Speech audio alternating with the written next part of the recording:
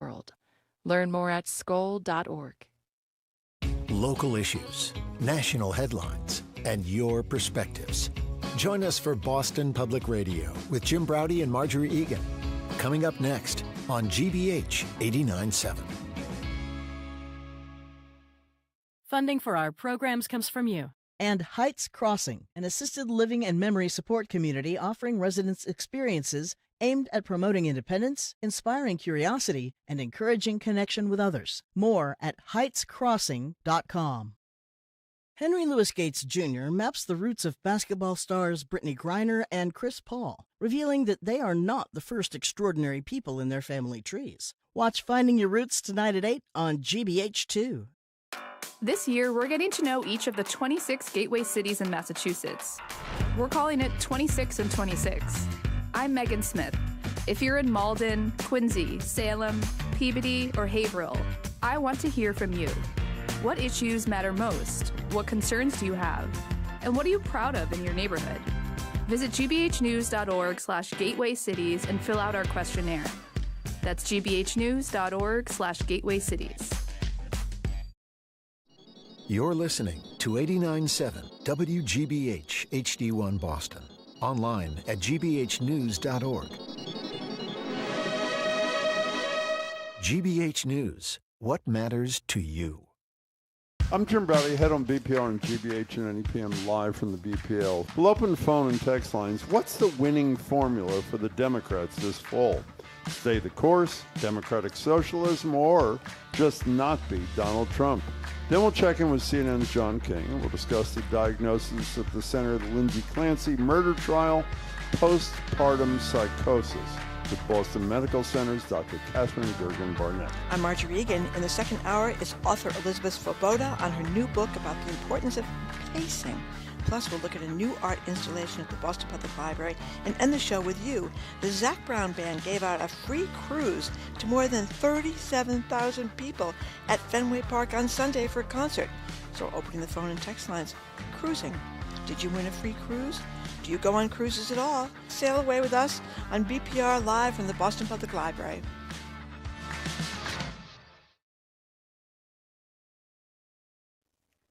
Live from NPR News in New York City, I'm Duahali Saikautau. The Senate Judiciary Committee votes today to advance the nomination of Acting Attorney General and President Trump's former personal lawyer, Todd Blanche, to the full Senate for a final confirmation vote. Senator John Cornyn was one of the two holdout Republican senators who received written assurances to their demands over a controversial settlement fund between President Trump and the IRS. We need a stabilizing force at the Department of Justice, and Mr. Blanche deserves the opportunity to provide that as opposed to continuing to serve in an acting capacity and as the Deputy Attorney General.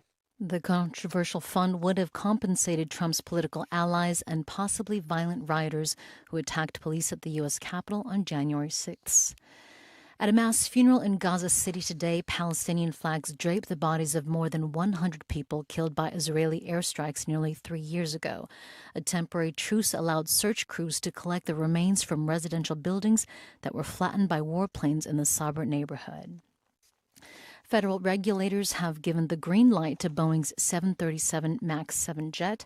NPR's Joel Rose reports it's a big milestone for the aerospace giant after years of certification delays. For many federal workers, this summer has been one of chaotic relocations. Some USDA workers were told to move into a building by August that was treated for bedbugs in May. But as of late July, officials hadn't said it was all clear yet.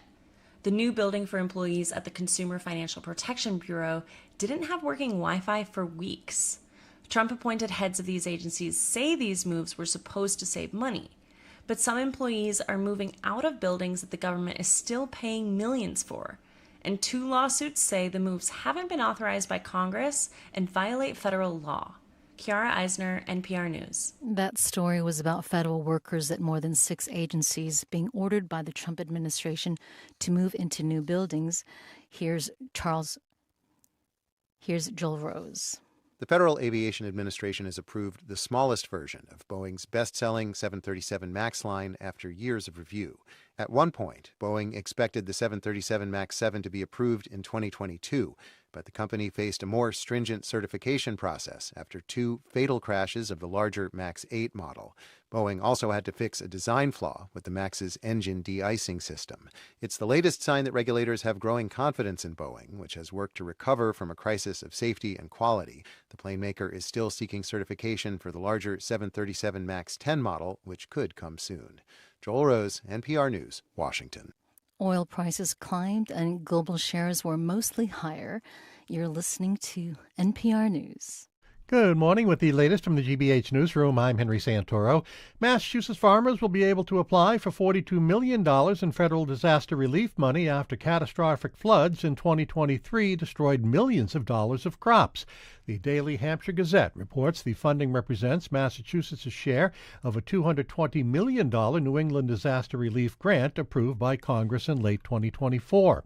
U.S. Representative Jim McGovern made the announcement yesterday, saying the program is intended to help small and mid-sized farms recover from crop losses and damage to farm infrastructure caused by severe weather in 2023 and 2024. Impacted farmers can apply for aid on the state's website. And after multiple artificial intelligence companies announced breaches by their AI models in recent weeks, U.S. Representative Lori Trahan is calling for the passage of a bill she introduced with bipartisan support last month that would establish a risk-based framework that would watch over the deployment of advanced AI models. The story is in the Lowell Sun. It's called the Frontier Act and establishes tiered requirements based on the size of a frontier AI developer.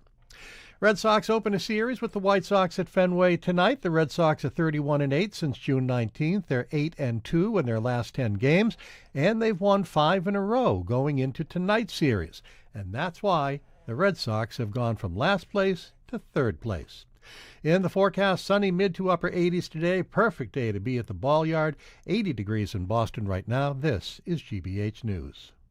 Support for NPR comes from NPR stations. Other contributors include Lilly Endowment, a private foundation supporting NPR's coverage of religion and spirituality, and Jarl and Pamela Mohn, focusing on civil liberties, foster youth, public radio, and the arts.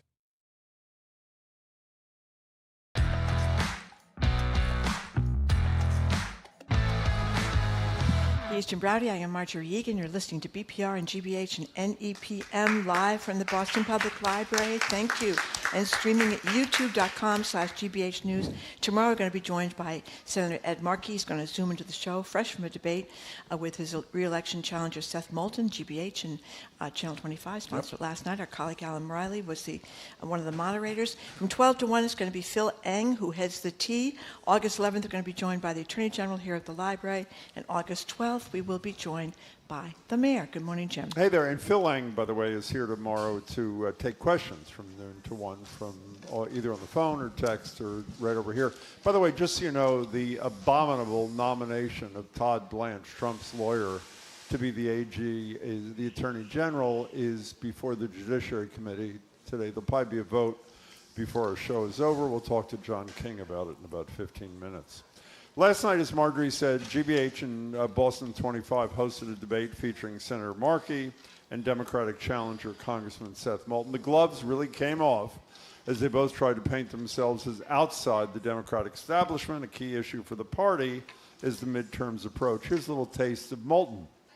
If you think the Democratic establishment is winning for Massachusetts, if you think it's fine that the Democratic establishment has allowed a second term of Donald Trump, then vote for the status quo. Both Moulton and Markey exchanged jabs about their respective votes in support of various war efforts in an era of deep anti-war sentiment among voters. The war in Iran started last June when Donald Trump bombed Iran. 6 months later, Congressman Moulton voted for the $1 trillion budget that he and, quote, Secretary of War Pete Hegseth was looking for. That's the money that's being used in the war in Iran, Venezuela, Greenland, Cuba to come.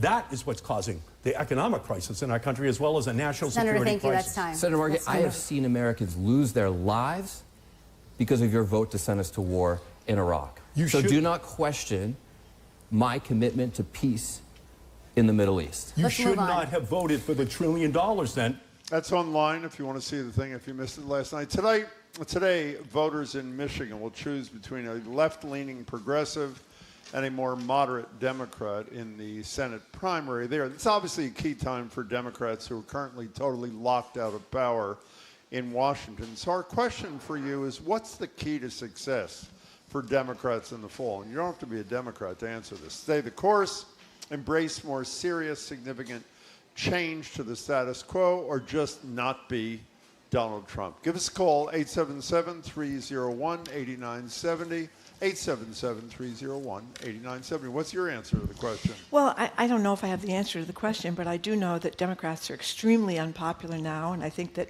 establishment... Even among Democrats.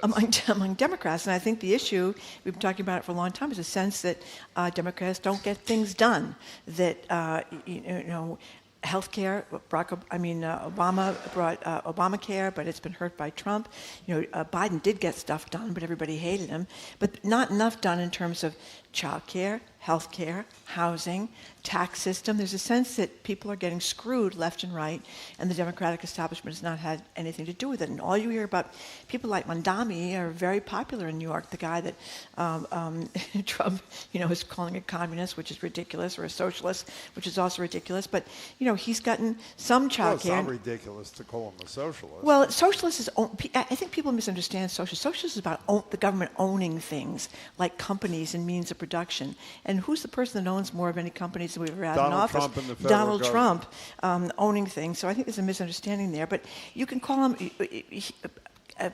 I don't Elizabeth agree, by the way. Warren. Can I just take one? Okay, I don't go agree ahead. with you at all You about don't? the Democrats have achieved nothing. You say other than the Affordable Care Act, which is the most major health care reform in our lifetime, other than Joe Biden doing climate reform. The problem is they've been totally ineffective in stopping the excesses of a criminal president of the United States. That's where I think Democrats are unhappy with But Democrats. look what's happened to Obamacare. It's been totally undermined by Donald Trump the second time around. How is that the Democrats' Well, fault? because the Democrats get blamed for Joe Biden and Kamala Harris, and I get why the Democrats get blamed. I think the key, one of the John King, I think, will tell us, I'm not sure, obviously he spent time in Michigan, that having a Midwestern state, not a blue city like New York City or some of the other cities that have voted for Democratic socialists, is a key test. I think none of those things are the right description. I think the goal, we just played that little clip, the goal is to show that you are anti-establishment even if you are part of the establishment. I mean, isn't that really, I know we've cited this a million times, but it has really stayed with me. In 2016, Marjorie and I were in New Hampshire for a week, as we often are, always are, for presidential primary times, and we were stopping uncommitted voters who were, ranting about the establishment, and we said, so who are you going to vote for? The vast majority said either Bernie Sanders or Donald Trump. It was sort of what mattered was less the party on that particular day and more that the establishment is screwing us, which they clearly are. And as was the effort made last night by Markey and Moulton both, was to demonstrate that they are not part of that establishment despite their years of service. Well, I think there's been this idea among the Democrats that you have to think about who can beat the opponent. So there's all this talk out in Michigan now. They're saying that this El Sayed guy, who's a doctor, he's a progressive, he's the one that's public health guy, seems to be ahead in the polls at this point. He can't beat against Mike Rogers, the Republican. He can't win against Mike because he's too far to the left to beat him. So that's been the idea. We heard this back with Trump and Bernie Sanders a million years ago. We heard this with Bernie Sanders and Hillary Clinton. Oh, Bernie Sanders can't possibly win. Who's the most popular Democrat in America today? Bernie Sanders? Bernie Sanders. Well, Barack Obama probably, but Bernie Sanders is right up there. Yeah, it's true. Because he talks about affordability issues, and I think the Democrats were really slow to pick up on the affordability issues, particularly housing. 10 years ago, nobody was talking about housing. It got a lot worse during the pandemic, obviously, but it's been bad for a while. So what's your answer to the question about what is the message? What is well, the there's key one to more thing. success in the There's poll? one more thing. Have you heard this guy? We'll get to your calls in 1 second. El Sayed talk. What? He's very charismatic. Really good. He has really good rallies. People are screaming and yelling. They're all excited. And, she's got a great Midwestern accent, but she's kind of a dud. And I think that's one of the problems, too. She is. She's not a very exciting candidate. Who is an exciting candidate? Barack Obama, Donald Trump. This guy is an exciting candidate. I think that matters to people, too. 877-301-8970. So you can talk individual candidates if you want. If you want to talk about last night's debate, that's fine with us too. And by the way, that is playing out less here. I mean, I think the conventional wisdom is the more progressive of the two candidates is Ed Markey. He'll be with us tomorrow. The more moderate, I guess, candidate in this race is Seth Moulton, but it hasn't caught fire in the same way that a lot of these other races have around the country. Because I don't think they're that far apart. Yeah, well, in some things, yeah, that's probably true. Let's take some calls. 877-301-8970. Where do you want to go? Let's go to O'Connor in Billerica. Thank you for calling. Hey there. Good morning. It's Lisa O'Connor from Billerica. Hi, Lisa. Oh, Sorry hi. we told your last name on the air, but it's a good start for us. That's Go ahead. okay. No worries, no worries. What's up? So I formed an indivisible group in Billerica. Yep. We are a dark purple town. We do weekly standouts on Saturdays. And I am getting younger and younger people joining us on the common to talk to me about what happens after Donald Trump. What do we do besides just protesting? How do we get back to community? How do we get away from corporations owning us and the ridiculous profits that they make while we all suffer? Young people are starting to get very angry about the war, their situation in economy. They don't want establishment Dems. Well, let me tell you, let me just say to you, they say the question you say they're asking is, what are we going to have after Donald Trump? We're not going to have anything after Donald Trump unless the Democrats win some races this fall. What are they saying about the fall, the midterms? They're worried, but they black all the progressive. Okay. In general, they're backing Markey. They do wish a younger progressive person ran against them.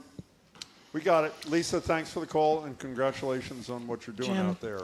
Thanks for the call. A couple of texters say they can't figure out who they're supporting because your shaved head is too distracting. Oh, that's so good. By the way, we took off yesterday, so Jimmy we got shaved a his little head. relief from that Yeah, talk. yeah. Is this going to be, if I It's a keep big shaving my issue. head for the rest of our career, we're going to hear this every day, or Well, what? eventually it'll die down, I don't but think so. people are still in shock. I know, it's a real problem. I'm still in shock, and I'm not even looking at myself. 877-301-8970. You know, I'm glad that Lisa, the last caller, mentioned young people, because I think young people do not see capitalism working for them. And by the way, You think old people see capitalism working for them? Well, By I the think way, it's your older guy El people- Said, who you're complimenting, and explicitly says, He's I a am not a capitalist. socialist. Yeah. I believe that capitalism isn't working, a la Elizabeth Well, Warren, that's but I am a the capitalist. regulated capitalism that a lot of people have talked about for years is our problem. We don't regulate it enough anymore. And Bernie, Bernie obviously is a democratic socialist, so he's got the adjective before it. Kim in the car, thank you for calling. Thanks for taking my call. I really love your show, and I've spoken to you over the years many times. So here's what's going on in my mind. The establishment Democratic Party in the last 3 cycles has given us 2 losers and 2 old against a lying psycho con man. So obviously a change is in order, and the sooner the better. And as far as Massachusetts is concerned, where I was born, in Cambridge, but I live in New Hampshire, as far as Massachusetts is concerned, Mr.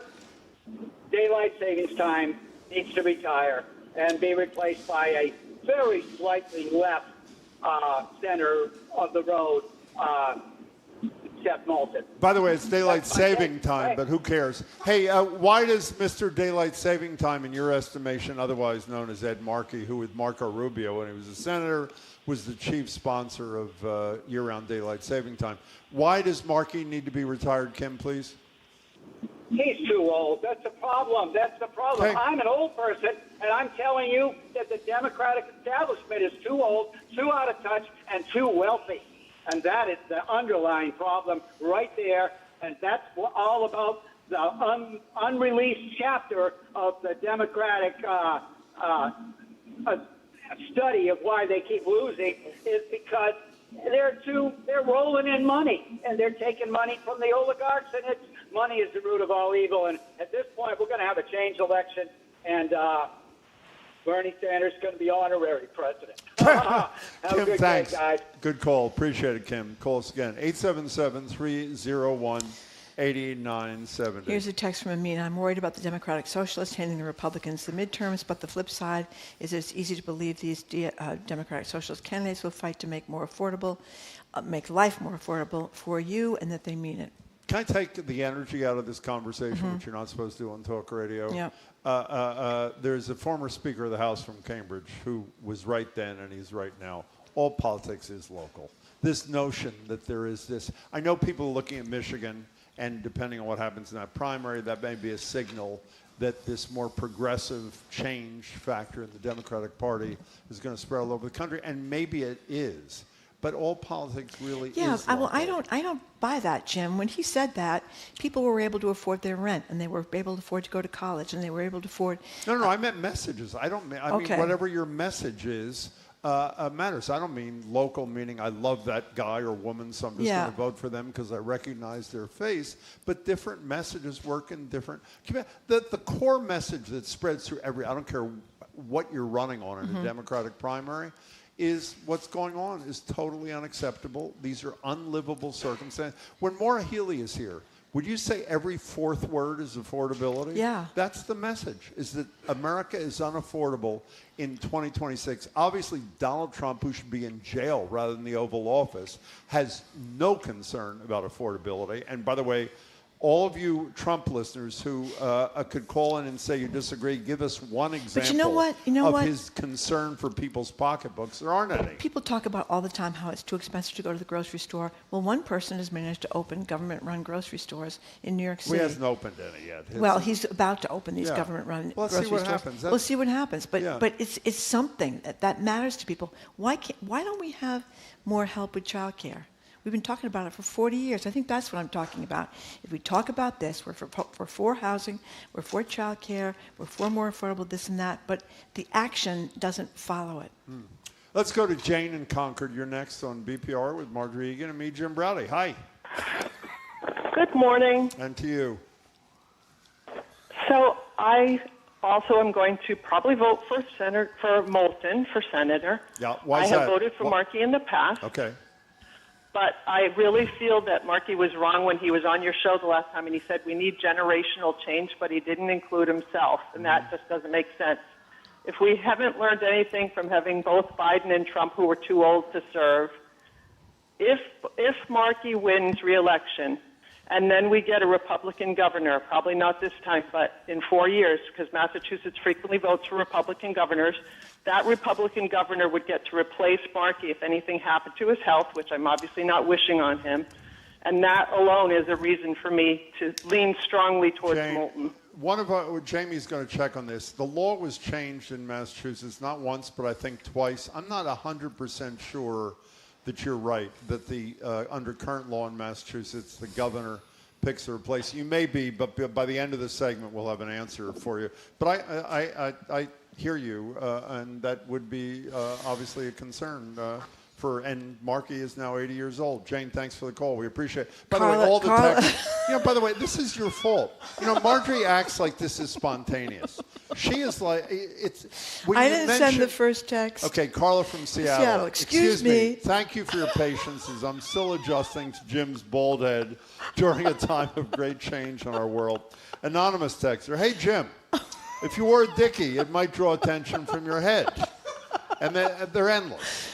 They're endless. And maybe that's why if the Jim Democrats can't win. finally called Harriet Heidemann, we would stop teasing him about his head. Fine. Okay, that's good. Okay, let's go to Robert in Acton. What do you think, Robert? Hey, Robert, how are you? I'm fine this morning. So this has to do with Ed Markey. Yes. I don't think it's a question of his age. I think it's a question that he's institutionalized. He's been there for 50 years. I don't think that he possesses the ability to think outside the box. I don't think he even knows he's in a box anymore. So that's my comment. So when you say what he's in about, you mean you said it's not just the age, but the last comment was about age, right? Is that correct? No. It's about the fact that he's been there for 50 years. Okay. And I think once you've been someplace for 50 years, you completely lose the ability to see outside the box. And like I said, I don't even think he knows he's in a box. Got it. Robert, we appreciate your call. And again, Senator Markey will join us tomorrow on the Well, I think he radio knows here. he's in a box. I think he's encouraging for those of us who are worried about getting older and losing it. I mean, he's totally with it. I mean, Ed Markey's not lost anything, in his head. I mean, it's not like Trump, who's rambling on and making no sense. Okay. Hear what he said. Oh, we're going to save this for John King. This Jeannie, is it Janine or Jeannie? Janine. Janine right? Pirro? I have to say, maybe my favorite story. Well, it was my favorite story was Algie, and now Algie has expanded into her having to dismiss the charges against this guy. James really. in New Jersey, Jim thinks you look great. Stand tall, Jim. Well, Don't listen to the Can I tell you something? naysayers. The issue is not whether they're pro or con. The issue is because of you, that's what they're texting about, rather than the future of the Democratic Party. Let's go to Carol in Ipswich. Carol, welcome to the show. Hi. Thank you very much. Thank you. I'm a veteran. I'd like to speak at the top to the veteran experience and how this Republican administration under Hegseth is disemboweling the VA system, both benefits and health. We need to look at that. We also need to name what's in play. The MAGA group is a cult. I wish that most folks, or that even you would invite Rich Logis, the founder of leavingmaga.org, onto your show to discuss what's going on. The MAGA group is a cult. The media needs to highlight what that means. They have their own major television station and are taking over other television stations. We're in Go ahead, keep going. a very frightening moment. I am Markey all day long, even as a veteran. I think the 50 years that Senator Markey has is the experience we need at this very, very tender juncture. He knows how to maneuver, and he's going to get the work done. Seth can come back in the future. I admire him. I am voting for Markey. Okay, Carol, thank you. thanks for your call. We appreciate it. 877-301-8970. Where are we going next? We'll wait and see. We're told where we're going next. We're going to Sophia in Cambridge. Thank you for calling, Hey, Sophia. Sophia. Welcome. Greetings. Couple of things. Number one, Biden, when he was at his best, he got stuff done. He got everything done. He got everything that he promised.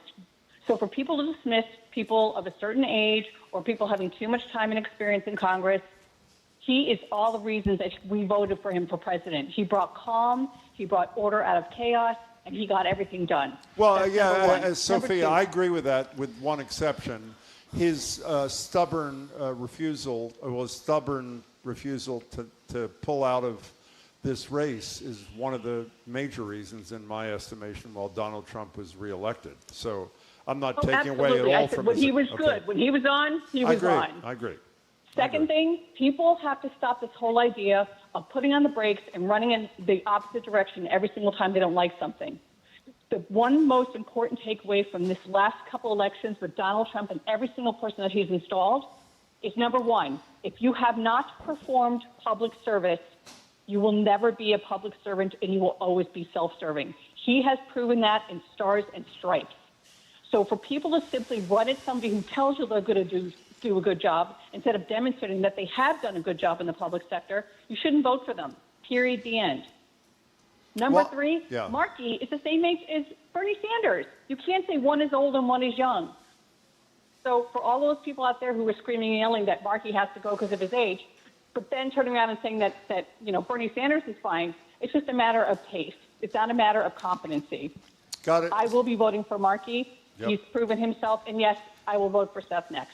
Sophia, thank you for the call. By the way, I was wrong for the earlier caller. According to Congress.gov, here's the current law in Massachusetts. The governor does appoint a replacement to serve until a special election. This would, if a sitting senator were to resign or die in office. The special election is held 145 to 160 days after the vacancy occurs, unless it occurs, whatever.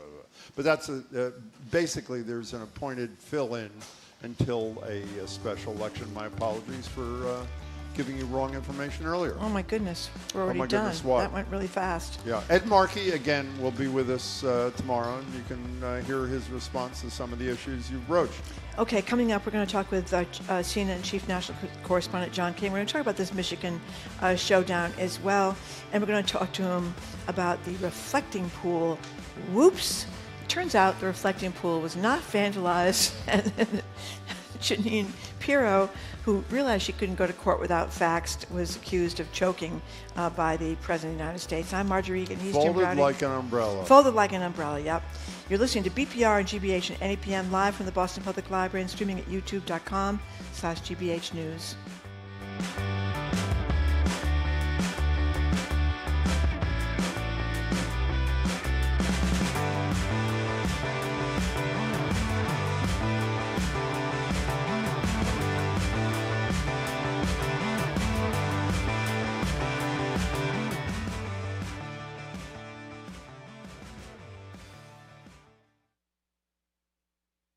I'm Jared Bowen. Coming up on The Culture Show, actors Paul Giamatti and John Turturro.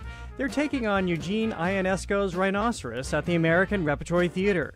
In the darkly comic classic, the residents of a village begin transforming into rhinoceroses, and joining the herd starts to look strangely appealing. We'll talk with them about the play's wild humor, its commentary on fascism, and its examination of what it takes to remain human. That and more on The Culture Show today at 2 on 89.7 GBH. Our programs are made possible thanks to you. And Burton's Grill and Bar, serving weekend brunch with dishes like cast iron French toast, chicken and waffles, crab cake Benedict, and short rib hash. With 8 locations in Greater Boston, burtonsgrill.com. And The Art Drive, a juried open studio tour this Friday through Sunday. Artists' studios are open to the public along the seacoast of Dartmouth and Westport. Learn more at the-art-drive.com.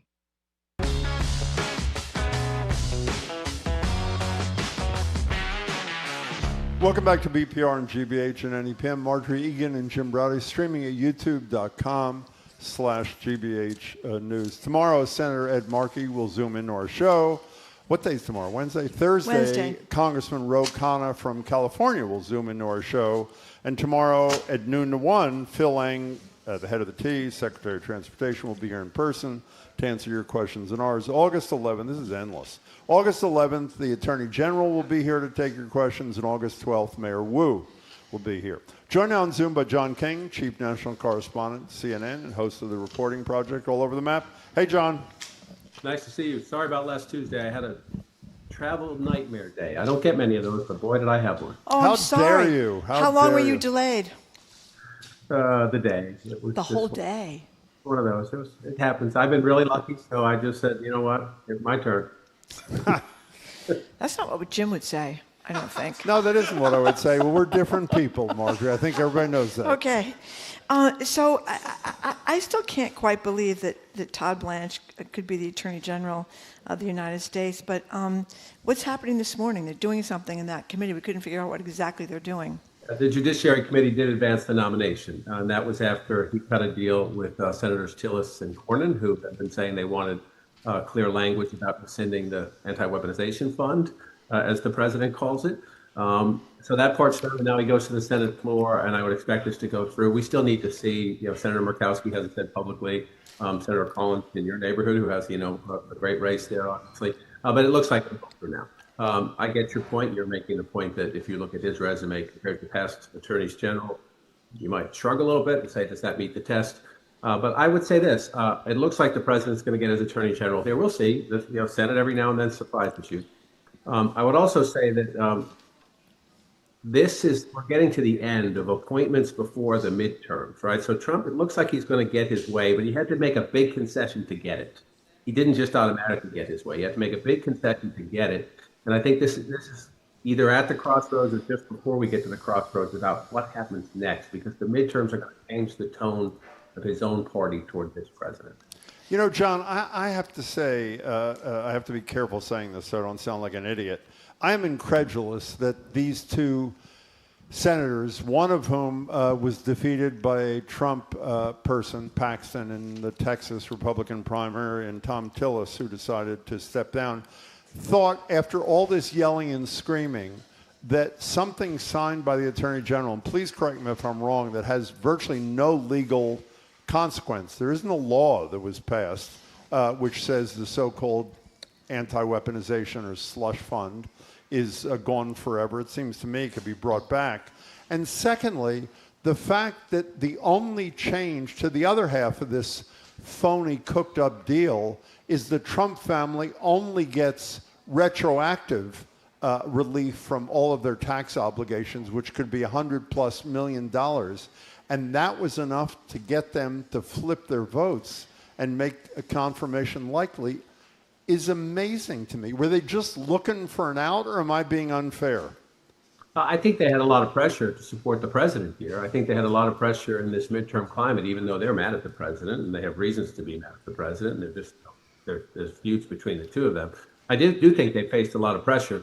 And the question is, they're both going home now. Senator Tillis to North Carolina, Senator Cornyn to Texas. But what's next, right? And who do they see in their neighborhoods? Who do they see in their communities? And do they want to be seen as the person who did this? They had a choice, Kim. They made it about this, and you're right. They got a deal that is we'll see where it goes deal. And the interesting thing to me is we're going to be talking about this again in the sense that, forget Todd Blanche for a second, the president has said he wants this fund. The president has said he thinks it's a good idea.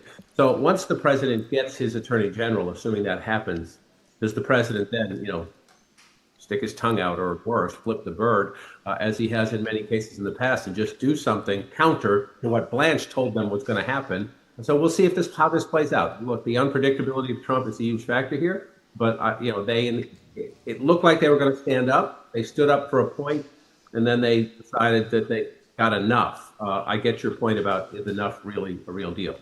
You know what's been really sad to me about this whole thing, though? Okay, the big fight was about the IRS, whatever the hell you did years ago. We're not going to look at it, and the fund for people who may have severely injured police officers. But the Epstein file seems to have been totally forgotten. Todd Blanche is the one that went and interviewed Ghislaine Maxwell. Todd Blanche is the one we think had something to do with this convicted sex offender, sex assault or rapist, whatever you want to call her, getting out to this nice federal jail, Club Fed supposedly. He's the one that released the names of victims and information about them that were supposed to be redacted, and hasn't prosecuted a single person. So it's kind of like these women, forget about them. They weren't even in the picture. I didn't even hear about them. I think you make a fascinating point. Now, they have grievances against the Biden administration, too, saying Joe Biden didn't do anything on this issue. But in the here and now, you make an important point, Marjorie. These brave survivors have shown up repeatedly in Washington. You can bet that they'll show up again as the Blanche nomination moves to the full Senate floor. And then I guess the question is, if this is a done deal in Washington, is there an impact outside of Washington? This is one of the reasons the president opposed Thomas Massie of Kentucky in his primary. And Thomas Massie will not be a congressman next time because the president beat him in his primary. Because he pushed as a Republican, as a conservative, to release the Epstein files and to have a more transparent accountability conversation about them. So I do think, look, when I travel, it's not something that comes up. Affordability comes up first. Healthcare costs, rent costs, groceries costs. That's what dominates the conversation when you travel. But the midterm election year is about your base. And so, number one, suburban women are going to matter a lot, just like they did in the 2018 midterms that made Nancy Pelosi Speaker. And besides that, too, the turnout, will the Trump base turn out? And if a tiny piece of it stays home in Iowa, in Ohio, somewhere else, because they're mad about the Epstein files, disappointed, let down, didn't think the president kept a promise. Maybe on top of that, they didn't think he was going to go to war in Iran. It doesn't take much, right? And so it's not an issue front and center when you travel the country, but it is an issue that if it's back here in somebody's head, especially if they have another grievance and they decide I'm going to stay home, that we could still see the political impact down the road. So, John King, you, among others, have said things like, with Democratic Socialists mostly winning in blue cities and places like that, a big race to watch is the Democratic Senate primary. We just spoke about it briefly with our listeners. So, fast forward to all the ballots are counted tonight, and you were very careful to say nothing until the ballots are counted. We know that, John. We've been watching you for years. El Sayed is the winner. What do you say? Stevens is the winner. What do you say? What's the significance of either of them winning this primary tonight? Well, there's huge significance either way. Look, I wouldn't count on answers tonight if it's close, because Wayne County counts very slowly. That's Detroit and the suburbs, and that's huge. It's the Black Democratic base in Detroit and the city and right around it. It's also tens of thousands of Arab American voters who didn't vote for Kamala Harris, by the way, in Dearborn Heights, and Hamtramck. So we could be at this late. That's why I'm at home right now, because I'm going in late today, because I have to be there very late at the office counting vote. Look, my question here is what happens? Is this a lot of comparisons have been made, and sometimes it's overdone, to the Bernie-Hillary 2016 dynamic, right? Remember, Hillary Clinton wanted Bernie Sanders to get out. He stayed, and his last stand was essentially Michigan. He just barely won the Michigan primary, right, over Hillary Clinton. What happened in November? Donald Trump won Michigan. That's what Democrats are worried about. Democrats are worried about if El-Sayed wins, that more moderate voters, Jewish voters will say, I can't do this. And they either vote for Mike Rogers, the Republican, or they stay home. The flip side of that is that Haley Stevens wins, that some of these younger voters who are motivated by Medicare for All, who are still motivated by the Israel-Gaza issue, say, I'm not going to vote. And the Arab American voters, again, either stay home or vote Republican. So what Democrats are worried about here is what happens after. Is there a piece on either side that just stays home and sits out in a race that Democrats simply cannot afford to lose? So that's one big question. The other question, Jim, is if El-Sayed wins, progressives have been arguing this forever, saying that, the establishment keeps saying, we can't nominate you in these purple states because you're going to lose. We're not competitive. What they're saying is give us a chance. Just give us a chance, right? And so if El-Sayed wins, he will be running in a purple state that Trump won twice, that is very close, that has been moved up on the Democratic nominating calendar for 2028. And it will be a huge test of whether somebody who says, he says he's not a socialist, says he's not a democratic socialist. He's described himself as a capitalist, but he helped Bernie Sanders write Medicare for All back in 2016. And he runs on much of that agenda, against the billionaires, against the oligarchy, against his own party, against AIPAC, says some things about Israel that offend a lot of Jewish voters and some others. So can he win statewide in a giant purple state like Michigan? So if he is the nominee, this is going to become the referendum on, see, we told you so from the Bernie side, or no, we told you so from the establishment side that you're going to hurt us running in a purple state. The Democrats cannot afford to lose Michigan if they hope to recapture the Senate, and this will be it, the marquee battle. Talking to CNN's John King. So let's play a little sound from a choker, a woman who folded like an umbrella. That would be the U.S. Attorney for District of Columbia, Jeanine Pirro. Those are the words of her boss. Well, I don't know if he's her boss technically, but nominated her, Jeanine Pirro. This is what she had to say when she was leading the prosecution of former Olympian David Hearn during a press conference about that reflecting pool vandalism. Here's Pirro. Our evidence further shows that the National Park Service employees observed Hearn actually forcefully and violently pulling up and removing the bottom liner with both hands. Or maybe it doesn't show that. So they go to the court and say, we're pulling the prosecution. Trump goes nuts. The rumors are that, well, not rumors, Trump said at his little press availability, he's wildly unhappy with the choker in this situation. No one knows if he's going to dump her. The impact of this, I assume, is negligible because this is what we discuss with former Judge Nancy Gertner all the time. When they bring these phony prosecutions and people have to go through torture and spend money and anguish, and they end in either acquittal or a withdrawal of the prosecution, the Trump people face no consequences for their extra-legal behavior. So will this have any consequences beyond embarrassment for Pirro and rage by Trump? It's a great question. There are some Republican senators on Capitol Hill joking that Davey Hearn is now the first guy in line for the anti-weaponization fund. They smeared him. They smeared him. I don't know Mr. Hearn, but he's very frequently in my neighborhood. My neighborhood is right above the Potomac River. Train the kayakers, the Olympic kayakers down. And so he's here all the time in my neighborhood training people. And so when this happened, the people here who know him were just outraged. They said, there's no way. So what happens now? They're dropping that case. They'll drop several other cases. Look, Jeanine Pirro has a bad record.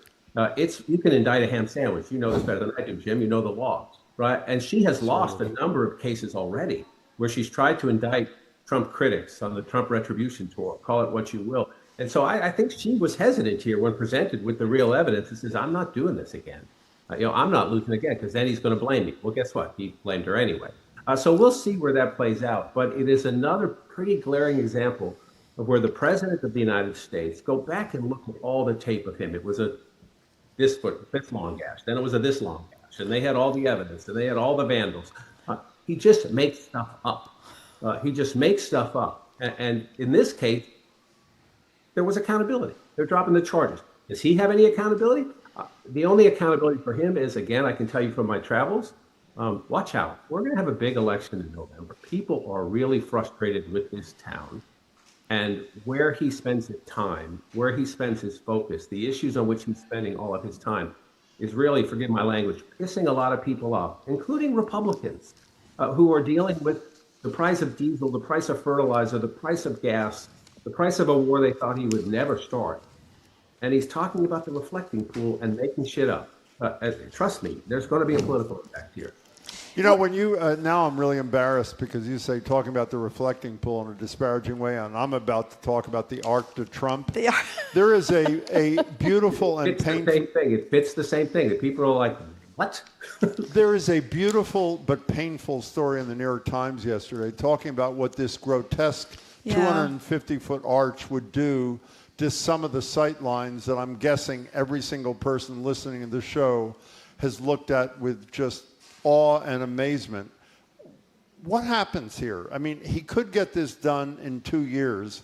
Does the Democratic president rip down an arch in January and February of 2029? What happens? I think that if there is a Democratic president, this is going to, well, even if there's a Republican president, but mostly if there's a Democratic president, this is going to become a huge conversation in the sense that, I guess a court told him to take his name off the Kennedy Center. I covered the White House for 10 years. You see the pictures every time he's in the Oval Office. He even has the gold outside saying it's the Oval Office or it's the Rose Garden, as if he doesn't know where he is in his own house.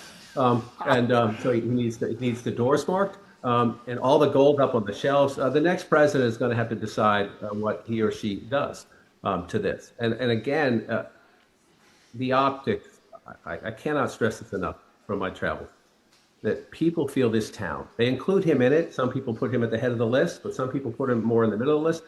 Out in America, people think my town, Washington, D.C., where I live, although I'm across the border in Maryland at the moment, is just nuts. It is a parallel universe that is doing things that have absolutely nothing to do with their lives. And so you're talking about reflecting pools, arches, name on a theater, gold everywhere you look in the Oval Office, when people can't buy a second bag of groceries. It's just a bad look. And you don't have to be political to process that.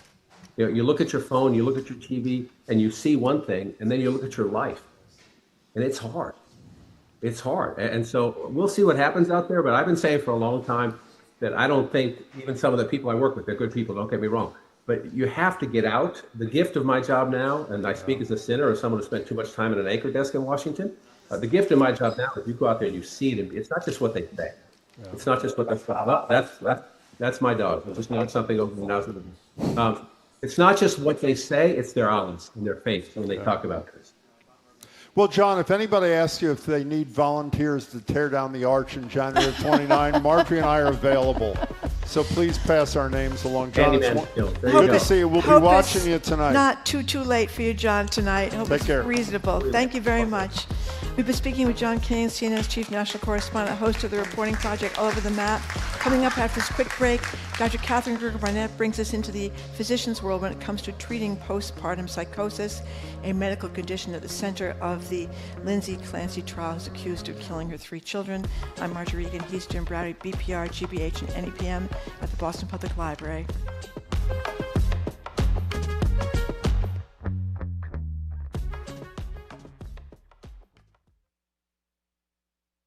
This year, we're getting to know each of the 26 gateway cities in Massachusetts, calling it 26 in 26. I'm Magdiela. If you're in Lynn, Lawrence, Worcester, Brockton, or Revere, I want to hear from you. What's our community like? What worries you? And what would you like to see more of in the news? Reach out to me. Visit gbhnews.org/gateway cities and fill out our questionnaire. That's gbhnews.org/gateway cities. Support for GBH comes from you. And Smith College Museum of Art in Northampton, presenting Composing Color, paintings by Alma Thomas from the Smithsonian American Art Museum. More at scma.smith.edu. And Modern Pest Services, providing integrated pest management for Boston homes and businesses. Modern Pest uses a prevention-first approach to seasonal pests to help target the source of the problem. Learn more at modernpest.com.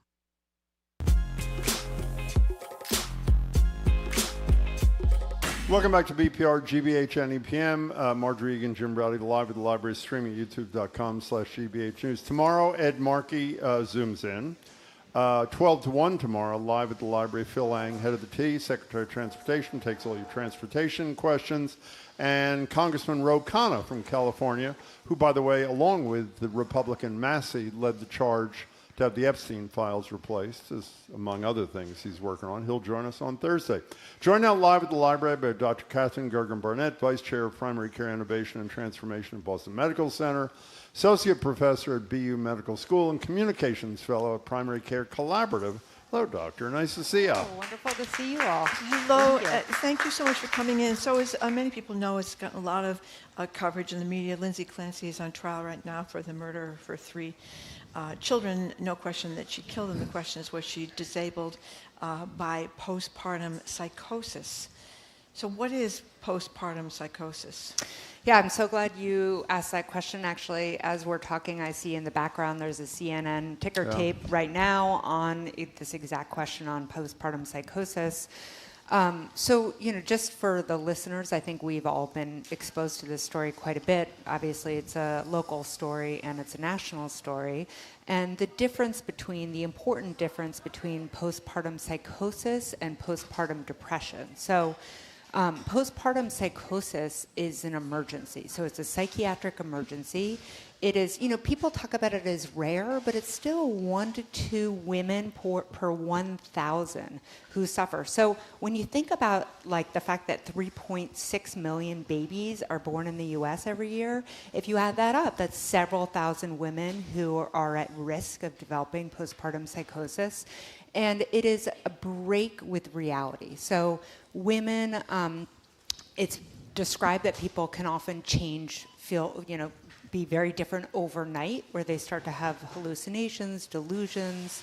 4% of women are at risk of killing themselves. 5% are at risk of killing their children. So that, hence the emergency nature of it. And so, there is actual real treatment for postpartum psychosis, that it's very critical that women get hospitalized so they're safe. There's very good medications, so medications like lithium. There's really good evidence. We don't have it in the U.S., but lots of other countries have these units where women get put in with their babies in safe places, so they can still do the bonding, they can still do breastfeeding. And there's a lot of things that this trial has brought to light, which I think has been something that advocates have been talking about for a long time. One is that postpartum psychosis should actually have its own DSM-5, is what we call it. So it's a manual for psychiatric illnesses. And postpartum psychosis does not have its own diagnostic code. So why is that important? It means that it's harder to distinguish it as a set of symptoms and treatment, which we do for everything else. Why doesn't it have its own code? That's a great question. So far, it's really stuck under bipolar or mental health disturbance.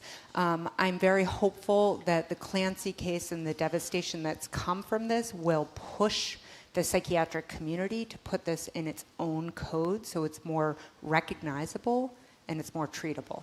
So I don't know if you're feeling this already, but after a case like the Andrea Yates case or the Clancy case, what's the impact on families, particularly women in those families, who are contemplating having a kid or pregnant? What do you see or hear from such people? So first of all, it's terrifying, right? I mean, I will say, as somebody who's a physician and I take care of people through the whole life spectrum, so I do prenatal care, I do postpartum, I take care of the infants.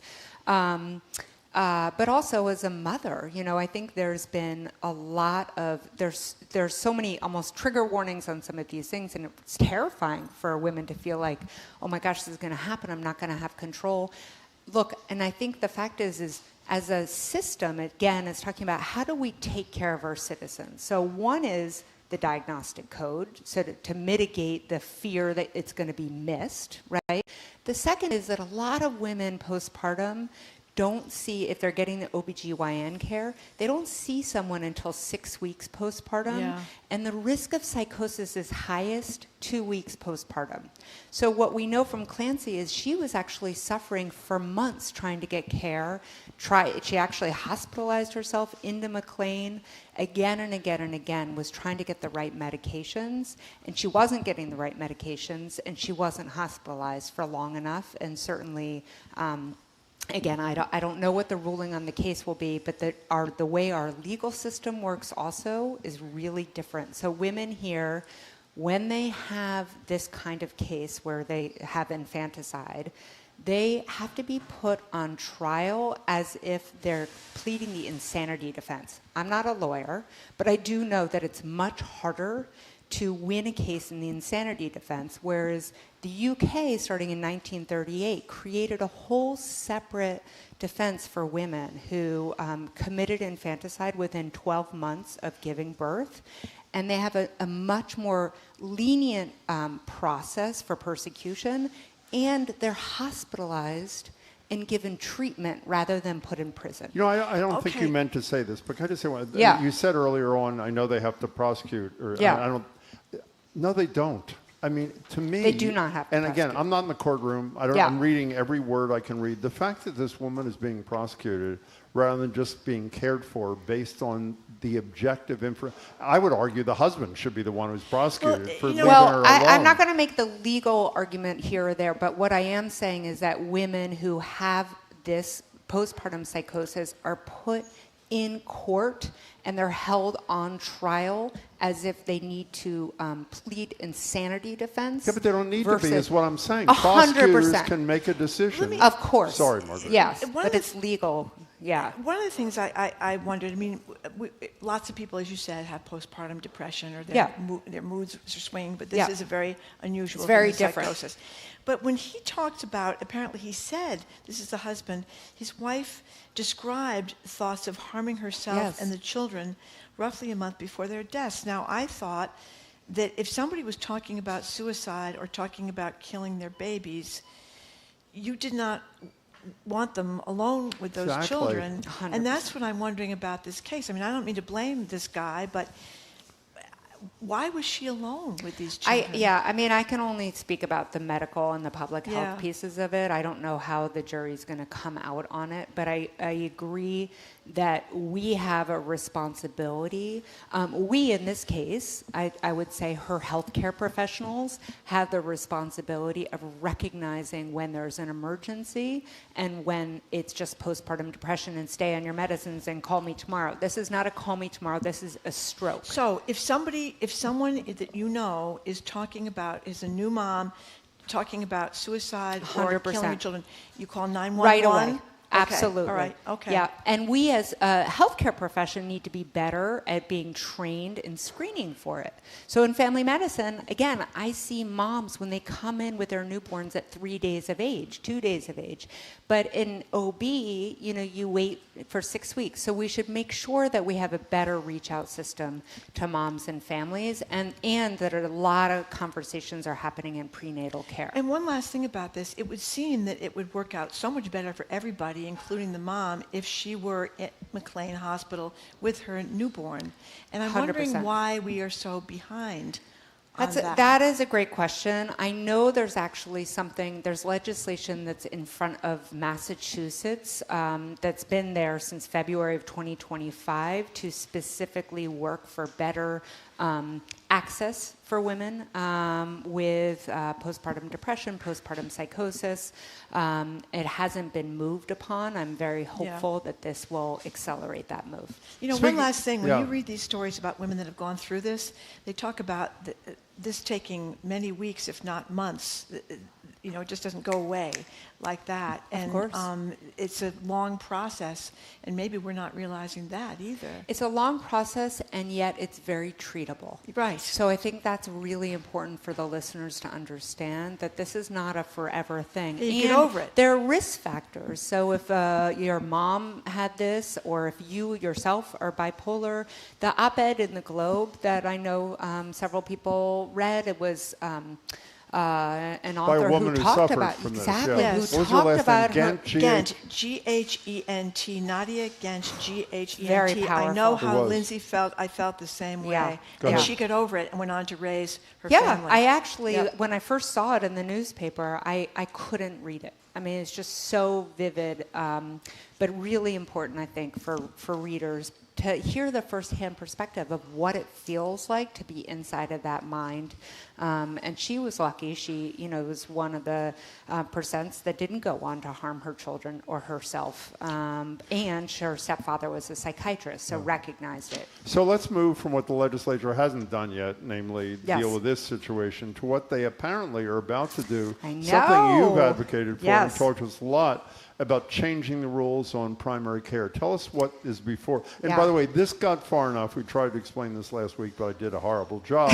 Since both the House and the Senate voted on this, meaning the big topic, Yes. even though there are differences, they can continue to treat it like normal legislation for the next 5 months. It's not subject to the usual vacation rules, which is really good news. So what's before them? Yeah.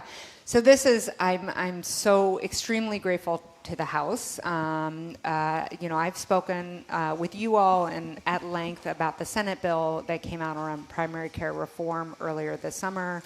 I actually had worked on that bill directly with several colleagues. And the House came out Thursday night supporting a primary care reform in our state. We are going to be leaders on primary care reform for our country. There are some differences. The thing that everybody agrees on is that primary care needs more investment, which we know. We know we have a massive problem accessing primary care. We know we have many, many people leaving primary care, and the burden of responsibility on primary care clinicians continues to climb as we have things like all kinds of paperwork, et cetera. So the House said that they also support a rise from 6% spend on primary care to 15%. It will not be done over, in their legislation, it would be done over a decade, not 3 years, which is concerning for us in leadership in primary care because a decade is a very long time to wait. But it also articulates the need for more money in the health safety net, which is what I had written about for the Globe, and I was thrilled to see that. And it's also looking at something called PBMs, which are sort of the middle person in pharmacy benefits, and saying, actually, you cannot hold on to all of the cost savings. The cost savings need to go back to the patient in large. So Can we it's go very back helpful. to this additional spending, doubling or Yes. more Yeah. kind of thing? The thing I don't understand, I mean, we know you don't have to participate in this part because this will be critical and they're doing good things by you. The legislature will only raise money if they were allowed to, I don't know, put a Keno machine in your kitchen because they're not going to. So when you double the percentage that is spent on primary care, obviously the wonderful consequence is there'll be greater accessibility of primary care people, Greater which bill. is a huge problem now. Yeah. Apparently we have the longest wait or close to it in the country, Yes. average 69 Correct. days or something. It's got to come out of somewhere if they're not raising money. So the winners are primary care docs and those who need them. Who are the losers going to be? Yeah, I mean, I think that's where the rubber hits the road, and that's why it's good we have several months to be kind of, pushing through some of the machinations of this. What would you say if they called you up to ask you? What do you say? I would say that we know that there are a lot of benefits that go to pharmacists. We know there's a lot of private equity in healthcare. It's time to look at where some of the costs are going and really reallocating some of that to, again, the practice that takes care of people's health and saves money in the long run. You know, oh God, I'm No, sorry. I was just going to say, this is so, you hear over and over, anecdotally, people that move here, cannot find a doctor, cannot find a doctor. I know. It goes I on know. for months. I'm constantly doing favors for people. Give out your Matchmaking number. them. Okay. Yeah. I'm You know, not we only giving have, my number. We only have a minute left, but Sure. Can we play this brief exchange between this homicidal buffoon, Robert Kennedy the Jr. second one. Oh and my Dana gosh. Bash, the short one about You're you're not not a a scientist. scientist. Here it is.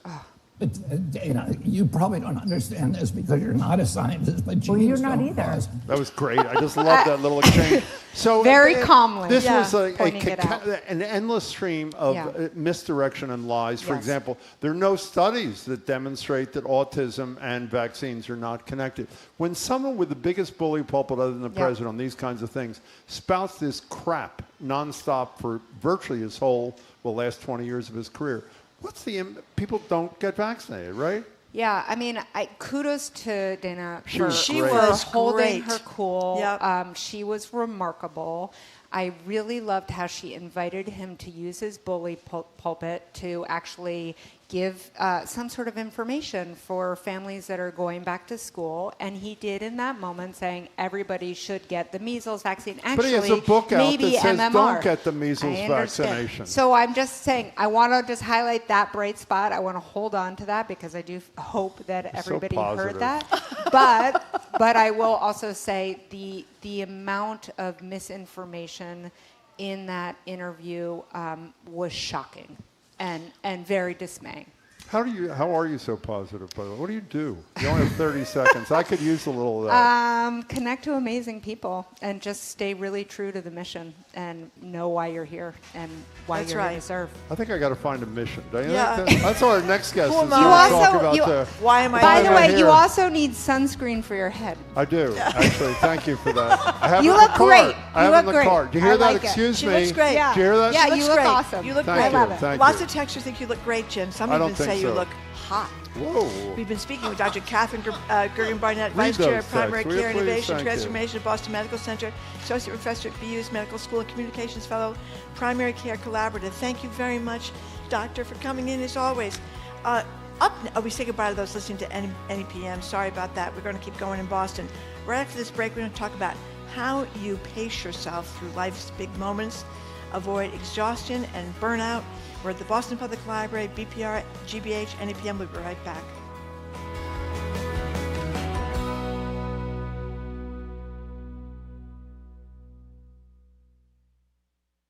This summer, you can clear out the clutter when you donate your used car, truck, or boat to GBH. It's easy to do, and it supports the journalism you trust. Learn more at gbh.org/vehicle donation. Funding for our programs comes from you. And New England Recovery Center, providing inpatient addiction treatment in state-of-the-art facilities located in Westboro, Mass. Learn more at newenglandrecoverycenter.org or by calling 1-877-MY-REHAB. And M&M Skylights, servicing Massachusetts and New Hampshire. Their team is part of the Velux Skylight Specialist Network and is committed to helping improve the air quality in homes or businesses. Consultations and more information at mmskylights.com. You're listening to 89.7 WGBH HD1 Boston. Online at gbhnews.org. GBH News. What matters to you?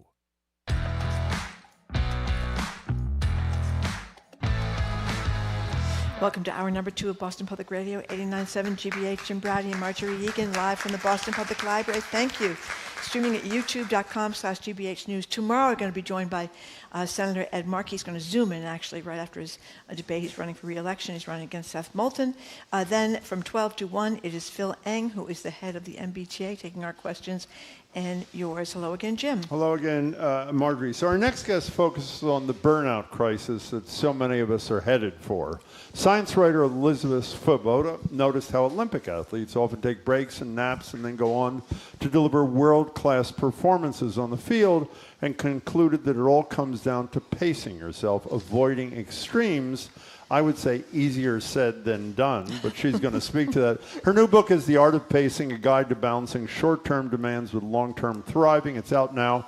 She'll be at the Porter Square Books event tonight at the Grub Street Center for Creative Writing. Information and RSVP at portersquarebooks.com. Elizabeth, congratulations. Great to see you. Thanks for being here. Thank you very much for coming, and congratulations. So The Art of Pacing, as Jim said, is the name of the book. What were you trying to do here? I think I came from a very personal place. I was definitely somebody who, over the years, had my own challenges with pacing myself. Yeah. Sort of the school district, the local culture that I grew up in, it was kind of expected. It was like the baseline expectation that if you had potential, if you had talent, you were absolutely going to max that out to the best of your ability. Didn't you take 19 AP classes or something like that? Not quite 19. I believe it was 10. Okay. But in any case, way too many. I sort of treated all these opportunities as like a smorgasbord where I had to pile everything onto my plate. And I got praised for it, so it sort of locked that behavior in place. But actually, even before high school, I kind of started crashing out as a result of that. There was sort of a funny incident where I received an art award at the senior assembly, and at that time, I believe I had a D average in my art class because I had just completely crashed out. I had the worst case of senioritis ever. I had just stopped doing any work, and I had no concept of that this was happening because I had no idea about how to pace myself. Maybe I need an art project. Maybe that's it. So explain, I just touched on this incredibly briefly. You open your book talking about how athletes get it. Explain how they get it, and explain why those of us who are not high-level athletes don't get it. Right. Yeah, I sort of started realizing this. I was talking to some really high-level coaches and athletes around the time of the Tokyo Olympics. And one thing that they told me that surprised me was just how much time they were spending resting, withdrawing from practicing altogether, and even pulling back a day or two before their most important competitions when they absolutely had to be at their best. And there was actually one coach who told me, she was a mental skills Olympic coach, but also a soccer coach. And she was like, you know, the day before an Olympic athlete scores the winning goal in a match, they might look like the world's greatest napper. They might be taking hours and hours of sleep. And I think the reason athletes are better at this than the rest of us is that they've learned through very difficult and I think visceral experience that when they don't pace themselves, that when they're not judicious, when they don't pull back, they do crash out in a spectacular way. They might have an overuse injury. They might not be able to return to competition for weeks, if not years, as a result of these crashes. Can I posit another reason? I think that makes sense to me as someone who has no expertise in this area, and you're the expert. The other reason is most of us work for somebody, unlike an Olympic athlete. And most of the people for whom the generic person in this country works for don't want you to slow down, don't want you to take a nap. They want you to go full speed ahead until you burn out, and then they'll find you're fungible. They'll find somebody else. Does that ring true to you or no? Yeah, I think that's exactly right. And I saw that certainly coming up through publishing in New York City, there were definitely nights where it wasn't necessarily articulated, but it was expected that a few days before the magazine issue ships, you're going to stay till all hours of the night. And I was young then, I was an intern, but I was thinking, what about all these people who have families, who have kids? They are just keeping this unsustainable pace. And what happens in reality is those workers often do become disposable. They're, you know, and it's a waste on the part of the companies too, because they are putting all this time and energy into training these amazing, talented people, and then when somebody crashes because they're pushing them beyond their limits, they lose that investment, and the rest of us lose the benefit of their talents. That's the voice of Elizabeth Svoboda. The Art of Pacing is her book. She's a Porter Square Books tonight. You know, you talked at the beginning about how some of this was the cultural and the environment you grew up in, and I think that's true all across America. When you're in Massachusetts, you see it in wealthy towns where, you know, the Westons or the Lincolns or the Brooklyns or the Wellesleys, where rich, not all, but wealthy parents, well-educated parents, have children, and they are on their backs for the most part from the time they're in preschool. So there's a real problem here with our cultural expectations, I think. And I think a lot of that is about worrying about getting scholarships to college. Yeah, I think there's some worry about that, and there's so much uncertainty. I have two kids, ages 10 and 13, and it's like, what is the job landscape going to look like in 5 years or 10 years? We have no idea. So I think that uncertainty is driving sometimes parents to clamp down even harder with this control and sort of exhort their kids to go harder and harder, take on this sport. Maybe this is the sport that's going to get you a scholarship. Maybe this is the AP class that's going to get you over the edge into Harvard. But ultimately, I think it's self-defeating and just doing your kids a disservice, because like me, maybe they end up burnt out before they even graduate from high school, or they lose touch with what it is they really want as opposed to what others are telling or strongly encouraging them to do. Okay, Elizabeth, I operate on the assumption, speaking for myself, and I think Marjorie too, but I guess almost our whole audience, everyone would like to be in the place where you suggest we are. Virtually none of us have any idea how to get from here to there. So give us some tips. What are the things we do if we do want to step back? How do you do that?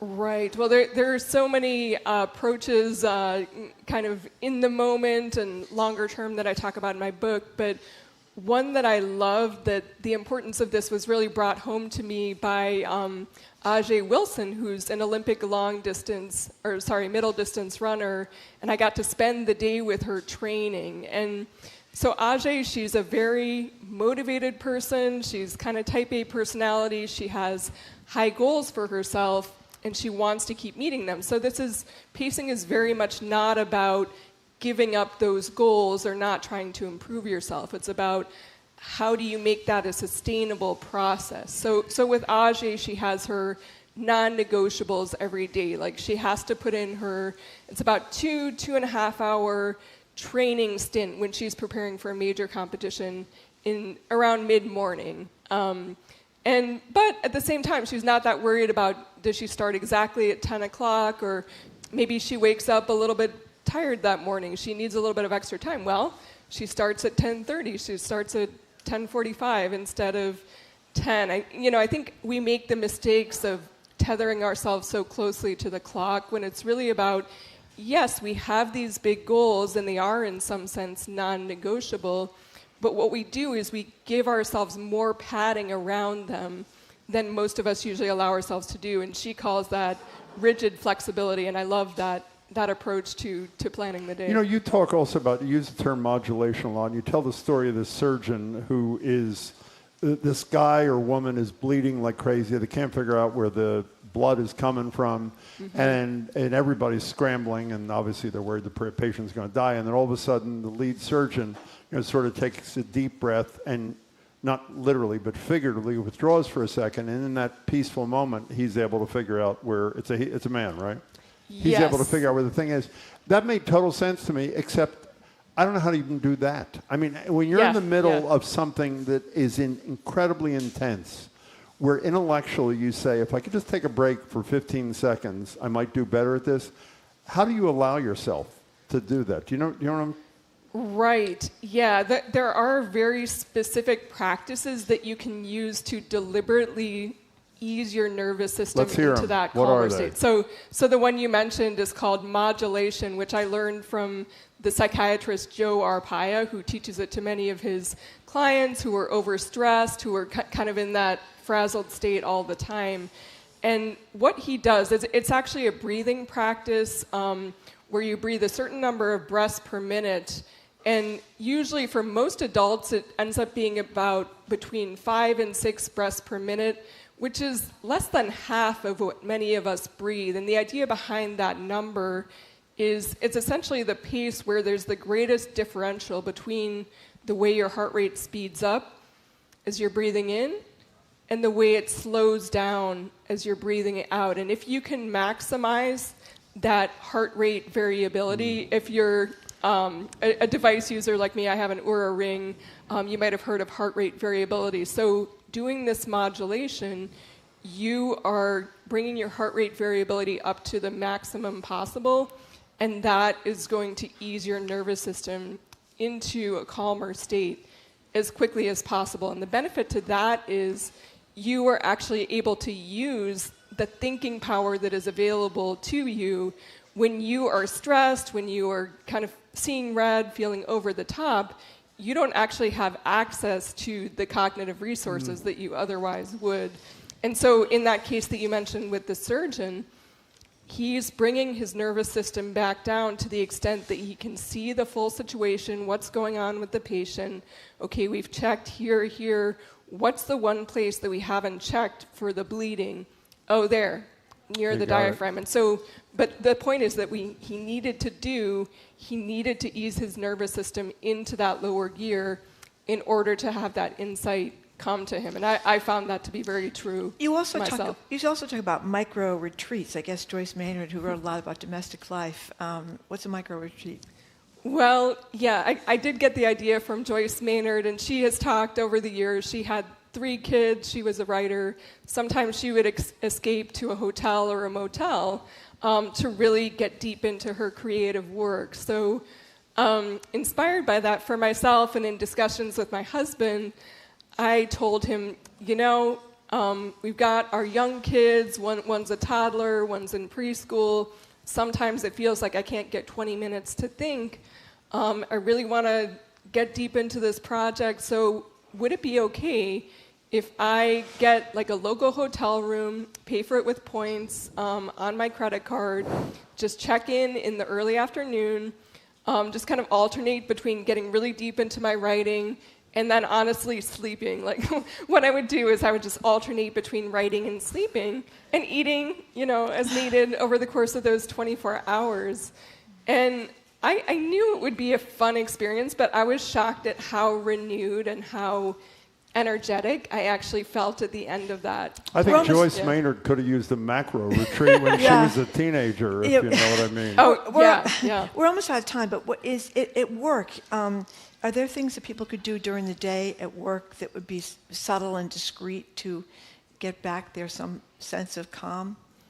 Yes. I mean, I think that you can definitely do the modulation, breathing. There are ways to figure out your own personal modulation pace, but if you start at 6 breaths per minute, and there are videos on YouTube that will guide you through breathing at that speed for anywhere from 5 to 10 minutes. And what I would encourage people, a lot of people have tried these deep breathing exercises for like 30 seconds, and they're, maybe this doesn't work for me, but you really have to stick with it up to that 2-3 minute mark, and that's when you'll almost bodily feel the knot inside you starting to loosen a little bit. So sticking with that. And also another thing I like to tell people is just aligning your most important work, your key work, with when you know your natural energy peaks are during the day. In the book I talk about this, but there's this whole field of circadian rhythm-based energy management.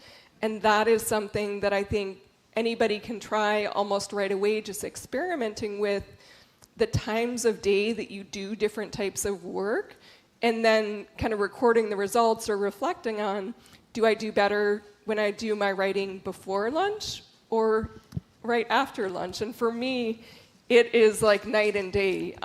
If I am working mid-morning, I am much more likely to blow past my word count goals that I have, whereas in afternoon it's like wading through sludge, and it's like I might as well not even have tried. So what do you do when your lowest energy time is 11 to 1 and that's when your radio show is on? What do you do about that? Can you call me later and let me know? Is that your situation? Well, maybe. I'm not sure. A lot of listeners think that, actually. Okay. Yeah, I give you extreme credit for your willpower then. Thank you. Lots of coffee. Book's great. Congratulations. Lots of luck with it. Thank you very Appreciate it. much. Elizabeth Svoboda's new book is The Art of Pacing, a guide to balancing short-term demands with long-term thriving again. The Art of Pacing. She'll be at Porter Square Books event tonight at Grub Street Center for Creative Writing. For info and an RSVP, go to portersquarebooks.com. That's portersquarebooks.com. Thank you very much, Elizabeth. Thanks, Elizabeth. Coming up, Thank you so much. We're going to learn about a new art installation right here at the Boston Public Library. I'm Jim Browdy. He's Marjorie Egan. This is BPR 89.7 GBH Live. What? I'm Jim Browdy. Oh, whoops. Sorry. I didn't do my breathing exercises today. So, but we are streaming at youtube.com/GBH News. Thank you very much, Elizabeth.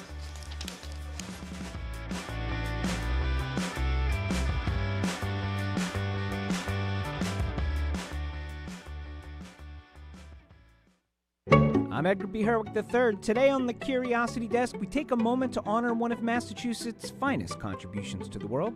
Yes, we're celebrating National Chocolate Chip Cookie Day in style. One chef reveals his famous cookie recipe, do's and don'ts. Plus, how bird poop built an American empire. That's just how we roll on the Curiosity Desk. Today at 1 on GBH 89.7.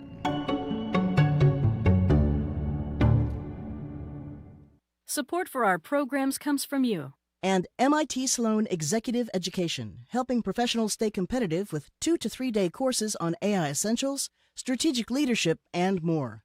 Details at executive.mit.edu. And GM Roth Design Remodeling, providing custom kitchens, bathrooms, and accessory dwelling units. Their design team works to create living-in-place solutions tailored to the needs of each home and family. More information at gmroth.com.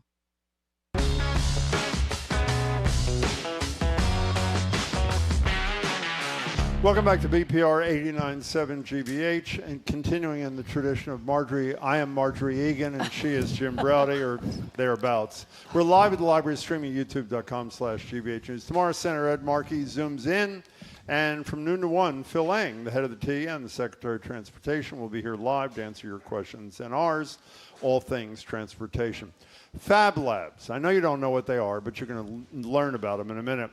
Were born out of conversations between MIT's Neil Gershenfeld and the late, great Boston civil rights leader Mel King in the late 90s. Now, according to MIT, there's some 2,500 of them around the world. Here at the library, the newest art installation, the central staircase of De Ferrari, is that how you say it? That's how you say it. De Ferrari Hall is a collaboration with MIT's Center for Bits and Atoms, I love that name, and the City of Boston to feature a Fab Lab design project. It is spectacular. We'll show you a picture, and if you're at the library and if you hadn't seen it, you should go see it as soon as the show's over. Right over there. Here to tell us about it, by the way, the picture, oh, there it is right now on our YouTube stream. Here to tell us what this all means is Alfonso Parra Rubio, artist and exhibitor of the project. Congratulations. It's really beautiful. And David Leonard, of course, president of the Boston Public Library. Hello, David. Hello, Marjorie. Hello, Jim. Yes, Good to see you both. Very nice to see you. So for people who can't see it and are not watching on YouTube, tell us what we see over there, David, and that little beautiful atrium. Yeah, so the atrium in the center of the new building, known as De Ferrari Hall, where the 2 stairways go up to the Children's Library and beyond, is always a space that we've tried to activate. And this may be one of the first public art pieces that really seems to occupy the total volume of the space in a very, very interesting and balanced way. Last year, we, of course, had the installation by Caledonia Curry, Swoon, that had the house installation telling the story of homelessness, addiction, and so on. And so this is really our second in the series of activating the space at this scale.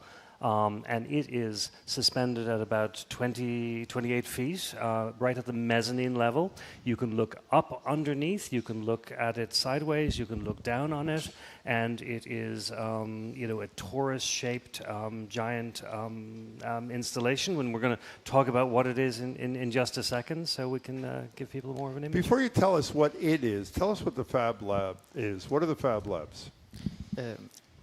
So I'm a PhD student at the MIT Center for Bits and Atoms, and the MIT Center for Bits and Atoms, the Fab Lab is an initiative from that department where it's a way to try to democratize access to technology. It started as a conversation between Mel King, huge activist here in the area, and Neil Herschenfeld, my boss, my PI. And the conversation was around the way to provide more accessibility to technologies, to bringing technology to the children, not bringing children to the lab. And from there, this initiative grew up worldwide, and right now we can say that there are about 3,000 Fab Labs around the world. Wow. At the end of the day, it's a place where it's open to the public, and you can go and learn by doing. So anybody can come processes. in and learn by doing? I'm pretty sure it will depend from Fab Lab to Fab Lab, but it's oriented to the global public. Can you tell us what, for those who haven't seen this thing yet, Marjorie and I were just staring up at it for minutes on end earlier this morning. What did you do there? Eric Strand and I are researchers at the MIT Center for Bits and Atoms. And where's that person? Eric Strand, he couldn't come here. Oh, okay, I'm sorry. Go ahead. Our studies are around computational geometry and how we can use the geometry not only as the description of an object, but as the method of how we do that object. My PhD goes into how can we use folding and assembly to realize new materials and new structures across scales from millimeters to thousands of meters. So this is like an origami kind of deal. And this has a lot of fundaments, like it's based in a lot of like the math of origami for sure. Well, it is. Yeah. So wait, one last thing about it. Well, I'm sure many more things. Other than the fact that it is beautiful to look at, what's the point? Do you know what I mean? I mean, yes. what are you saying? What do you hope people and you get out of this? From a technical point of view, and part of like as well like the start of our collaboration, many times research dies on papers. With the Major Office of Arts and Culture and the Boston Public Library, there was an offer to bring research out to the public for them to enjoy, for learn from it, and to share it openly. So from an ideological perspective, this is the result of that.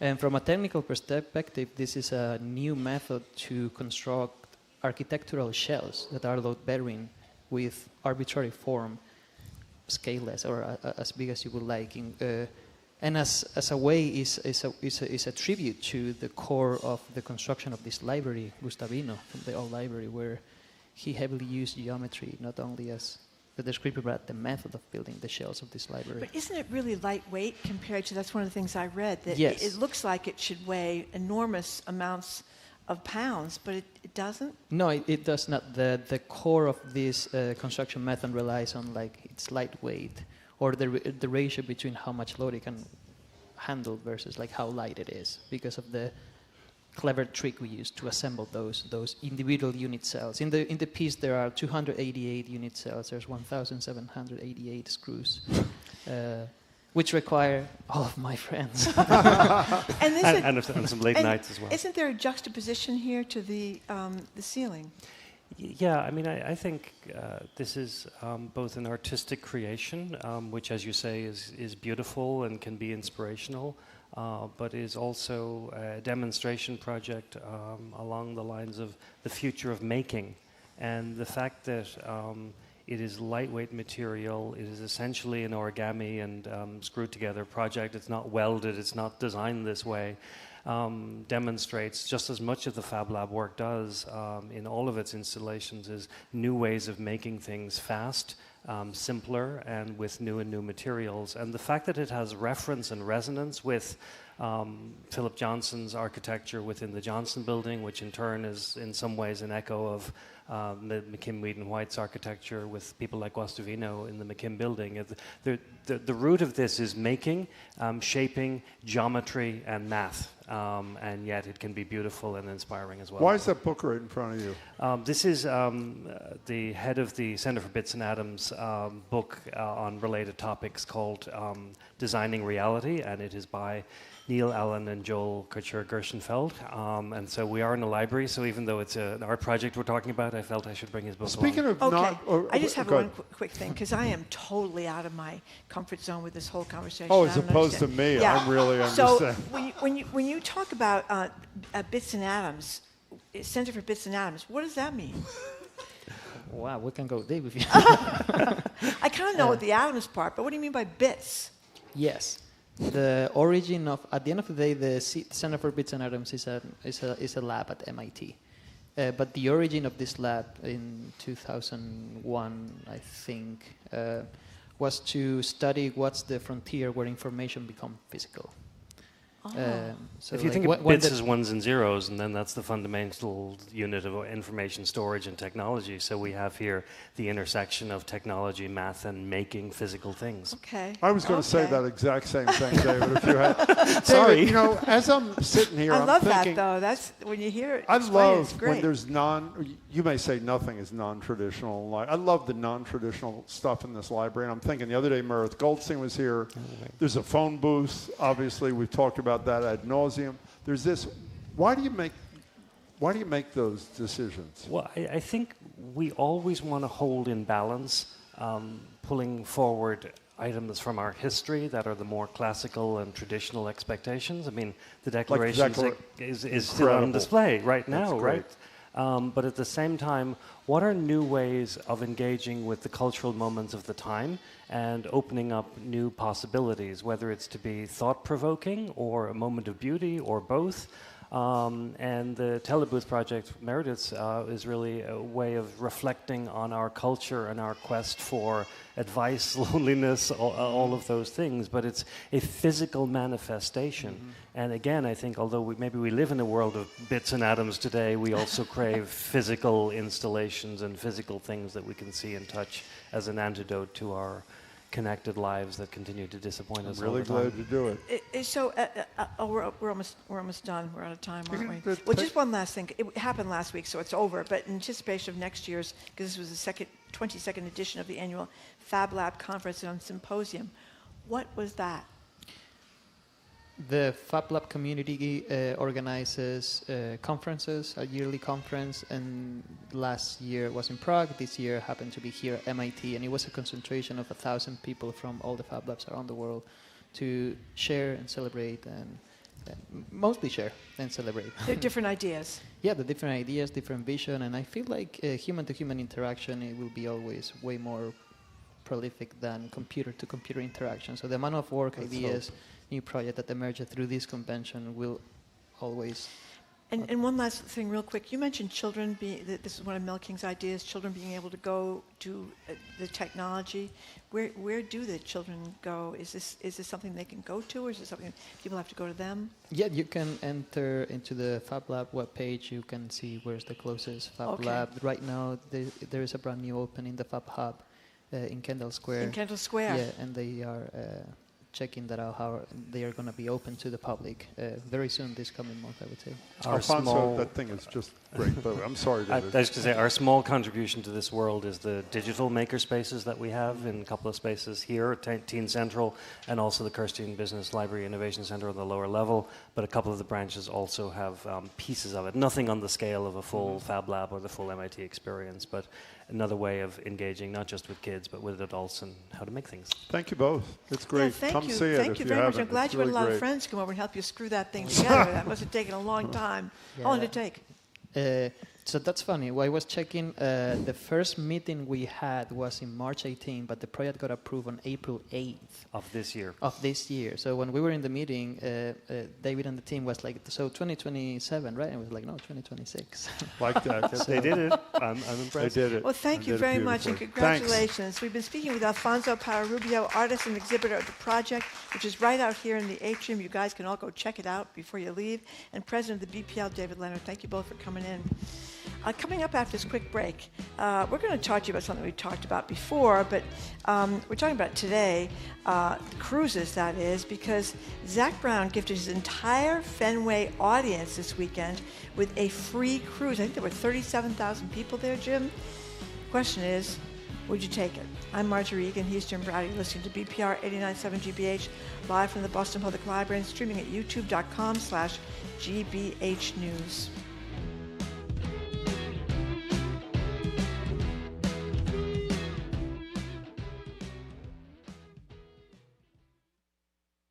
Far out in the Pacific Ocean, more than 1 million square miles of ocean are federally protected. Now the Trump administration is opening some of those areas to commercial fishing. These places are just so special and so unique that it's really incumbent upon us to make sure that they're here for future generations. I'm Elsa Chang, a rare trip to a remote Pacific island on All Things Considered from NPR News.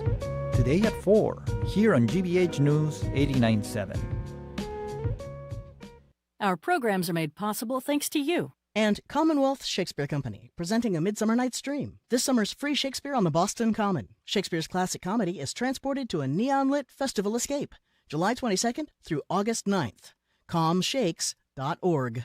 And Cambridge Trust, a division of Eastern Bank, offering business and personal wealth management and private banking services, investing more than $240 million in local communities since 1994. More at cambridgetrust.com.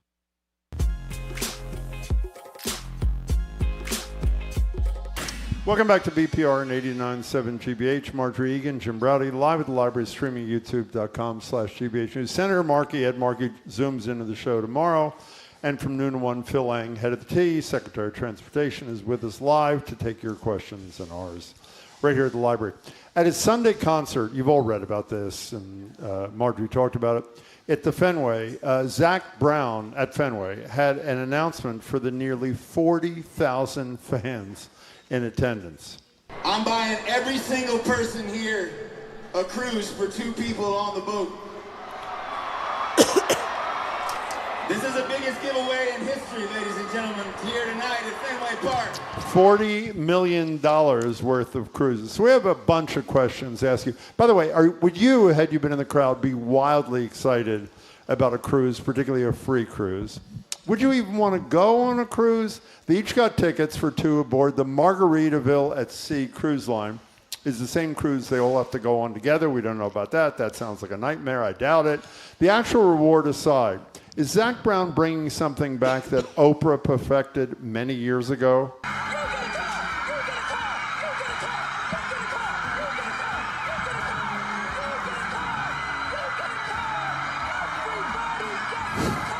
I saw that live at NECN. I was watching on TV. That was when she gave everybody a car, all the teachers. Cruises, etc., and you. 877-301-8970. Is cruise a verb? Do you cruise? Can I ask that? Do you cruise? Do you like cruising? Would you take a free cruise on what I would consider to be a petri dish ship? I don't mean to disparage them. Or on the flip side, how could you turn anything down for free in this economy? Cruises and you, 877-301-8970. I have to correct a mistake on this. Every single person in the crowd of almost 40,000, 37 or something, 30-something, got tickets for 2 aboard the Margaritaville at Sea. That's not true. Right. One attendee did not get the tickets. Who was that? Zoe's mother. Zoe's mother, our colleague. And why did she not get it? I guess she couldn't figure out how to get the how to work the machinery that would get you the ticket. Would she have wanted to go on the cruise or no? She would have. Well, that's too bad. 877-301-8970. So other than Zoe's mother, everybody in attendance, as far as we know, got a cruise. And if you want to talk about that, it's fine. I just wanted to, we do this every couple of years. I literally would prefer to be waterboarded till my next birthday than go on a cruise of any kind, free or not. But you haven't been on one. I don't need to be on one. You know how I feel about like it if you Do you remember I don't know if I should say his name. We had a great friend who was an engineer here who went to another station. He was great. All he and his wife did when they were at home was look for discount cruises. That's They'd right. find a discount cruise, go on a cruise. I've told this before. I was asking him one day, I said, try to convince me this is worth. He says, well, it's all you can eat as part of the deal, which obviously has appeal to me. He went on a 7-day cruise. I've told you this before. How many pounds did he gain in 7 days? I think he said he gained like 17 pounds in 7 days. You're crushed in with people you don't know. You can't escape. You can't walk away.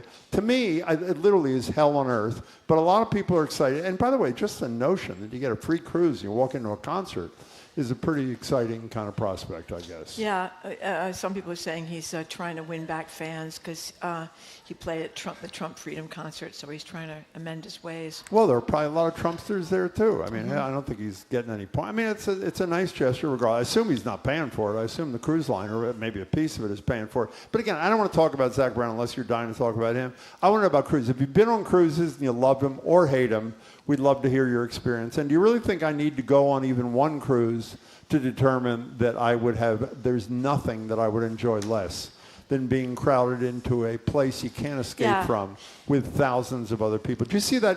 Picture of the Margaritaville at we sea? went, it was like a 3D kind of thing. It was kind of like being at Disney World floating around in the middle of the ocean. That's what it looked like. It's like a high-security prison in Colorado. Is what it is, with free food. That's about it. Yeah, and the thing is, I could see going on one. I did go on a cruise once with my kids on one of those great big boats.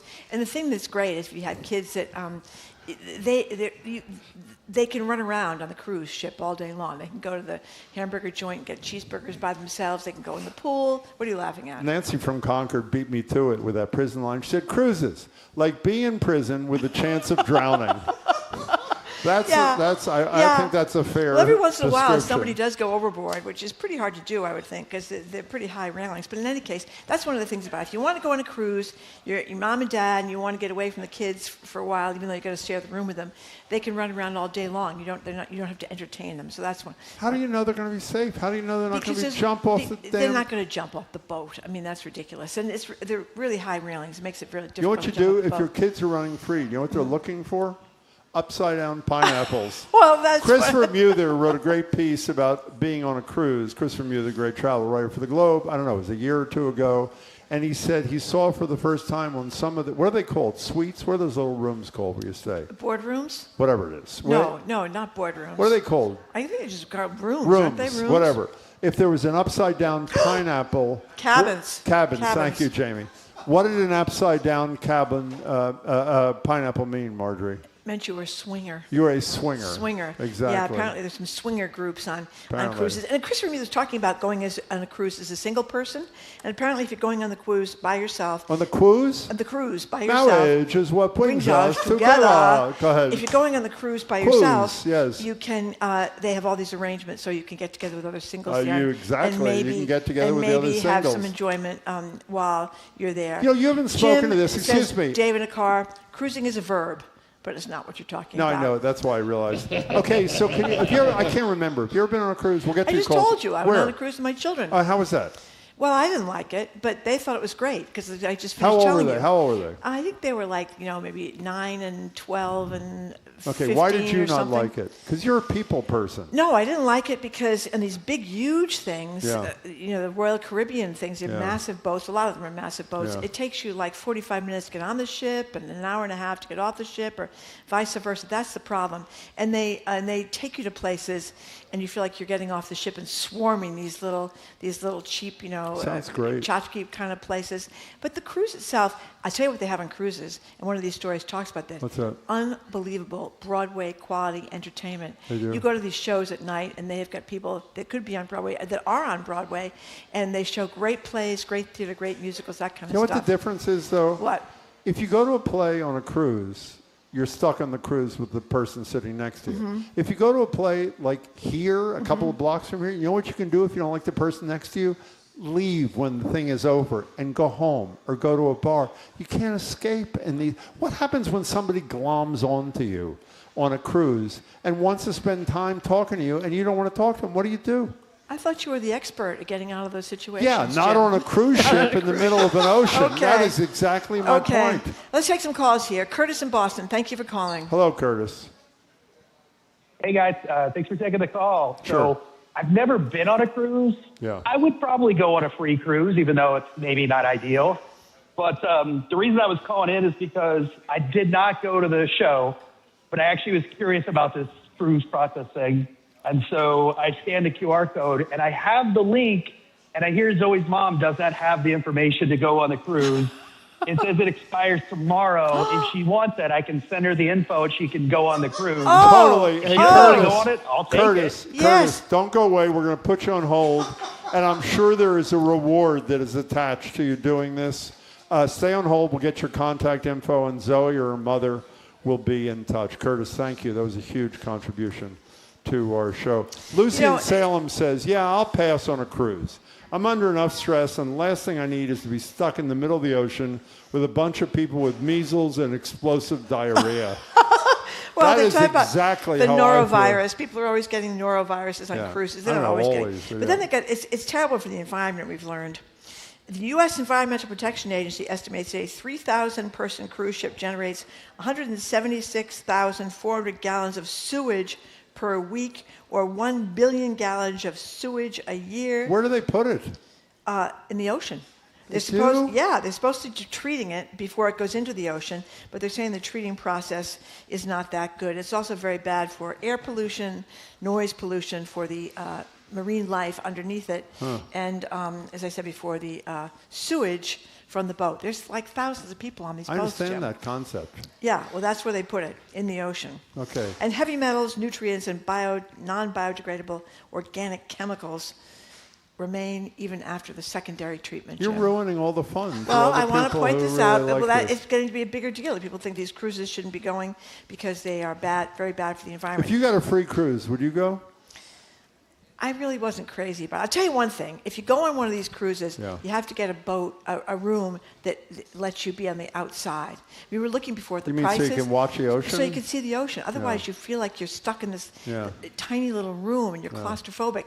We were looking before at prices. If you want to be inside the ship, then you can probably get away with not paying much money, but then you are inside with no windows for like 7 days. I go crazy. The showers are very small.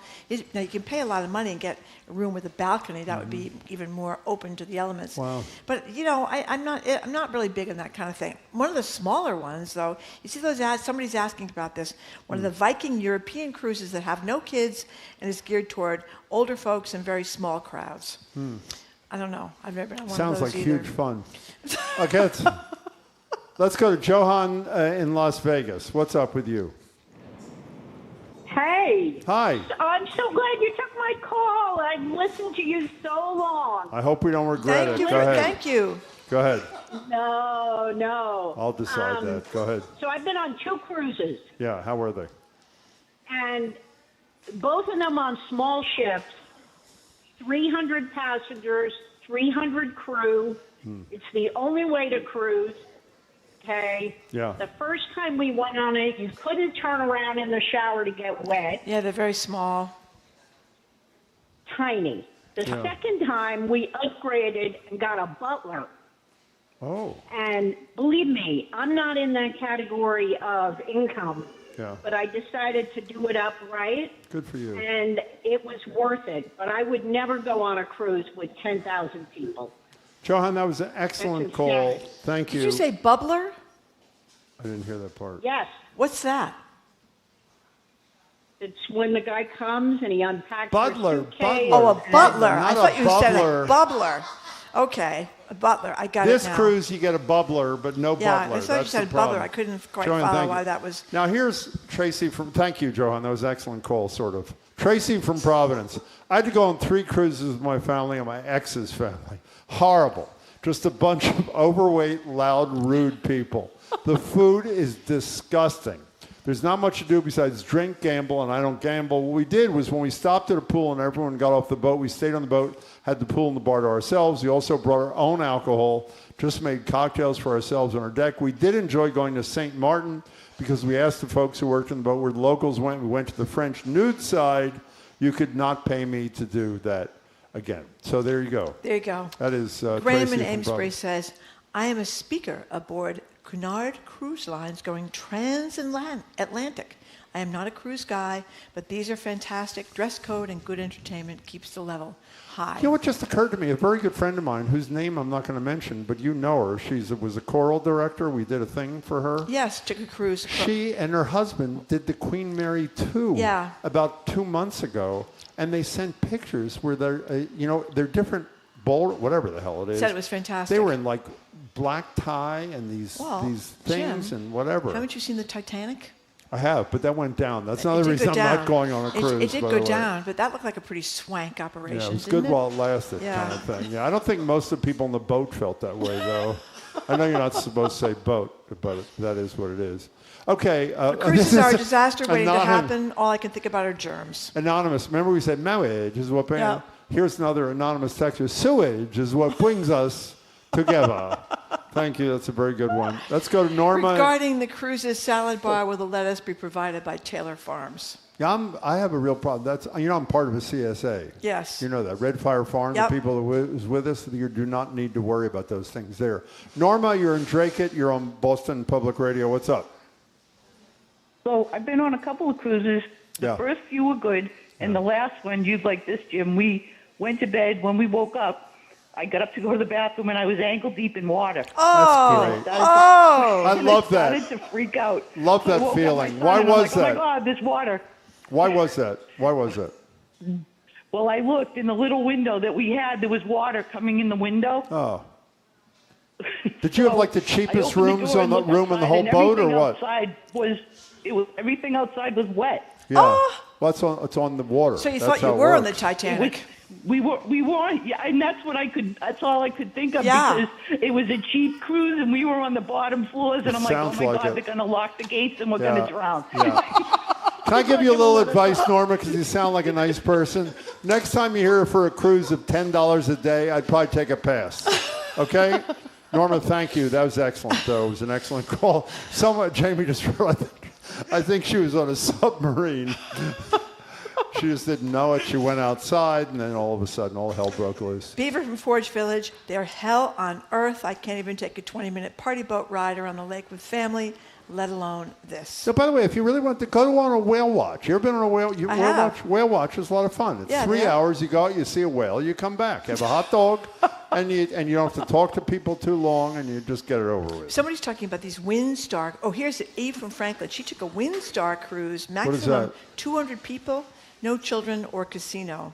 Yeah. I don't know, but it sounds 200 people sounds It seems to much me better. the only attractive thing to the likes of me of a cruise is the all-you-can-eat thing, and you're not into an all-you-can-eat thing. So what is the point? The drinks are not free. Are the drinks free? No. Well, if you get to be relatives of mine are on the diamond level because Oh, I they've gone on forgot. so many cruises. They do that. They love cruises. They go all the time. They're They the go ones as that two the couples. public employees are retired at like 40. Is that not it? I think they were closer to 50. Okay, Yes, fine. They did retire. Yeah, they're taking another cruise, I think, this month. What And they- percentage of their salaries is their I don't know, retirement? but they love it. They go, it's two couples that go together and they have a blast. They think that they're great. And they're on the diamond level because they've been on the cruises so often. I think they get like 4 drinks a day for free. That's pretty good. That's a Yeah. lot of drinks. They only have norovirus on the lower decks, is what I understand. They guarantee you that. Let's take- Eileen from Hanson, thank Hello, you for Eileen calling. from Hanson. Oh, hi. I just wanted to tell you how much I love cruising. Oh, great. The good thing is it's not like eating as much as you want. It's never worrying about paying.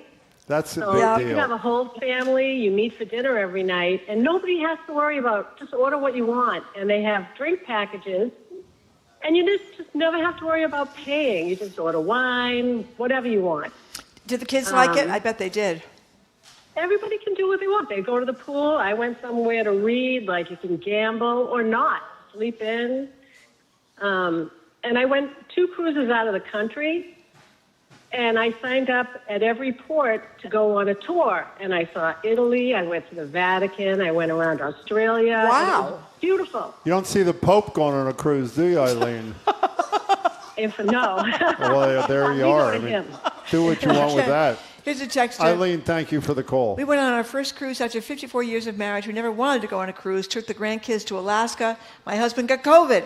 Kids had a great time. Husband, not so much. Okay, so Edgar B. Herrick III, who is the host of the Curiosity Desk, I guarantee you've done something on cruises in your career. Is that correct? Well, or not? I mean, back in the day, there were a few years where we ran the Curiosity Cruise in Boston Harbor. You which did? Was, yeah, a little 3-hour tour of Boston Harbor, a little booze cruise, and we programmed it with curious guests and stuff, and we did trivia. It was super fun. We did a couple years. I can't believe we forgot. We used to, at our old We did a radio bunch of station, them. we used to You do guys these used to do it cruises too? at night We on did. the Odyssey. That's right. And everybody danced. It was really fun. They had a One DJ. word for those, and I mean this sincerely. Torture. Abject torture. Torture. Now, the I thought people they were were great. wonderful. You have to say the people were wonderful. But the cruise, I forgot about that. Yeah. Also, in my other great. life as Really doing nice. dancing, I've performed on some cruise Oh, my ships here in God. Boston Harbor. So I did a gig. I think it was like 8 weeks in a row, and it was one of these cruises. I think it was going from New York up to Canada. And a couple of us dancers would board the ship when it was on the dock here in Boston.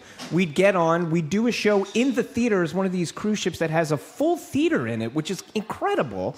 We'd do the show, we'd get some free dinner, and then get off the boat, and they'd continue on their way. So that was super fun, too. I could go to a full feeder. That is Yeah. for sure. That's something that I could relate to. Okay, well, what are you doing on people the talk about the entertainment is fantastic on these cruise ships. Sometimes. Yeah. There Not you always. are. Not always. It's a mixed bag, but it's, it can be great. Sort of like this show. Actually. Yeah. Mixed Sometimes bag. it works, sometimes it doesn't. Thank you. I can say that you never myself. know. I appreciate Our that. show's the Edgar. same, Jim. Okay, what are you doing on the show thing? Well, today is, I don't know if you know this, but it's National Chocolate Chip Cookie Day. Is that true? It is National Chocolate Chip Cookie Day. And, of course, I'm sure you know this. Where was the chocolate chip cookie invented, Jim? In Chocolate Chip, Massachusetts. In Chocolate I know Chip, that. Massachusetts. That's correct. At the Toll House in Whitman, Massachusetts. Of course. Of course, we all know great. that. But so we've got a writer, a food person who back in 2008 did this article for New York Times that went viral. He went on this quest to like really get down to the bottom of how do you make the perfect chocolate chip cookie. We're going to have him. Phone lines are going to be open. We want to hear how people make their chocolate chip cookies. Good to see you, Edgar. Thank you so Edgar, much for your thank time. you very See you on the much. cruise. We got to get Edgar dancing you here at won't. the Boston Public No, Library. he's like a big-time He's dancing a Lindy kind of thing. dancer. Yeah. Okay, keep up with us by way of our podcast. Check out our TikTok page at Boston Public Radio. Thank you very much for people who came down to the Boston Public Library. Thank you. Tomorrow we're going to be back here with Senator Ed Markey. He's going to zoom in.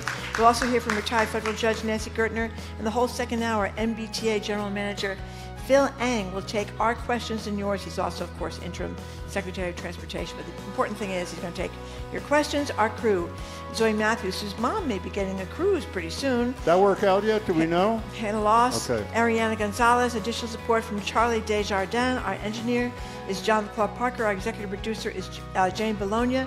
Our BPL staff, Maddie Geyer, Bill Francis, Zebby Alexander, Juan Jose Cadena. Our security team, Darius and Derek. Our host of the Newsfeed Cafe and across the street at the Lenox Hotel. The Curiosity Desk starts right after us here on 89.7, celebrating Chocolate Chip Cookie Day here in Massachusetts. And the Culture Show with Jared Bowen starts at 2. He's going to speak with actors Paul Giamatti and John Turturro ahead of what a great show. Ahead of Rhinoceros, which is opening next week at the American Repertory Theater. You know who Paul Giamatti's father was? In Cambridge, the president of Yale. And the commissioner of Major League Baseball, Paul Giamatti. Not Paul. The father. Whoever he is. Mr. Giamatti. Okay, I'm sorry I brought it up. Goodbye. Okay, I'm Marjorie Egan. Jim Browder. Thank you for tuning in Bye. today. Hope you can tune in tomorrow. We'll and be have a great broadcasting day. from Chocolate Chip, Massachusetts tomorrow, by the way. See you then. Bye.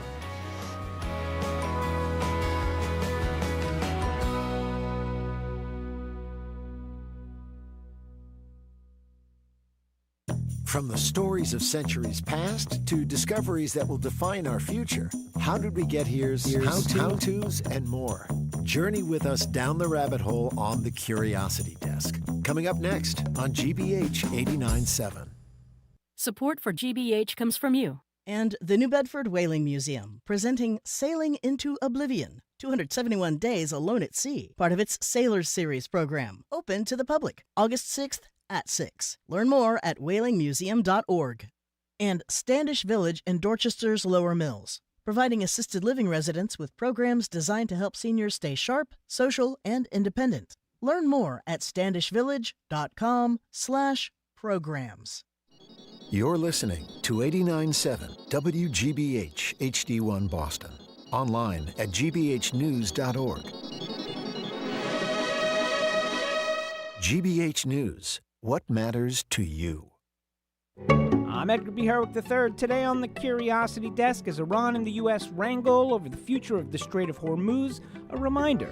It's not just shipments of oil that are on hold. Roughly a third of the world's fertilizer supply also travels through the strait. Fertilizer industry once bolstered a budding American empire vis-a-vis the nutrient-rich poop of seabirds like cormorants and pelicans. One agricultural historian reminds us why we, as a nation, owe so much to that first green revolution and the waste of a couple million seabirds. Then we dip into one of our region's finest contributions to the world, the chocolate chip cookie. Yes, it is National Chocolate Chip Cookie Day. We're celebrating it in style. One chef reveals his famous cookie recipe do's and don'ts, and we'll open up the phone and text lines. We want to hear about your secrets to the perfect cookie. This hour on the Curiosity Desk.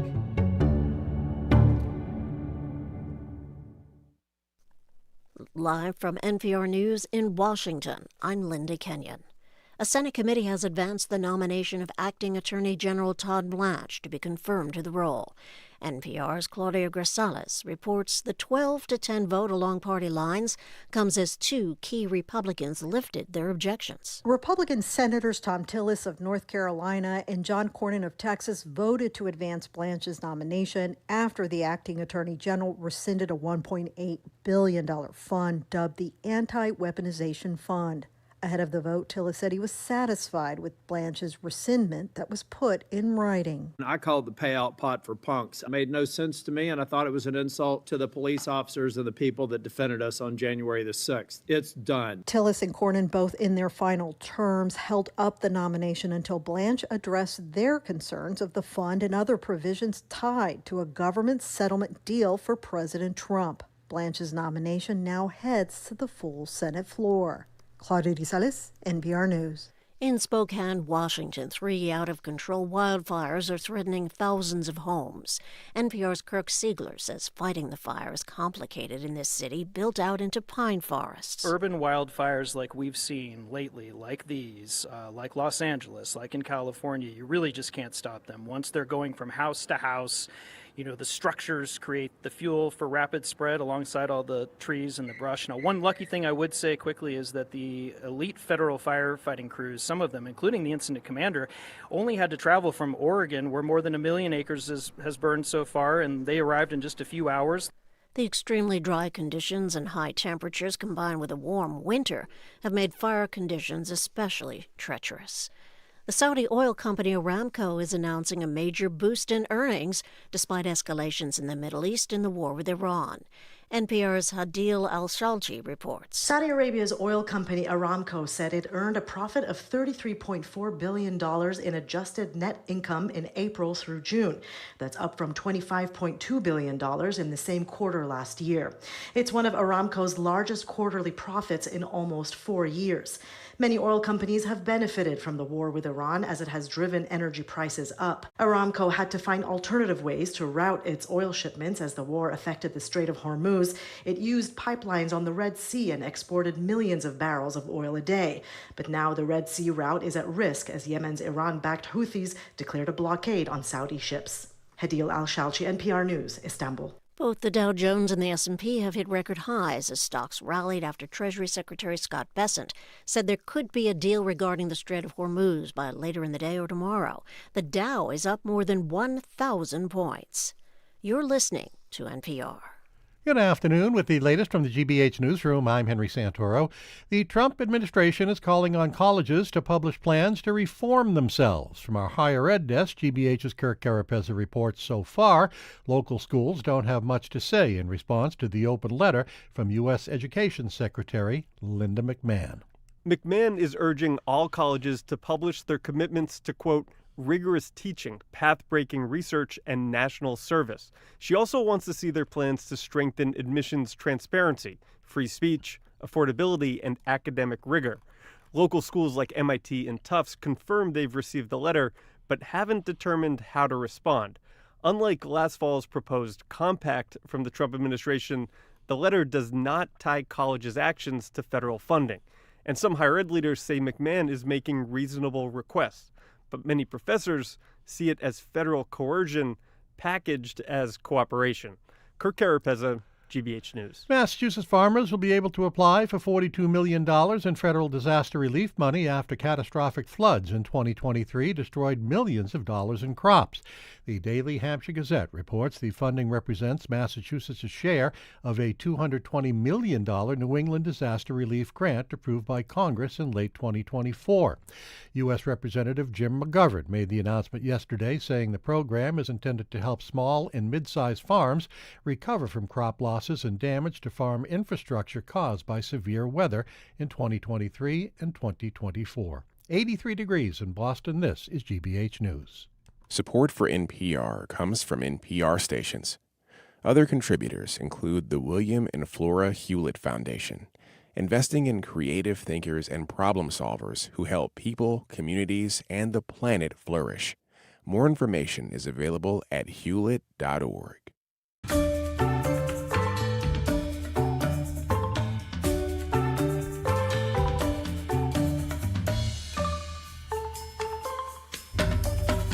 Welcome to the Curiosity Desk on GBH 89.7. I'm Edgar B. Herwick III. We're streaming live at youtube.com/GBH News. Well, when you go to the grocery store, you grab bananas, maybe imported from Guatemala, coffee beans from Colombia or Brazil, some of our meat from Canada.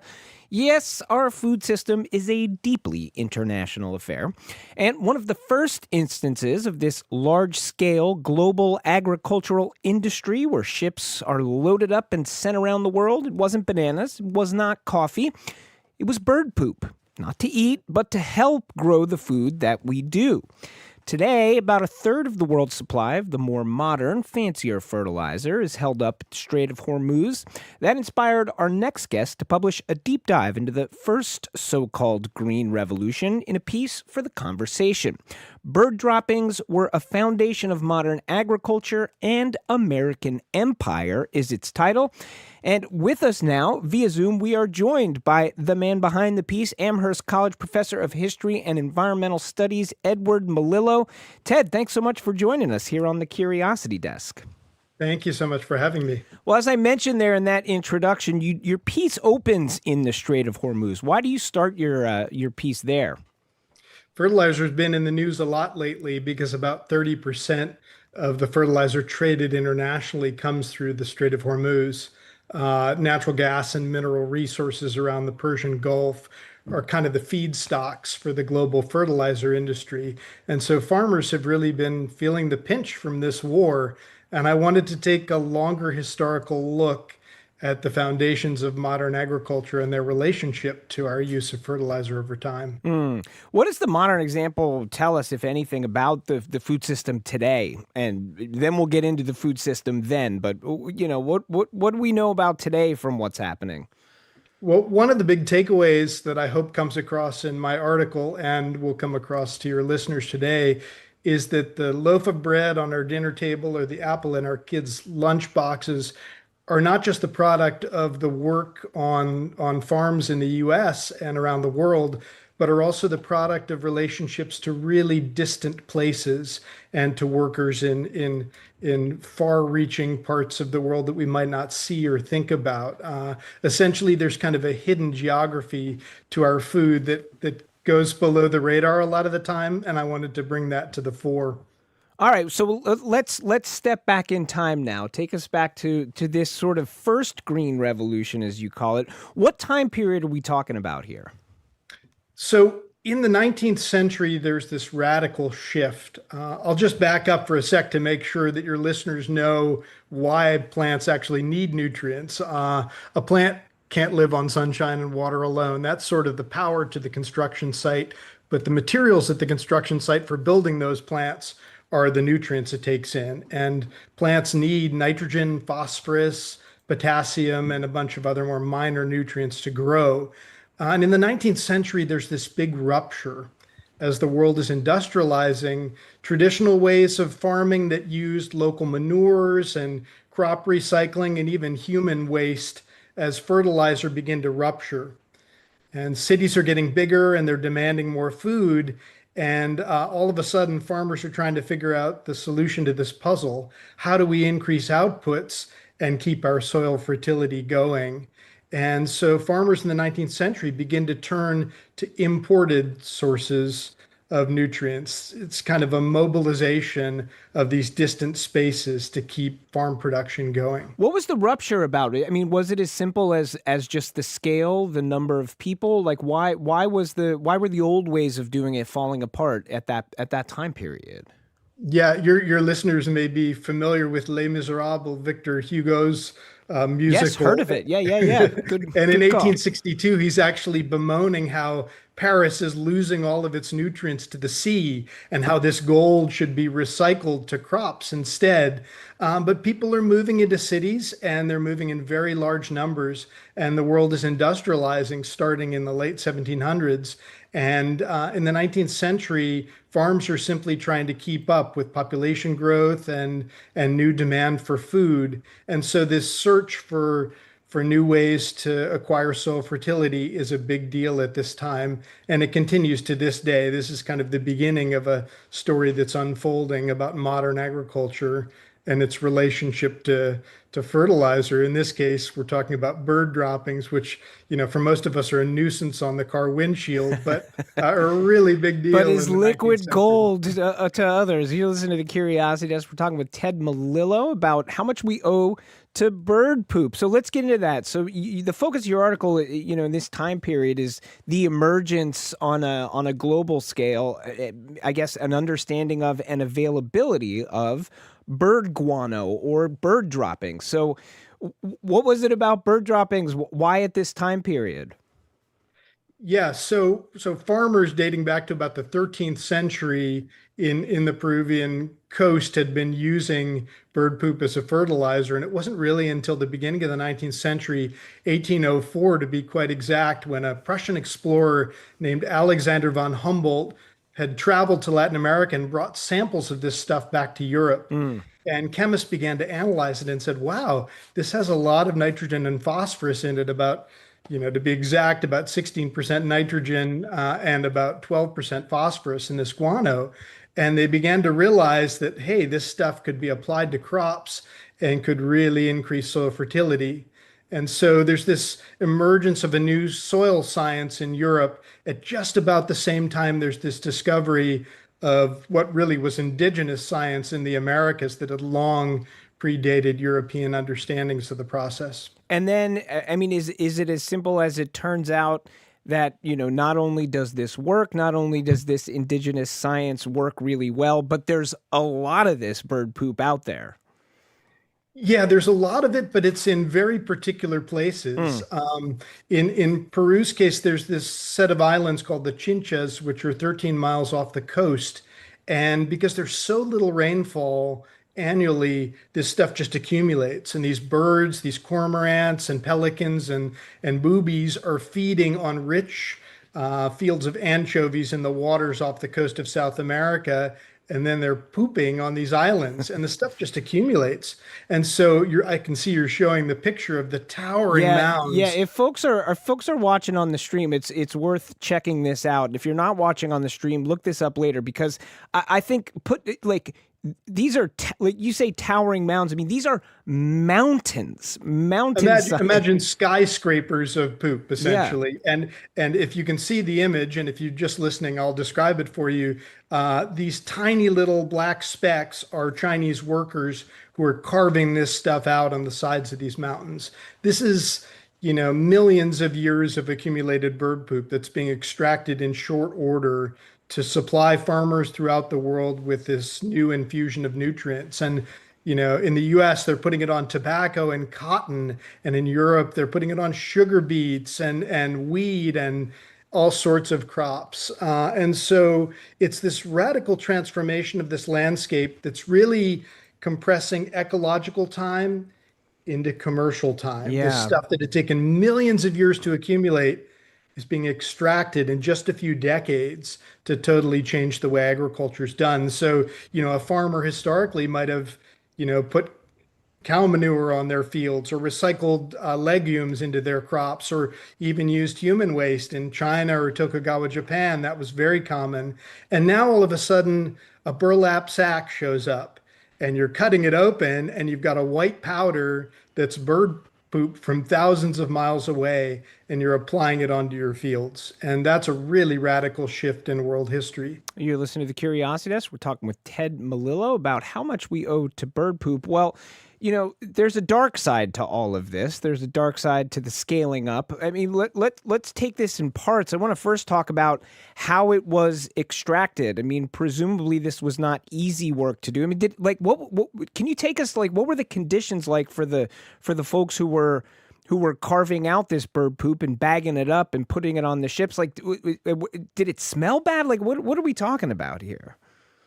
Well, two words sum it up: absolutely awful. I mean, it's really horrendous to be extracting this stuff.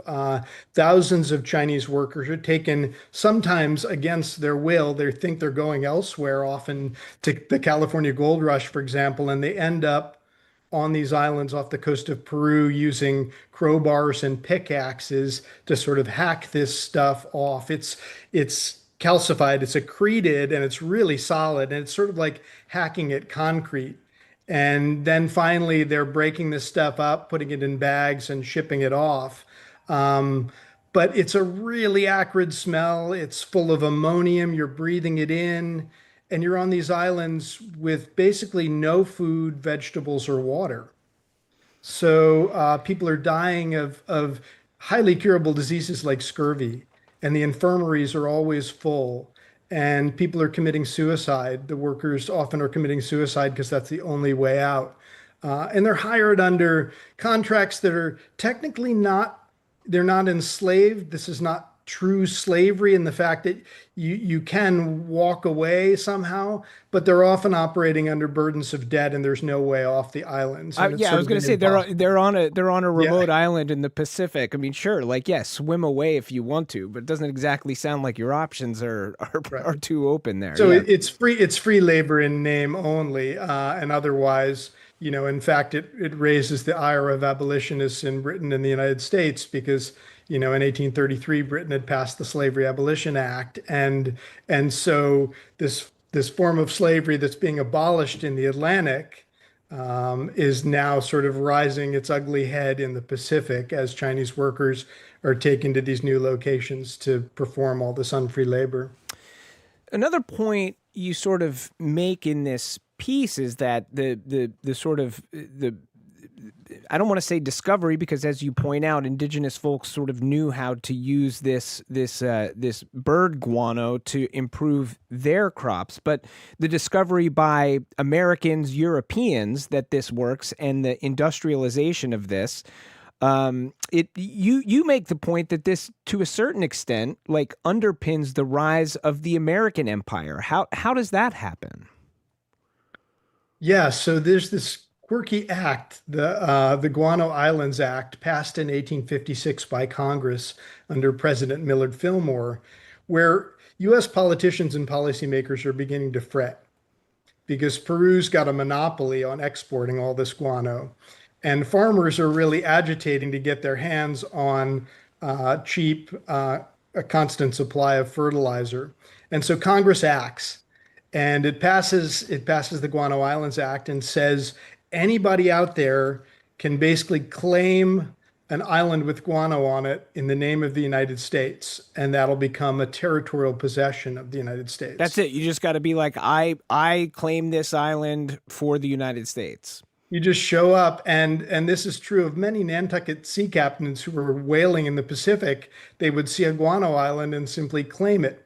And this happened in over 100 cases, as it turns out, where islands just get expropriated and claimed by the United States. And it really is the beginning of U.S. empire kind of reaching its tentacles outwards into the world and claiming all these remote islands because they contain this valuable resource.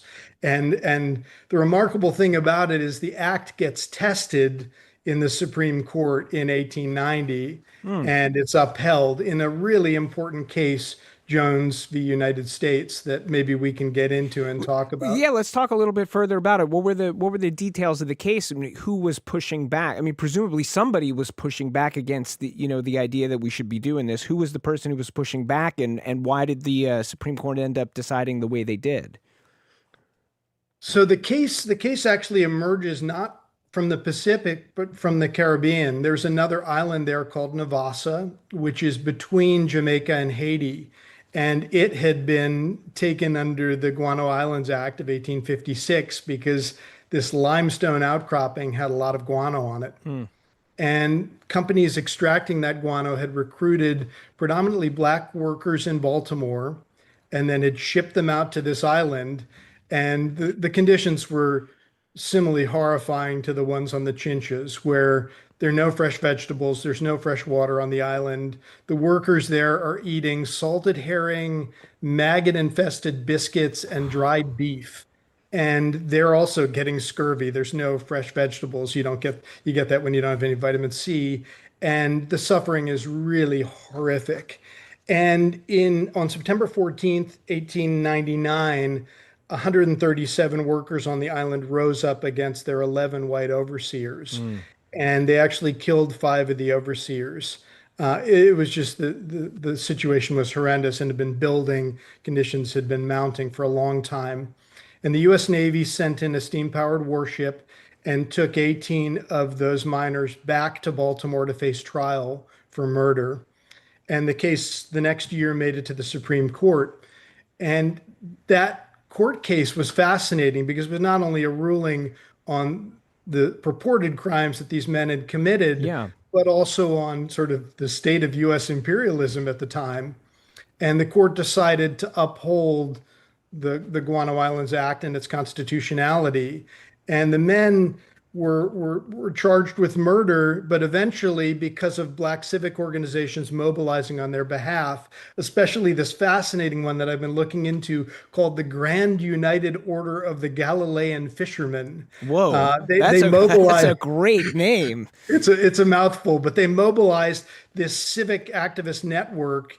And eventually, President Benjamin Harrison in 1891 commuted the sentences of the men. Oh, wow. And they faced life in prison, but were not given the death penalty for the murders. And it was a really important case, also in part because it was the first time that a black lawyer Everett J. Waring argued in front of the Supreme Court. So it's a monumental case for all these reasons, but it brings, fertilizer and empire and black civic protest into quite vivid view in this moment. Yeah, a whole bunch of things coalesce. Yeah, it's heady times, and it's one of these things. I have never heard of any of this. This is one of those. It seems like such an important chapter in American history, and yet something that I don't know that there's general awareness of.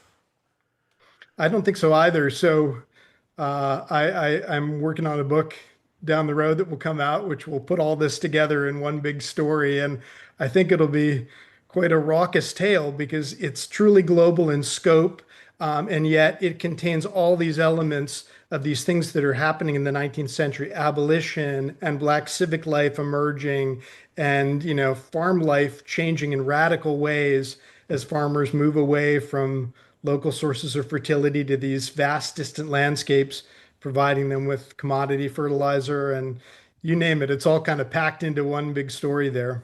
Well, as we sort of said at the beginning, we're obviously, farmers here, farmers everywhere are still dependent on, various sort of industrial fertilizers made in other places, shipped all over the world. When we look back to this period, if the guano was working so well, why don't we use guano anymore, or do we? We do, as it turns out. The article I ended up writing for the conversation actually has a link to a YouTube video of workers on the Chincha Islands today extracting guano for export. we're still there. It's still being extracted there today. Yeah, it's running out, but in very small quantities. There's sort of a niche market in organic agriculture for non-synthetic fertilizers that aren't made with petroleum. And so almost all the guano has been carved off of these islands. It was a mainstay of the Peruvian economy between 1840 and 1870, to the point where Peru actually called it its guano age. Wow. That was the term they used for their entire economy being founded on bird poop during those 30 years. But, the stuff began to run out by 1870. And as it turns out, there was this other fertilizer in northern Chile that everyone turned to called sodium nitrate. And it was orders of magnitude more available and then exported by Chile to the point where it became Chile's nitrate age. Yeah. And then in the 20th century, we figured out how to access atmospheric nitrogen, which is all around us in the air we breathe, but really hard for organisms on the planet to use. And that was another big shift in the whole process. Is there a lesson in this chapter of history for us today, for the moment that we're in today?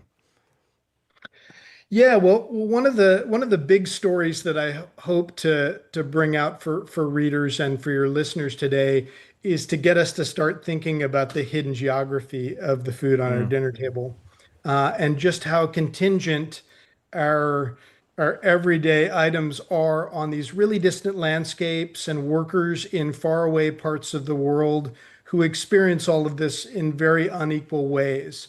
That suffering and loss has been part of the experience, as well as the triumph of being able to feed billions of people. And I'm sort of wanting to leaven the story with a dose of reality as we think about where our food comes from. It's kind of easy for us maybe to get our imaginations to the grocery store and then maybe even one step beyond to the farm, but then to go beyond that and think historically about where all those inputs are coming from and how they're coming to us. Seems like a pretty important thing to do. All right. We've been speaking with Amherst College professor Ted Melillo. He's got a new book coming out soon. He mentioned King of Mendoza, the Irishman who rediscovered a key to the Aztec civilization. So keep an eye out for that. Ted, thanks so much for being with us today. Thank you so much for having me. Coming up next, we're celebrating. I got 5 words for you. National Chocolate Chip Cookie Day. Plus 4 things you ought to know. I'm Edgar B. Herwick III. You're listening to The Curiosity Desk. Don't go anywhere.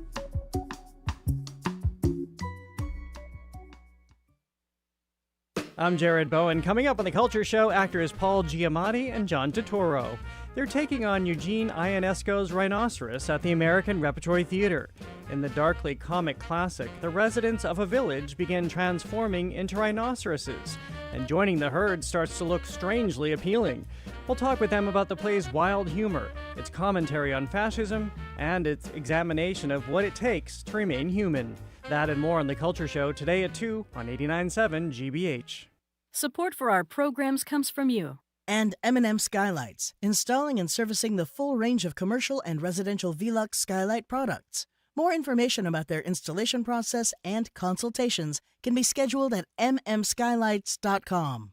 And Smith College Museum of Art, presenting artist Alma Thomas, who created abstract paintings inspired by nature, space, and music. On view at Smith College Museum of Art in Northampton. scma.smith.edu.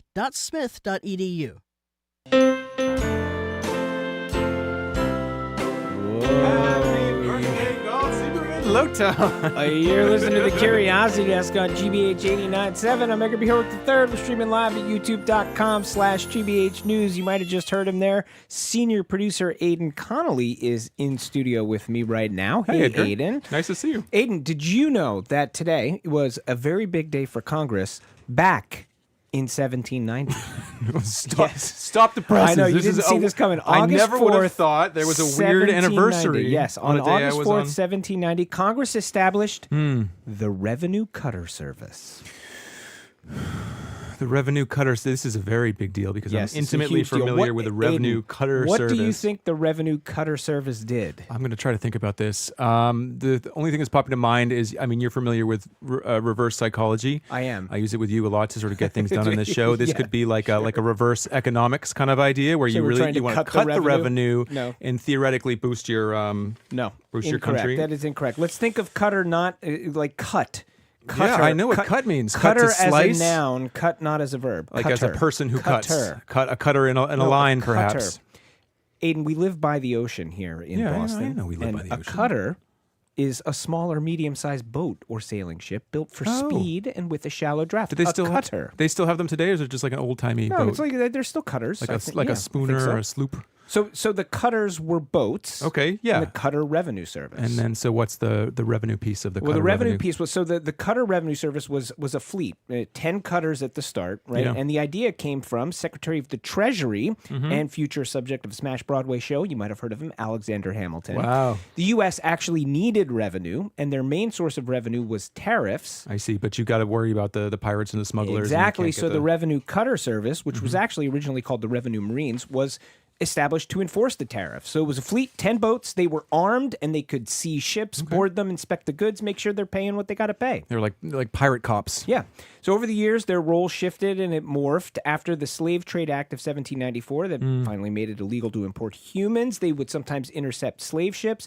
They got pressed into military duty during the War of 1812 and the Mexican-American War. Oh, wow. Wait, so sort of changed over time. What happened to the cutter service? Well, in 1915, the Revenue Cutter Service was merged by President Woodrow Wilson with another agency, the U.S. Life Saving Service, and that created the U.S. Coast Guard. Hey, okay, well, not to brag, but I have heard of the Coast Guard. Yes, there you go. I mean, so this is kind of like a happy birthday to Happy the 111th birthday to the U.S. Coast Guard. All right. Well, Edgar, if I'm going to rank that fact from history, I would give it about a 4 out of 10. But I appreciate you nonetheless. Right on. I'm curious what's happening in this day in news in 2026. That's what we work for a news show. I'm trying to stay up to date. And when I want to know about the news, of course, you understand that there is only one person that I want to turn to. Yes, indeed.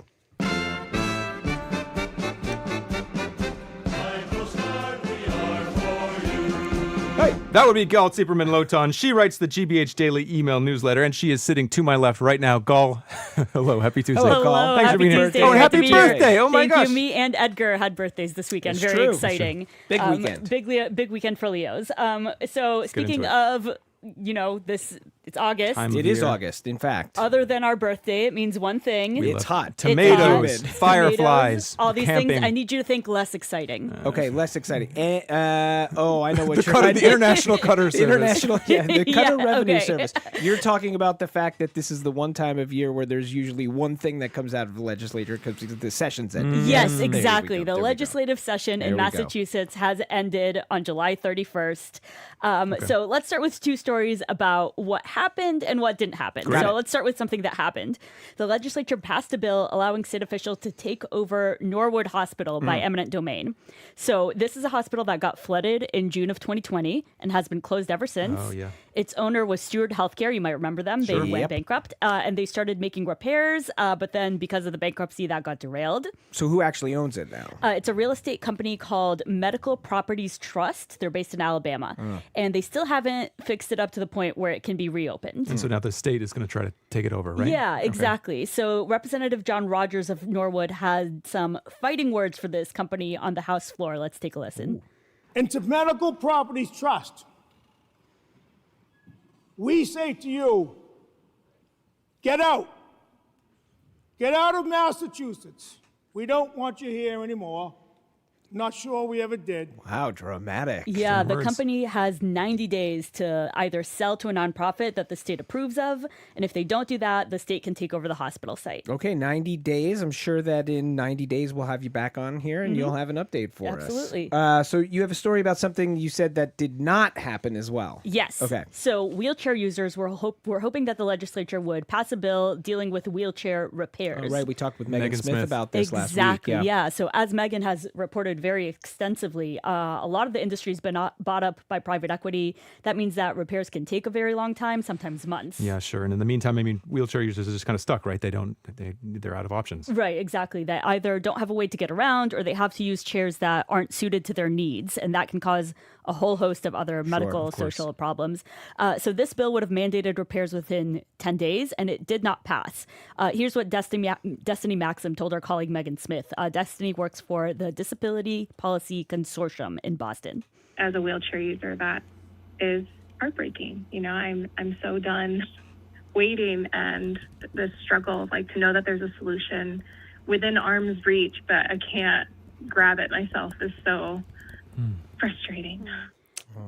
Now, advocates are hoping they can get something passed in informal session before the year ends. Yeah, informal session where things can. It's sort of like the trade deadline in sports. After the trade deadline, you can somehow still make trades. So, what else is happening, Gall? Yeah, so let's head over to Providence. Brown University's president is leaving her job at the end of the next academic year. Her name is Christina Paxton. Sorry. She said she thinks it's time for her to move on and get someone else to lead the university. Her contract ends in 2028, so she could have stayed for another year, but by the time she leaves, she will have been on the job for 15 years, and that's longer than any sitting Ivy League president. Yeah, it's a long time. And I remember she made that deal with Trump a little while back. Did she say explicitly, is that the reason why she's leaving? Did she say why she's heading out? Yeah, she didn't give any specifics. She just said it's the right time for her, so she has one more year, and in the meantime, Brown will start looking for a new president. All right. Gall, we've got time for one more story. You got one? Okay, great. Let's go. So there's this nonprofit called Boston Area Gleaners. Oh, yeah. Yeah, they buy food from local farmers and deliver it to like food pantries, food banks, meal programs, things like that. They just got $1 million in state money from the Massachusetts Department of Agriculture, and they're going to use it for a new warehouse in Acton that will let them about triple their storage capacity. Oh, nice. Yeah, so that means they'll be able to get more food from local farmers and give it to people who need it. All right, 4 things to know. There That you go. is Gall Tziperman Lotan from our email newsletter, GBH Daily. You can subscribe absolutely free by going to gbh.org/daily. Gall, Aiden, thank you both. Thank you so much. When we return, we meet a man behind a viral chocolate chip cookie recipe, which, was invented in Whitman, Massachusetts. We're going to talk to the guy behind the recipe, and we'll open up the phone and text line to get your cookie insights next. This is the Curiosity Desk. Don't go away. Massachusetts has 26 gateway cities. Worcester, Springfield, Lowell, Brockton, Lynn. This year, we're going to get to know them all. Quincy, New Bedford, Fall River, Lawrence, Haverhill. 26 and 26. Malden, Taunton, Revere, Peabody, Chicopee. If you live in one, Methuen, Everett, Barnstable, Attleboro, Salem, Leominster. we want to hear from you. Pittsfield, Fitchburg, Westfield, Chelsea, Holyoke. Visit gbhnews.org/gateway cities. Support for GBH comes from you. And Cambridge Trust, a division of Eastern Bank, dedicated to helping individuals and businesses pursue their financial goals with a full range of banking and wealth management services. Learn more at cambridgetrust.com. And Standish Village in Dorchester's Lower Mills, providing assisted living residents with programs designed to help seniors stay sharp, social, and independent. Learn more at standishvillage.com/programs.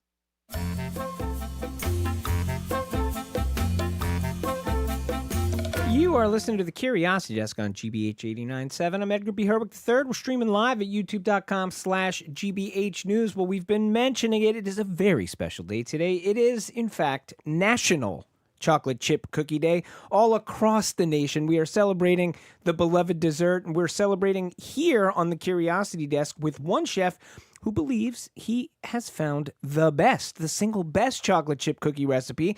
He went on a quest back in 2008. It was the focus of a New York Times article that went crazily viral, and he's here with us to share his chocolate chip cookie recipe do's and don'ts.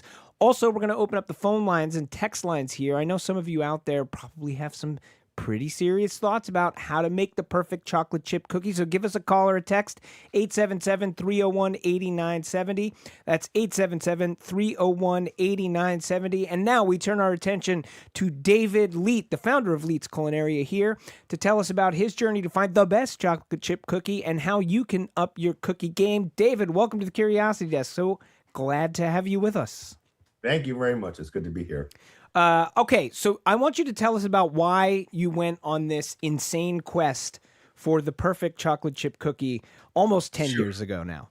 No, more than 10 years ago. More than 10 years ago. Okay. It's so when I was writing for the Times, Pete Wells was my editor, and I had written a piece about fried clams. I'm a New Englander through and through, and we went on the fried clam trail. Yeah. And it did really well and won a James Beard Award. So when it was over, he invited me out to lunch, and he said, "What do you want to write about next?" I said, "Chocolate chip cookies." He says, "God, what in the world can you add to the canon of chocolate chip cookies?" I said, "I don't know, but I want to find out." Amazing. And he said, I'm not sure. I said, look, let's do this. Give me time. Let me research it. You don't like it, we won't do it. 6 months later, I was still researching. Really? And, really. David, what did the research look like? Was it just going places a and lot eating of chocolate? eating, Yeah. a lot of eating. Amazing. And so I basically interviewed every chef that I could get my hands on who would be willing to talk to me in New York City, which was everything from very small bakeries, home cooks, Jacques Torres, which is what this cookie is based on. It's basically his root recipe. And then, phone calls with food scientists and historians. And I think I stumbled upon Jacques is the core. Yeah. But I stumbled upon things in the process of finding his recipe that I think makes his recipe the one. To me, perfect. Just perfect. So was there a through line as you started doing this? Like, what were the surprises that, like, kind of along the way, or what were the sort of through lines that you were finding, or, the thing where you're going like, oh, that's interesting. Like, all of these chefs do this one thing in particular, or whatever it is. Like, what were you finding as you went seeking? That none of them do the same thing. Really? That's what was surprising to me. Fascinating. The difference was amazing. The kind of chocolate, the amount of chocolate, how much brown sugar, how much white sugar they use. Nothing was the same. But the things that I started discovering that I had never heard this before, was one of them, which was Maury Rubin with City Bakery now, which is now closed. He just let slip. He says, I make it on Monday, the big batch of dough, and that lasts us like for a couple of days. And I thought, why do you do that? And he just got very silent. And I thought, oh, that's interesting. Oh, you're like, I asked the right question. And so I ended up talking to Shirley Corriher, who's a food scientist. She's written many cookbooks. And she remember saying to me, oh, that Murray's very clever. She said, what he's doing by letting it sit for those 36, 72 hours, it's hydrating the dough, the egg in the dough. It just hydrates the sugar, which changes the composition of the sugar, hydrates the flour, and it changes the structure. So you start getting these different flavor notes, these different texture notes. And I thought that blew me away. And actually that ended up being the pivot point for so many people. After the article, everybody started aging their dough. 36 hours. And some do 72. I never said 72. I don't know where that came from. I think that comes from human nature. Somebody's like, they're really good if you do 36 hours. And there's always going to be someone who goes, what'll be better than 36? 72. There's more of them. You're listening to The Curiosity Desk. We're talking with David Leite about chocolate chip cookies. David, we're going to get into the ins and outs of your recipe in a moment. We've got one of our producers here on the show, Olivia Corcio, who went through your recipe, and she's got some cookies for me to taste. But before we do that, I'm going to go to the phone lines here. We've got Barry in Framingham, and Barry claims that Barry has the best chocolate chip cookie recipe that there is. I believe. This is what I'm being told. Barry, is this true? Do you have the single best chocolate chip cookie recipe? It is raved about by everybody that tastes it. My most recent devotee is a Johnson & Wales graduate who works in the restaurant industry, and he had a few of my cookies on Saturday and begged me for the recipe. But I do give out the recipe with no compulsion. So it's basically the Toll House recipe on the bag. Yep. Except I go heavy so I don't use 2¼ cups the recipe on the bag is 2¼ cups of sugar, 3/4 cups of white sugar, 3/4 cup of firmly packed brown sugar.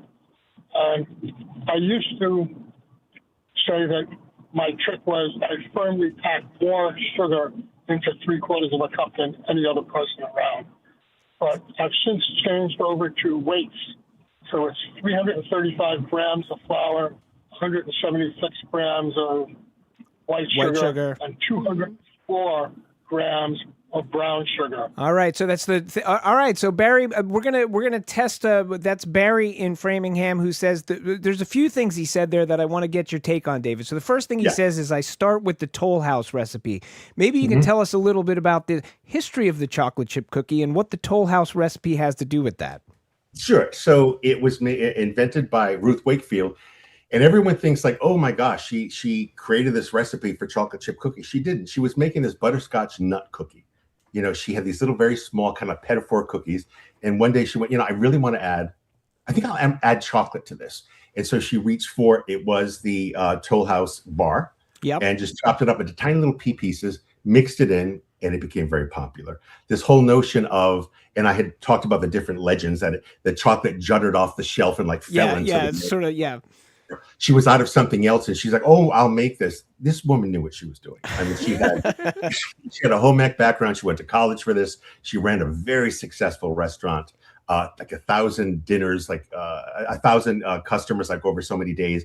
She knew what she was doing, and so she added the chocolate. But what she did, no one had ever added chocolate in pieces prior to that. It was always melted into chocolate, or they used cocoa powder. She's the one who invented the idea of little pieces.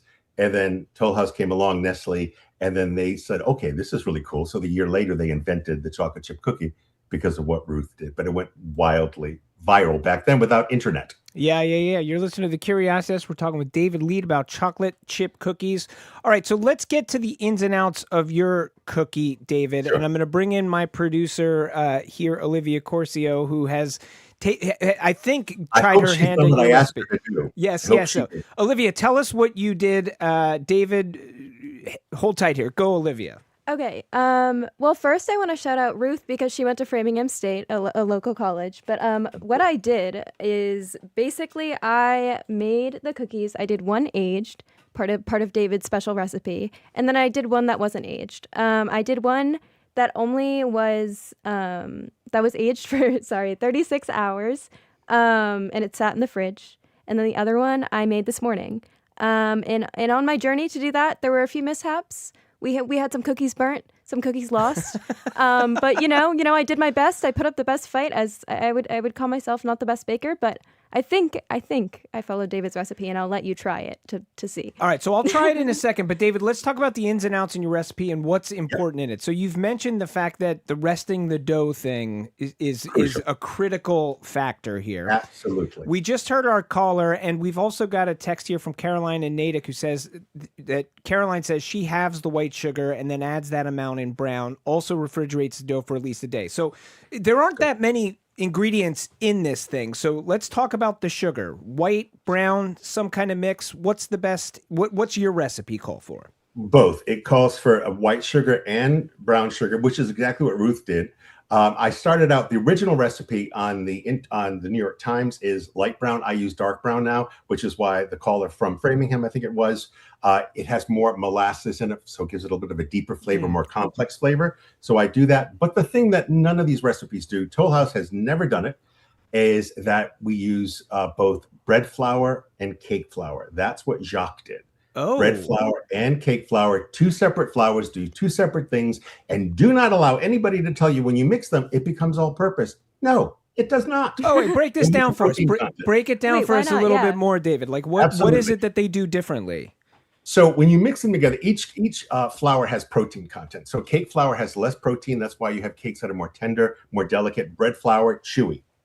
When you mix them together, the protein is about the same, but 50% of that flour, because they're equal, is cake flour. So that means that it's offering more tenderness. It's offering more softness, where the other one is offering the chew and the structure. But they hydrate differently, and they react to other ingredients differently. So you're getting 50% of the batter of the dough is doing one thing, 50% is doing another. It's not meshing. It's not creating an all-purposey kind of thing. People always say, "I'll just use all-purpose." No, and actually, Jacques uses pastry flour, which is even lower in protein. So but the interesting thing is, what he does is he goes, it's kind of humid today. I'm going to use more bread, or it's kind of dry. Yeah. He's at that level. Barometer. Yeah. But that's another thing. And the last one is, two more things, is the chocolate. Toll House chips, no, because that's compound chocolate. It won't melt the same way. This uses couverture chocolate, which is what you melt to enrobe like truffles, because it has a lot more cocoa butter.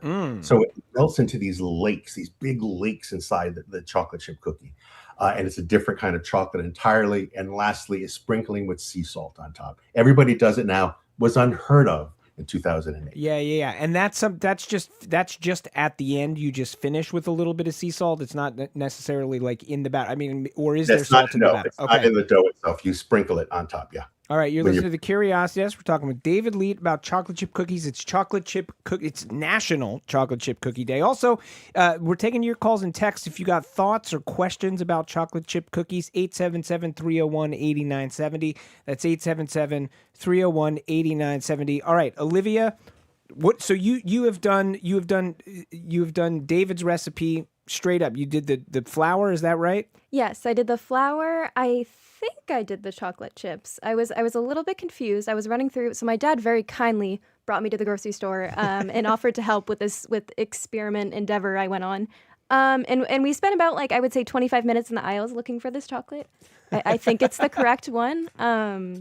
So we'll see. We'll have you give it a shot. But, all right. So let's taste some of these cookies here. David, what am I sort of looking for in the taste of this cookie? Which is which here, Olivia? So this is I'm gonna first go into the dough was not rested. This is just these were. Yeah, that's the one you want to try first. Look at the color of it too, the bottom of it and the top. Okay. It looks like the 0 hour rest is not quite as gold. It's not sort of as brown as the other one. All right. Exactly. So same ingredients. Here we go. This is a cookie. I'm going to get in here. I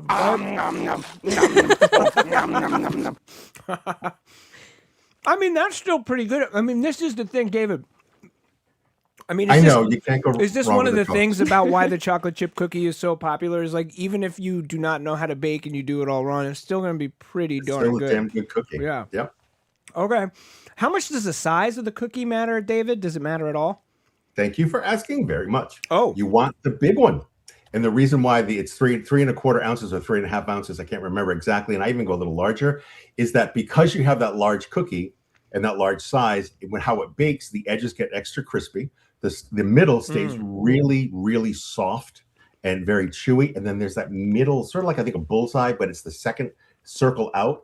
That it starts to mix. There's a toffee flavor. There's this. Even sometimes people have caramel. Sometimes people get a little bit of coffee.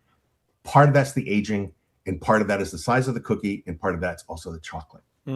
Okay, so I'm going to go ahead and try this second cookie here now. So this is the one that has been aged. This is the aged for 36 hours. Right. Nice. Take a bite there. Can you tell that it's aged? I'm not sure that I can. I think I have to have more of the first one and then a little bit more of this one. I can.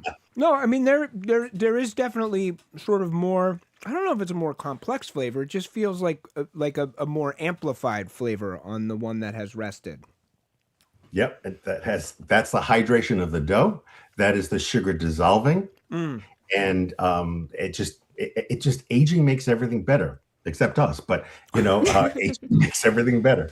So, talk to us about this chocolate again. We have a texter who's asking again, what was the chocolate that you recommended that took Olivia 25 minutes to find in the grocery store? Allison, tell us about that chocolate I really again, hope Dave. You found it. I think I did. Tell us it's about it. It's called couverture chocolate. Couverture, and how do you spell that? Couverture. Couverture. And it has a much higher cocoa butter content. And that's why it will melt. Because, have you ever made chocolate Toll House where you use the chips and they stay in like little points? Yeah. It's compound chocolate. It has a lot of hydrogenated oils in it. It's just the cocoa butter, and it has a darker flavor, and it melts beautifully, and they're discs. So I get Belle Collade, and a lot of them out there, they're different companies, but they're the size of quarters, and they're flat. And that's what you melt down and then you use for covering chocolate. That's what a lot of candy makers will use. Using that here, it just amplifies the flavor. It's just an exquisite chocolate, and the texture is exquisite because of that. You're listening to The Curiosity Desk. We're talking with David Leite about chocolate chip cookies. We're going to go to the phones. Joe in Melrose, who's got a question about maybe a potential technique for making chocolate chip cookies. Joe, welcome to The Curiosity Desk. What do you got for us? Yeah, thanks. So a couple of months ago, I made cookies where I used brown butter which I thought came out so good, and I was curious if you ever tried that, as well as I know that David just mentioned that he used the brown sugar because it has more molasses content, and I had heard about adding molasses directly into the dough, so I'm curious if that was something that he had tried. All right, two good questions, Joe. I see David nodding here. What we got on brown butter and on molasses in the dough itself, David? Joe, I have used brown butter. What I do, though, is when you brown butter, you lose liquid, right? And that's going to throw off the hydration element of the cookie. So I brown the butter, but then when it's done, I will chill it. So therefore, it's as firm as it could be. Oh. Because what you're doing is you're beating it in, and when you beat in like room temperature butter, so that's what I mean, is you want to chill it, so therefore it firms up. You take it out, and when you beat it, the sugar and the butter mixing together, that starts to create little tiny pockets of air because it roughs up what's going on. And when you just pour in brown butter, cooled brown butter, you're missing all of that. It creates a different cookie, great cookie, but it's flatter. So I chill it first, then I beat it in. And so you get that brown butter, that nuttiness, that hazelnutty flavor that just adds more layers into the cookie. And I also have added molasses, but what I do, Joe, when I'm using the light brown sugar, yeah, the dark, I'll put in like a tablespoon or so of molasses, and that just gives it kind of that richer flavor. But yes, adding molasses is great. You don't want to go too much. It's an acidic ingredient, so you want to be careful. You don't want to throw off the chemistry, but absolutely. And one thing too, Joe, if you are going to try doing the chilled butter, add like a tablespoon extra of milk or just water into the dough to make up for the lost moisture. Because when you age the dough, it needs to hydrate, and you've gotten rid of a lot of the moisture by turning into brown butter. Oh, there you go, Joe. That is David dropping knowledge at you. Both good suggestions, and he has suggestions for you what exactly to do when you do it. David, before I let you go, how important is the temperature at which I am baking the cookies? Does it matter that much, or does it not? Yep. You want to? I do at 350. A lot of people do 375. I don't really know why. I think cookies are best at 350. You want to give it time. If it's too hot, the edges will really set, and it won't spread. Get it too low, it'll spread too much. By 350 is kind of like the ideal Goldilocks temperature, where it melts just enough. It creates that beautiful, it's about 4.5 inch, maybe even 5, depending, circle of cookie. And yeah, that is it. I sometimes hit it with the convection just to get some extra browning on top. But I watch it like a hawk. All right, that's David Leite, founder of Leite's Culinaria, with us on National Chocolate Chip Cookie Day, telling us all about the perfect chocolate chip cookie. David, thanks so much for being with us. My pleasure. Thank you. And our thanks to Olivia Corcio for cooking these chocolate chip cookies. Jared, you've just had a little bite of the chocolate chip like cookie. How are you going to call me out like that? We'll only talk for food. That was an amazing cookie. Congratulations, Olivia. You're amazing. So Jared Bowen, of course, of the Culture Show. I understand cookies are on the dais for you guys today too, right? It's a theme throughout our afternoon block today.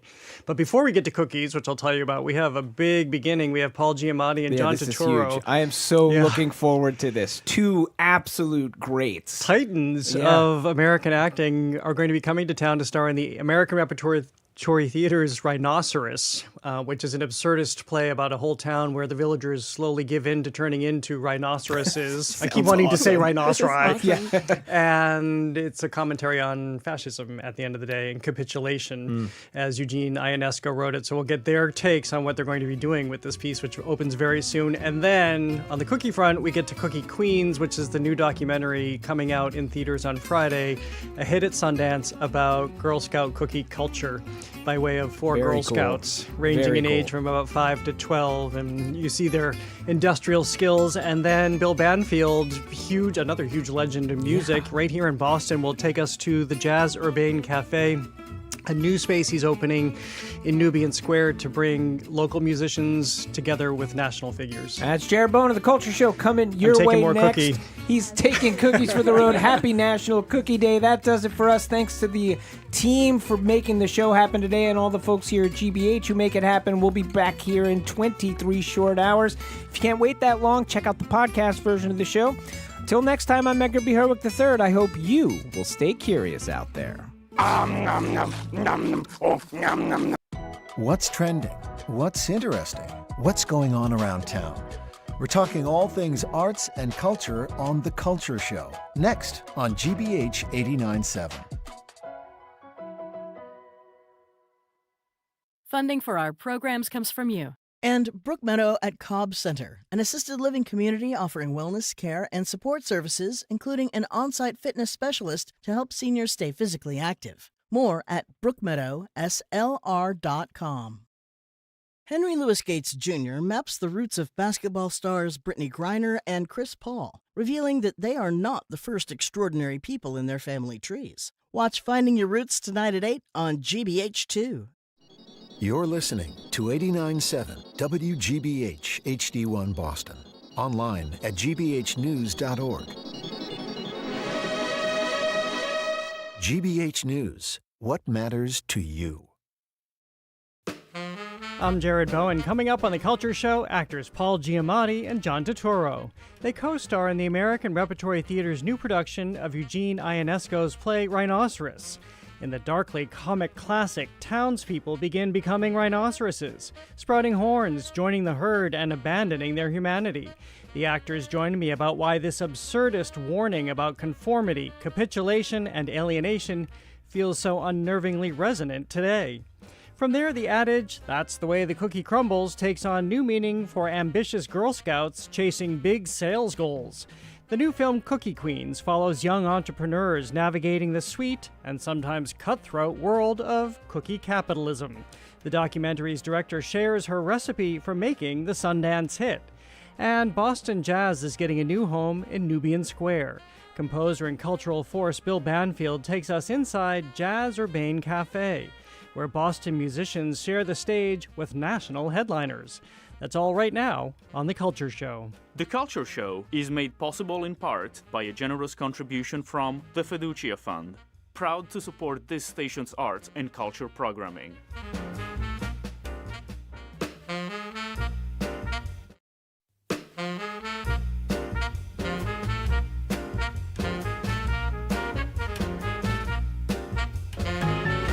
I'm Jared Bowen. This is The Culture Show on 89.7 and streaming on the GBH News YouTube channel. Eugene Ionesco's Rhinoceros. In his play Rhinoceros, the residents of a small town begin sprouting horns, growing thick hides, and thundering through the streets. The first transformations provoke horror, but as they continue, the animal's brute strength acquires its own appeal. Soon, for most of the town's residents, becoming a rhinoceros is more a choice than catastrophe. Ultimately, it's only one man who refuses to follow the herd.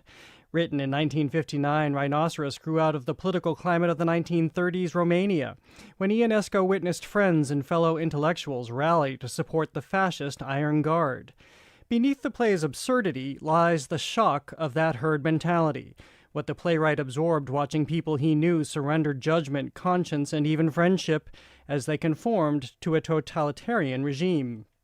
In 2026, Ionesco's world feels unnervingly familiar, with extremism moving from the margins into public life, gathering legitimacy and expanding the limits of what a society will tolerate.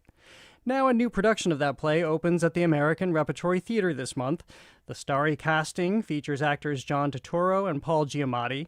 Turturro stars as Berenger, the disheveled, tardy, and heavy-drinking outsider who refuses to become a rhinoceros, while Giamatti plays Jean, his imposing intellectual and capitulating friend. Rhinoceros, directed by ART artistic director Diane Paulus, has already been extended and runs August 14th through September 27th at the Loeb Drama Center in Cambridge. John Turturro and Paul Giamatti, welcome to The Culture Show. It's great to have you both here. Thank you. Thanks for having us. Well, John, let me start with you because as I understand it, you were the one who brought this play to Diane Paulus to have a discussion about it and explore the merits of presenting it in this moment. Well, actually, it was a friend of mine, Elizabeth Marvel, who recommended that I've worked with her and recommended that I read it.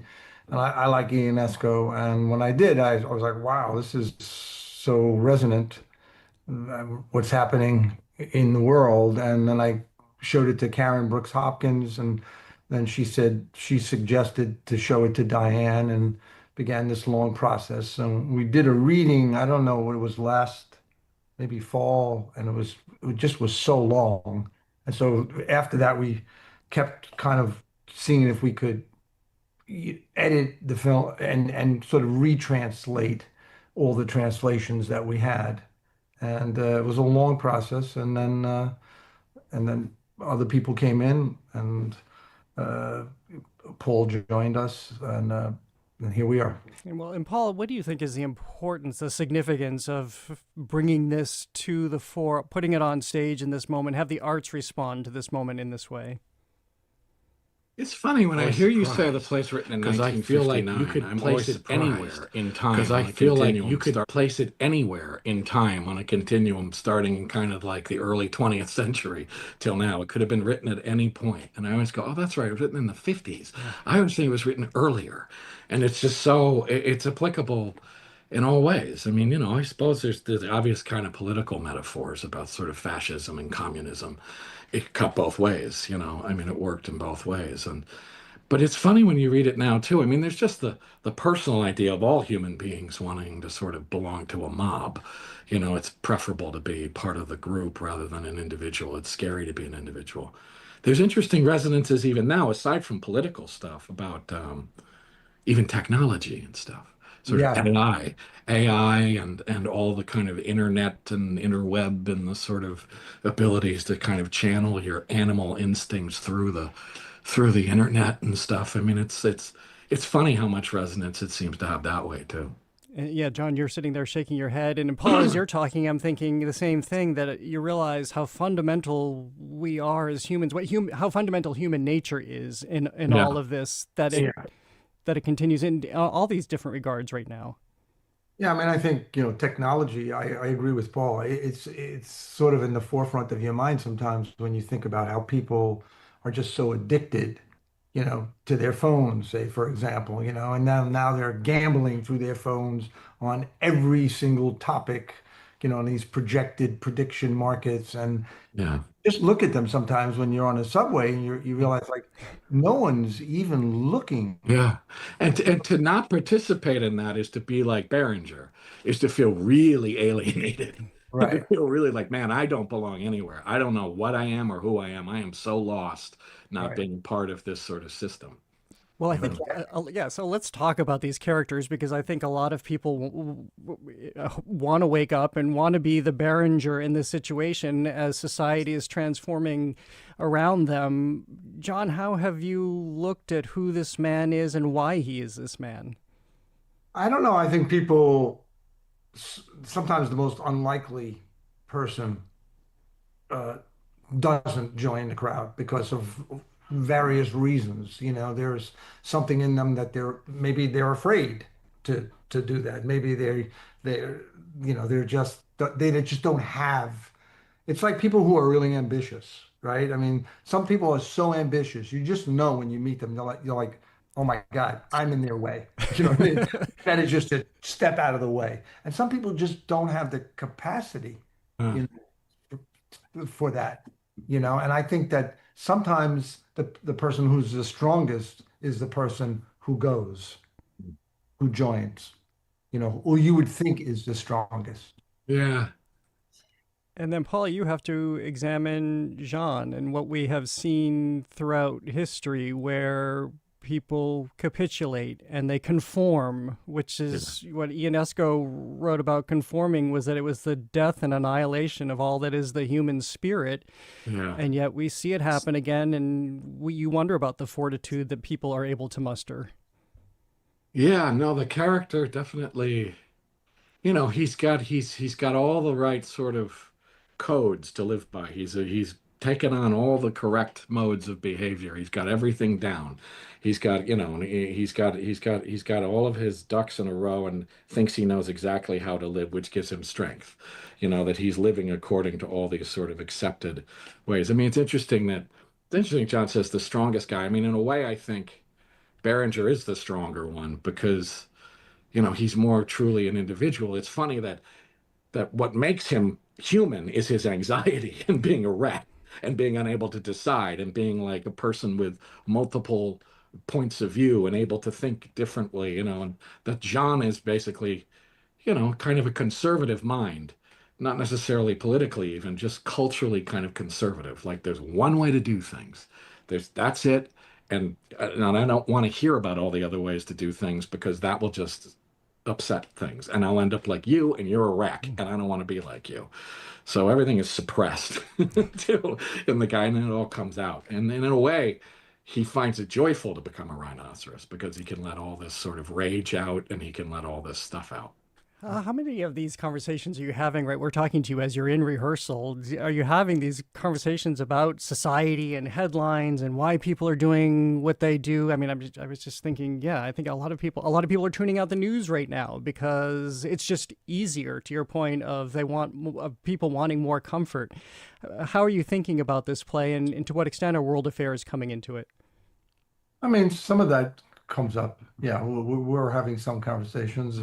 People, we've talked about Romania, Chechesca later on, there's those things that come up. And sometimes, you think the word rhinoceros it's in place of, National Socialists, Stalinists, communists, Nazis, so it's the people who are in the SS, who joined the SS. They were like the best of the best, and those are regular people.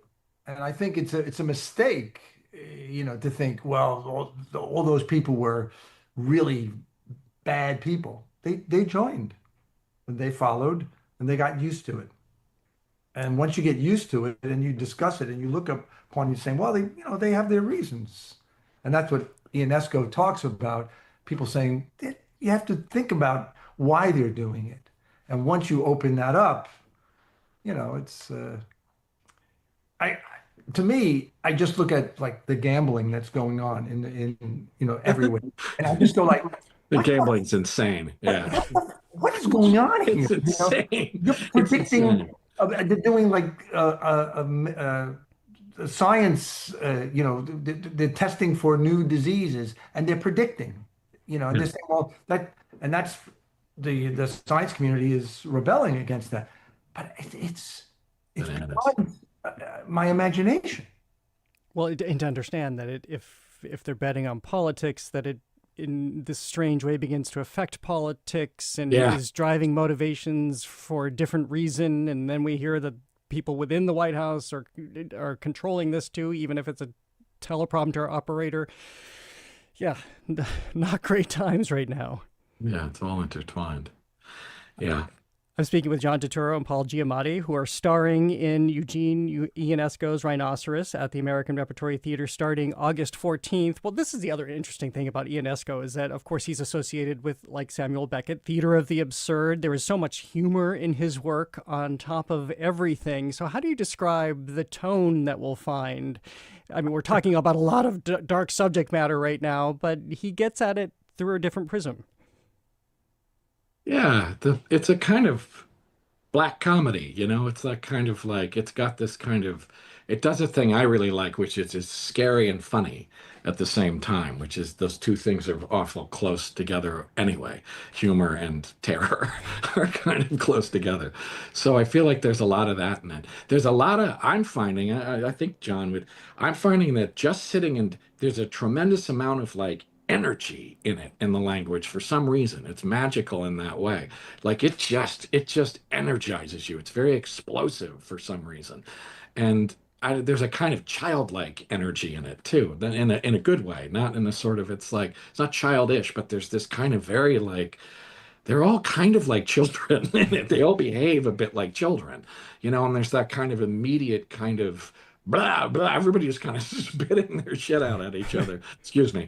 And so I don't know, it's a lot of fun to do. I'm having a great time doing it. It's as dark as it is, there's also a certain, the absurdity of it is not just the absurdity of existence, but the kind of absurdity of the humor and stuff in it too. I mean, it's like, it's laughing about some incredibly dark stuff, and there's something that's kind of liberating about that. At least for me. I completely concur with Paul. I think it's actually closer to existence than realistic plays. Yes. Way closer. Yeah.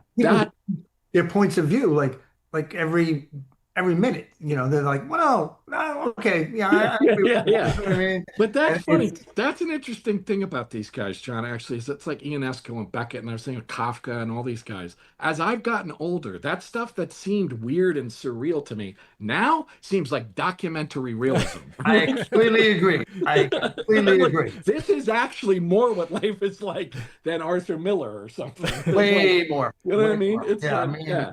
right. I mean, I for years I read some of those plays, and I was like, I don't. And then when I wound up doing Endgame, I was like, Yeah. this is close to my life. You know what I mean? It was like too realistic almost. Yeah. And I'm very, very funny, and Yes. they have that line in Endgame that goes, "Let us pray," and they're all praying, and he goes, "Anything? Not yet." And I goes, "Bastard doesn't exist," and you're like, it's great. Yeah, it much closer. It really does it feel feels, like it feels much more like life now to me than something interesting, like an interesting commentary and things. I'm like, oh no, this is actually how everything actually is. There's no question about it. Right. Yeah. Well, clearly people hear the camaraderie you have just in this interview, and I won't share what I was listening in on just as we came on the air before, but how have you found I'm sure it was off color. Yeah. Yeah, well, we have to be kind of child-like, as Paul said. It's true. It's true. Did you guys just naturally find each other? I was looking, but you haven't worked together before, had you? We worked for the first time when Tom McCarthy's The Statement, which we did in the spring. That's right. I mean, I've known Paul's work and I've admired Paul's work, but we never met, and we just really hit it off. So yeah. And do you have to work at chemistry, or how do you find each other in the rehearsal room, or even before you get into the rehearsal room, knowing what you have to do on stage? It's a chemistry experiment. It's like a science experiment. It is. Yeah. You either have it or you don't. Or you don't. I don't know what you can create it, I think, and I think you can work at creating it, or you can fake it too. But I always think, it's also, I kind of think it's nice when you immediately have a rapport with somebody, like I feel like I have with John and other people in this play, Tatiana Maslany, who's in it. It's like I just naturally have it. And sometimes you have to fake it. But I also just think it's kind of, in my mind, basically my job is to create chemistry with other people. Like, that's what I'm supposed to do. So it's like, if it's not there, I'll try and find it some way. I feel like rarely have I ever, I don't know, John, if I had somebody where I'm just like, whoa, I don't know how to relate to you at all, and I can't do this with you at all. I haven't had that much happen. You have to, sometimes adjust to that. Yes. Adjust to the person's way of doing things. But sometimes there's a more sort of connection about other things. Yeah. And it's also interesting when you meet at certain times of your life. Yeah. If you're both 25, maybe it's a little different. You're like two dogs sniffing each other's ass. You know what I mean? You're like, it's true. That's true. Right? But at a certain age, you're like, wow, this is, I love, when the ball goes back and forth. I mean, that's kind of the joy of it, And then what about when you're doing that on the stage? Of course, you're both men of the theater. You've both done it throughout your entire careers, but a lot of people know you from your film and television work. So what is it for you to do this live with a breathing audience there with you? I mean, it's the best. I always miss on film. I miss the presence of the audience. I also miss the physical space. Like, I always feel real confined by the camera. And it's this play, really, you can fill the space. You can do it if you want. There's no cap on it, really, and so that's great. I miss that, relating to the other person in real time, the other body, it's there. And, you're together in the same frame, so to speak, all the time. And, it's great. It's just, it's more fun, in some ways. Film is great too, but. It's kind of humbling, It kind of breaks you down to like, okay, here we are. You have to do it. It doesn't really matter what you've done before. You're there. In the present, in presentness. And how much for both of you does it change? I mean, I know there's a certain point when you're in previews and rehearsal, and then you freeze it, a theater term, and then it's locked. But do these, for your characters on stage, do you find they continue to live, that you continue to tweak and find these energies in the moment? I suspect that this will have a lot of ongoing energy, this one. You know what I mean? That things will be found and there will be a certain kind of life that might be different than other things. I don't know. Maybe. I don't know. We haven't really gotten to that point yet of locking it or anything or getting it in front of people. So I don't know. But I don't know. There's something about this feels like it's going to have a different life. I don't know.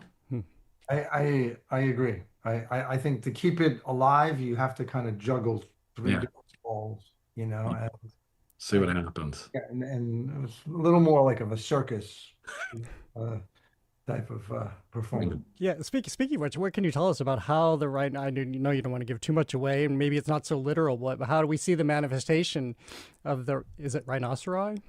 Rhinoceroses? I'm never sure. I think it might be rhinoceroses. I think you just have to come and... Yeah. That's great. We'll just leave it there, unless you want to tell the audience what you were sharing about F. Murray Abraham before we came on the air. Got a great voice, F. Murray. Terrific act. We'll just leave it there. He wasn't saying anything. For our audience, John was not saying anything bad. No. Yeah, no, he was giving him his props entirely. He wasn't saying anything. A little intimidating. Yeah.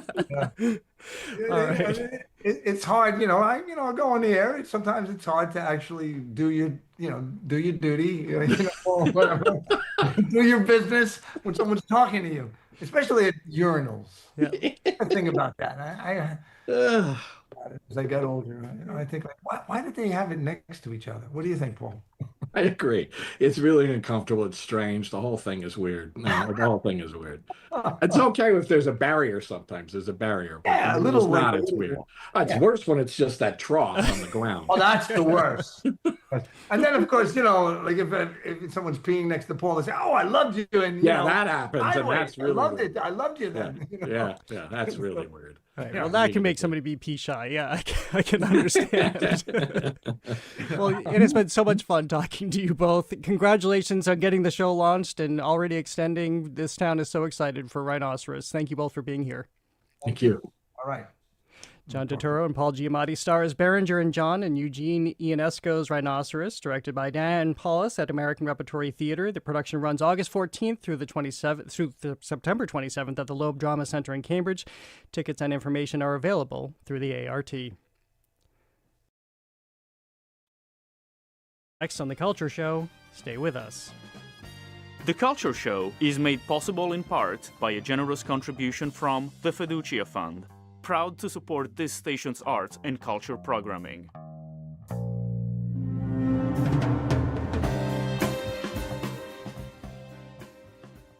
There are 26 gateway cities in Massachusetts. And in 2026, we're going to get to know them all.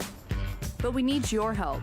We want to cover what matters to you. We want to hear what concerns you have, what you're proud of, and what you want people to know about your community. So if you're in a gateway city, we want to hear from you. Reach out to us at gbhnews.org/gateway cities. 26 in 26. That's gbhnews.org/gateway cities. Funding for our programs comes from you. And Morningside Music Bridge, returning to Boston. The summer program shines a spotlight on young classical musicians from around the world, with concerts now through August 7th at New England Conservatory, mmb.international. And Boston Children's Museum. Their new exhibit, Dream It, Build It, works to empower children to dream up, design, and build things that make our world a better place. More about the exhibit at bostonchildrensmuseum.org.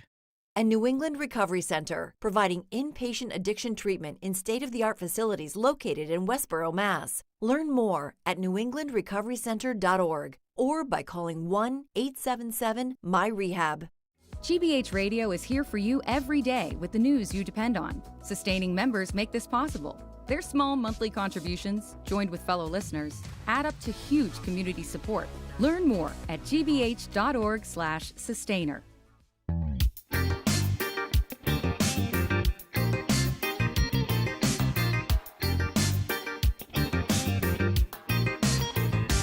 I'm Jared. This is The Culture Show on 89.7 and streaming on the GBH News YouTube channel.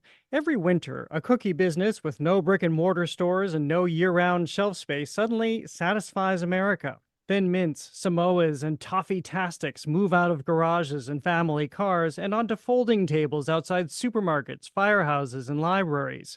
On a tight 6-week schedule, Girl Scouts sell roughly 200 million boxes and generate close to $800 million. How did troop meetings, family calendars, and girls armed with sales pitches add up to a business of that scale? The new documentary, Cookie Queens, takes us inside the operation and the girl power that drives it. When you're selling Girl Scout cookies, you have to set your goals. My sister went to Europe, and that's where I'm going to. Very good salesperson. Oh, I'd like to be a Supreme Court justice. Oh. Every Girl Scout makes a goal and tries to accomplish it or go past it. The film follows 4 Girl Scouts, ages 5 to 12, whose goals range from scoring a bandana to earning a trip to summer camp to breaking a record by selling 12,800 boxes. In this Sundance hit, we find that cookie season becomes a test of ambition, competition, and family commitment. It's a revealing and existential look at the lives of girls shaped by the pressures of the cookie hustle. Cookie Queens opens in theaters nationwide this Friday, and director Alyssa Namias joins me now to talk about it all. Welcome to the show. It's a thrill to have you here. Hi, Jared. Thank you so much for having me. Well, I enjoyed this so much, and it dawned on me halfway through why I liked it so much, because you are just taking us into this culture without judgment. It's up to us to decide. It was up to me to decide how I felt about various elements, which we'll talk about. But tell me about how you began to find your way into this. I'm so happy you enjoyed that type of storytelling where it's observational. There's no interviews in this film. As you know, it's very much at the girl's point of view. And that's part of the starting point for me. Was actually, it's my 4th film as a director. And my kids saw my last film and they liked it, but they said, could you make one that we really want to recommend to our friends? And so, you know, I took that challenge seriously. And I guess it relates in the sense that I wanted to tell this story once I identified the Girl Scout cookie sale from the girl's point of view. Like really, you know, not focusing on the parents, although of course they come into the story because parents are always such an impactful part of a childhood. And I wanted to be completely observational and let the girls lead. And they ask really tough questions and they want to understand the economy. And like you said, they're selling $800 million worth of cookies every year. So they're not just rehearsing to sell. They are doing business, big business. And that interested me. In the sense of how girls are learning. We were watching girls learn about the economy and about how the world sees them, and how what their place is. The good, the bad, the ugly, and the delicious. Well, you said you're a parent, but to what extent did it surprise you, as it surprised me, how grown up these girls are? And as we said, they're in some cases very young. Yeah, I think, well, look, as a parent, I have a daughter now who's now 15 and my son is 12. It doesn't surprise me how grown up they are, how wise beyond their years, because I see that in the kids in my community. I coach soccer too. And I love how smart kids are. I love their brilliance. I love their creativity. And I wanted to create a film where, you know, but I think in the media, girls are often represented as like older than their age or too mature, like we grew up too quick, let's say, or as like only naive, innocent kids. And I wanted these girls to be able to be both. I wanted, which they are, like I wanted them to be little girls and also wise and smart and creative. And so that was something where I looked to like scripted films that were taking kids seriously, like The Florida Project, Petite Maman by Celine Sciamma. And I was thinking about like, how do we use framing and narrative to be able to observe them and let their true selves show on camera? Well, speaking of the true selves, you take us into their homes in a wide variety of circumstances, in a wide geographic expanse in this country. How would you describe who we're meeting, the demographics and the sociological perspective of who we're meeting here in your film?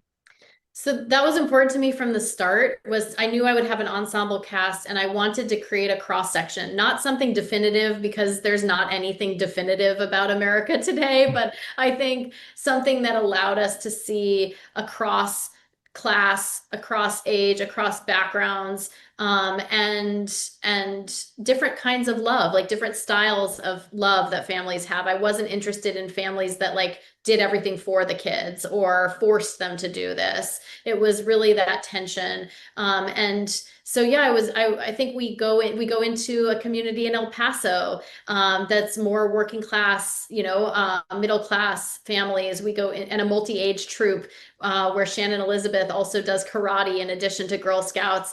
We also go into San Diego where our youngest Girl Scout, Ara, is learning the ropes. She's figuring out how does it work to sell Girl Scout cookies, and can I even pull the wagon around town because she's so small. But she's brilliant and she figures it out super quickly, as kids do at that age. We have Olive, who's a reigning champ. She is a record breaker in Charlotte, North Carolina, and she's grappling with like, am I going to continue this? What does it mean to have an identity that precedes me as a top seller? And then we have Nikki in California, Southern California, who's also has two older sisters who are reigning champs. So she's like, wants to be like them. She wants to be older. Remember that time when you wanted to be older? Yes. And then she actually also has to figure out her own identity and how is she unique. And so these are things that I think people are going to relate to, whether it's Girl Scouts or Boy Scouts or hockey or piano. Like if you're passionate about something and you've been a kid or been a parent, this will resonate. Well, and what I love about your film, among many things, is that we move from Ara, who is completely adorable and so smart. And by the way, I think her father should win Father of the Year in some capacity because their bond is so sweet, to Olive, as you were just talking about, this record-breaking kid who's 12 years old, but she's getting into meaty territory. She is looking, it's she who brings up the labor practices of all of this. Yeah. And why are the Girl Scouts only making, in most instances, $1 off of a $6 box? What was it to tread into some of that more journalistic heavy territory? Yeah, so it was a totally independent production. This film was not made in partnership with Girl Scouts, although we're so psyched that the Girl Scouting community seems to be embracing it very wholeheartedly now. But yeah, the kids ask those questions, and Olive's been doing this, as she says, for 7 years now. It feels like quite a long time to her, and it has been. And she is working her butt off, and she would like to not just have potentially a little more compensation for her troop to do the trips and activities that they do with their cookie money, but also to be able to have more of a voice and a say in this organization that she's raised so much money for over the years. And I feel like those are really valid concerns. And so for me as a filmmaker, it was natural to, when I start to work with anyone I'm collaborating with, I want them to share their authentic story. And those were questions that Olive and her best friend Celia were really asking that cookie season. And I think are still asking. And it's natural when you care about an organization, or as Olive would say, or even a government, you want it to be better. You want to push for it to continue to be better. And I really respect that. So as a filmmaker, I feel like I'm just able to help them share those ideas with the world. We are talking about the documentary Cookie Queens, opening in theaters nationwide this Friday. I'm speaking with Alyssa Namias, the director of the new documentary. Staying with Olive for a moment, this is in the judgment part that I said, I brought to some of this. We see some scenes with her mom that you wonder, are we entering into Dance Moms territory? And how, you mentioned family at the outset, how much is her mom driving Olive's own desire to be a record breaker when clearly by the end of this 6-week selling cycle, her daughter is pretty tired and has, I mean, this is amazing, has no compunction about telling her mother that she needs to back off. Yeah. That is something that for me, I relate to really deeply, both as a daughter, for, when I was a kid and as a mom now, I can see myself in both of those characters, right? Of both those people who are also now my close, collaborators and friends. But I really respect that they were able to have that conversation, that Olive's mom listens to her. And I also respect that Olive was learning to set boundaries and doing her best to do that. And I think there isn't a right answer. But one of the things that I took away from that experience of watching Olive and the other girls go through something so intensively, as I've done with my own kids when they play soccer or do, music and stuff, is like, they do love it. And so you want to challenge them, you want to support them when they're in a low point. And then also it's really hard, and you want to honor when things get too hard. And I think that that's something that's worth talking about. And I hope that families who watch this movie together will be able to maybe give voice to, or talk about among themselves what's right for them. Personally, I think that Olive, she's still selling cookies and she really does love it. And it's also challenged her in ways that are perhaps at times a little too much. And she's been able to learn from that, and her parents too.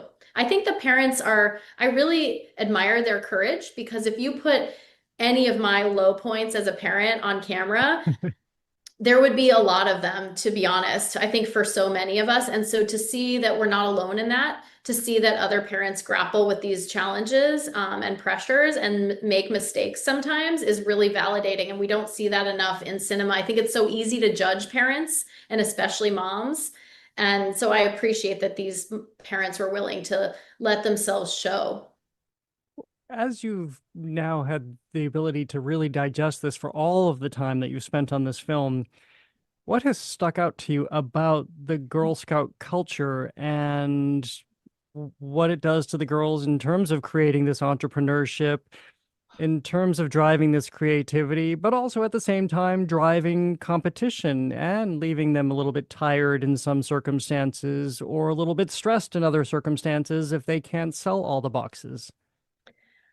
I think that, well, first of all, Girl Scout culture is bigger than the cookies. I want to honor, even though this film does focus on the cookie sale, that Girl Scout culture is bigger than that. It's a major part of it, but not the only part. And I think that I did learn a lot about how, when Girl Scouts functions at the troop level with volunteers and parents who are super invested in the young people in their community, that is a force to be reckoned with. A really powerful, positive, can be a very powerful, positive force when girls have sisterhood, when girls have adult women that they can trust over time. That's powerful. And I think all the troops in this film have that, because the leaders who are volunteers are doing an ace job. And yes, they make mistakes, and yes, it's challenging, and also they're doing great. And so that's awesome. And I think I would encourage people to explore that finding a troop leader that they can really trust, who's going above and beyond. I think from the entrepreneurship is complicated for me, because I think on the one hand, you can take skills you learn from working at any company and apply them to entrepreneurship. But what these girls are doing, I don't think is entrepreneurship. I think it's working for a big company, and I don't think that's a bad thing necessarily, but it's like a little bit of a misnomer. What they're doing is selling boxes for a big nonprofit corporation. But can you apply those skills, the money skills, the money the interactions? Of course you can apply that if you decide to be entrepreneurial, which, as you see in the film, at least one of the Girl Scouts does decide to take a more entrepreneurial route. And that excites me. And I think when girls can apply these skills to things that are genuinely entrepreneurial, it could be great. We've talked a lot about some of the heavier themes that come about, but I have to go back to, again, Ara, who I just thought was one of the most sincere and genuinely precocious kids I have ever seen on screen. Tell me about this little 5-year-old and how sincere she is. So Ara's actually now 7 since we filmed. It's been a year and a half, and yeah, she's extraordinary. Like, when I first saw her little video that her parents submitted to consider being in the film, my producers and I all kind of said, okay, well, we have one is set. We're definitely filming with her. And I think it's her brilliance, it's her creativity. It's also, she's an incredibly verbal kid at 5 years old. So she's able to express things that probably a lot of 5-year-olds think and feel, but maybe don't have the verbal, predisposition to be able to articulate. And so I think that's really special about her. And she genuinely loves Girl Scouts. So her family is not obsessed with Girl Scouts. It's one of many things she does. And she loves it. She loved selling cookies. She wanted to figure out how it works. And so I just thought that was a fascinating premise. And she's a balance, because she's like, you can see how maybe Olive started out like her potentially. And we think, oh, is she going to grow up to be more like Olive, who's going massive with her goals? I don't know. But I think that those kinds of questions are lovely. And for me as a filmmaker, made it fun to tell Ara's story. Well, this is funny that because I want to end with this question that you just led perfectly into. There, of course, There's the great British documentary series 7 Up, which revisits the same characters from real life characters from when they were very young and has now followed them into their elder years. These girls are ripe for that, I think. We're meeting them in such distinct points in their lives. We already have a sense of who they are. And just like 7 Up, it represents a wide swath of the country. Is there any thought that you've given to revisiting these girls in the coming years? Well, of course, that's like an iconic documentary. So I'm very flattered that you would even compare it, because and to me, what it says is how much you and other people might care about these girls as you watch the film, which is what I want. And I want, whether it's these girls that we track over time or other young people who get to be part of nonfiction storytelling, I'm excited that people want that people want to see stories about young people and about growing up and take it seriously. I think that's positive. And the fact that we're getting young people to come to theaters this weekend when we open is really huge, because I didn't see a documentary in a movie theater till college. And I feel like it's a really powerful thing to think about. Like, when young people have come to our film festival screenings, they're like, are these girls real? How are they real? And that's a big question. Like, with media literacy is so important these days. And so that's exciting to me. And sure, if Olive lets me into her Supreme Court chambers, I'm not going to turn down that sequel. Well, this has been wonderful. Congratulations on all of your success. And as I mentioned, it was a hit at Sundance. It got rave reviews coming out of that. And I'm sure this will continue as it goes into nationwide release, especially what a wonderful point that young people are seeing maybe their first documentary ever at this early age. Thank you for giving them that appetite now. Thank you, Jared. I'm so grateful to the girls and families in the film and my crew, and excited for people to see it. Well, it's a joy to have you here. Alyssa Namias is the director of the new documentary Cookie Queens, opening in theaters nationwide this Friday. Well, coming up, a new beat in Nubian Square, Bill Banfield takes us inside the brand new Jazz Urbane Cafe and his mission to give Boston's musicians a stage worthy of the city's great jazz history. Stay with us. Thank you so much.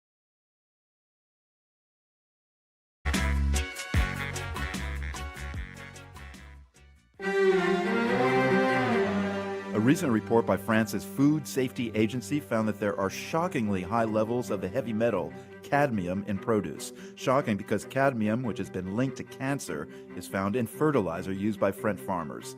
Food safety activists have been spreading the word, but so far, lawmakers have opposed legislation meant to curb the problem. That's next time on The World.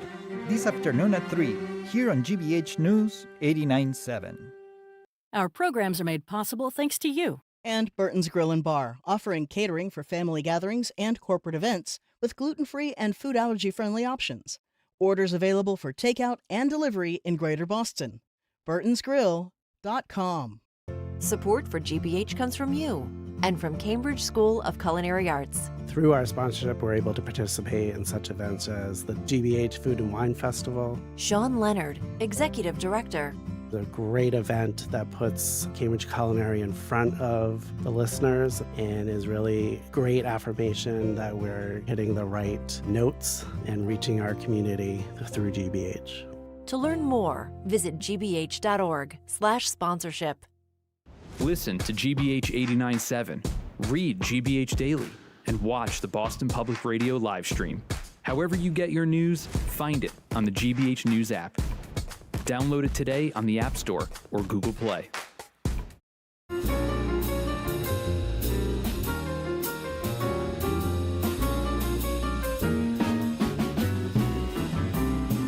Jared Bowen, live on 89.7 and streaming on the GBH News YouTube channel. This is The Culture Show, and this is what Friday night in Nubian Square will sound like.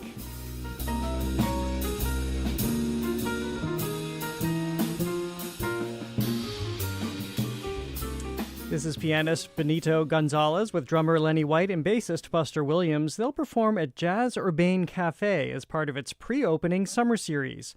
Jazz Urbane Cafe is the brand new 200-seat music venue and restaurant in the heart of Nubian Square. It arrives in a city with a deep jazz history, but with far too few dedicated spaces where musicians can work night after night to stretch their sound and build an audience. Bill Banfield has spent decades working toward such a place. Jazz Urbane stems from his own performances, his record label, and a cross-generational collective built around mentorship. The cafe gives that idea a permanent stage. Banfield's own life has followed those connections, from Boston classrooms to recording studios to concert halls. He's chaired the Pulitzer Prize Committee. In 2023, he received the President's Call to Service Award for a lifetime of community work. Now he's bringing those worlds together in Nubian Square. It's a great pleasure to have you here, Bill Banfield. Thank you so much for joining us. Thank you, Jared. It's great to be here with you, sir. Well, tell me about your vision. You're going to have a grand opening in the fall. We're getting a preview now of the Jazz Urbane Cafe. We got a wonderful view of this in these, like you say, pre-summer pre-opening concerts, which were special series of concerts to begin to work towards the grand opening in the fall. And it has been a 10-year journey of build, as you know. And so it's very exciting to be here. We had Terry Lynn Carrington and her ensemble, which did her record release party this past Friday evening. It was a knockout. I can only imagine. She's amazing. My goodness. She was great. Everybody in the room was excited about it. And then the group went next day, of course, and did the festival. And Newport. So for us, it was great that she actually did the record release party at the Jazz Urbane Cafe in Nubian. Packed house. People were turned away. I mean, it was great. And we had a great time. So here it is, a major educator who's from Boston, from the Boston area, who's going to become an international figure.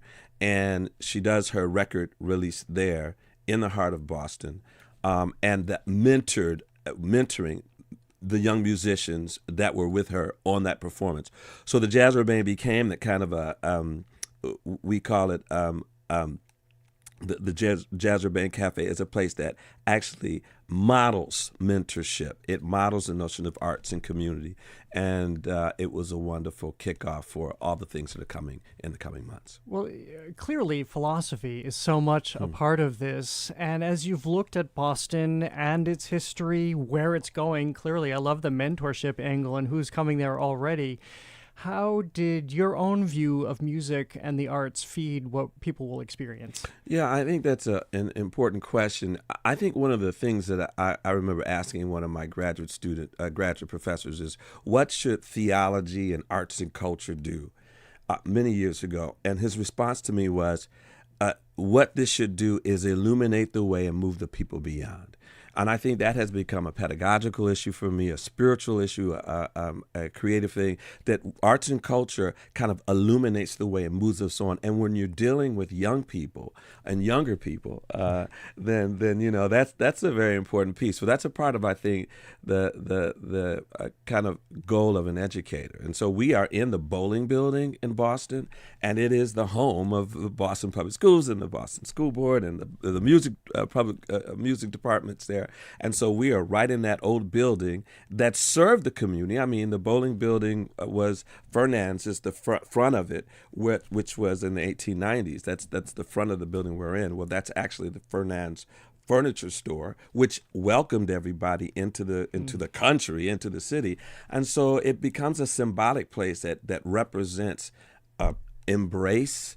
It represents culture. It represents how we see ourselves in the future. So, I mean, it sounds kind of like cliche, but it just happens to be what that building is about. And we were very honored to be invited to begin the Jazz Urbane Cafe in the bowling building. Well, you have done an extraordinary amount in your career. Symphonies, opera, chamber works, jazz. You've worked with Quincy Jones, the Presidential Medal or honor that I mentioned.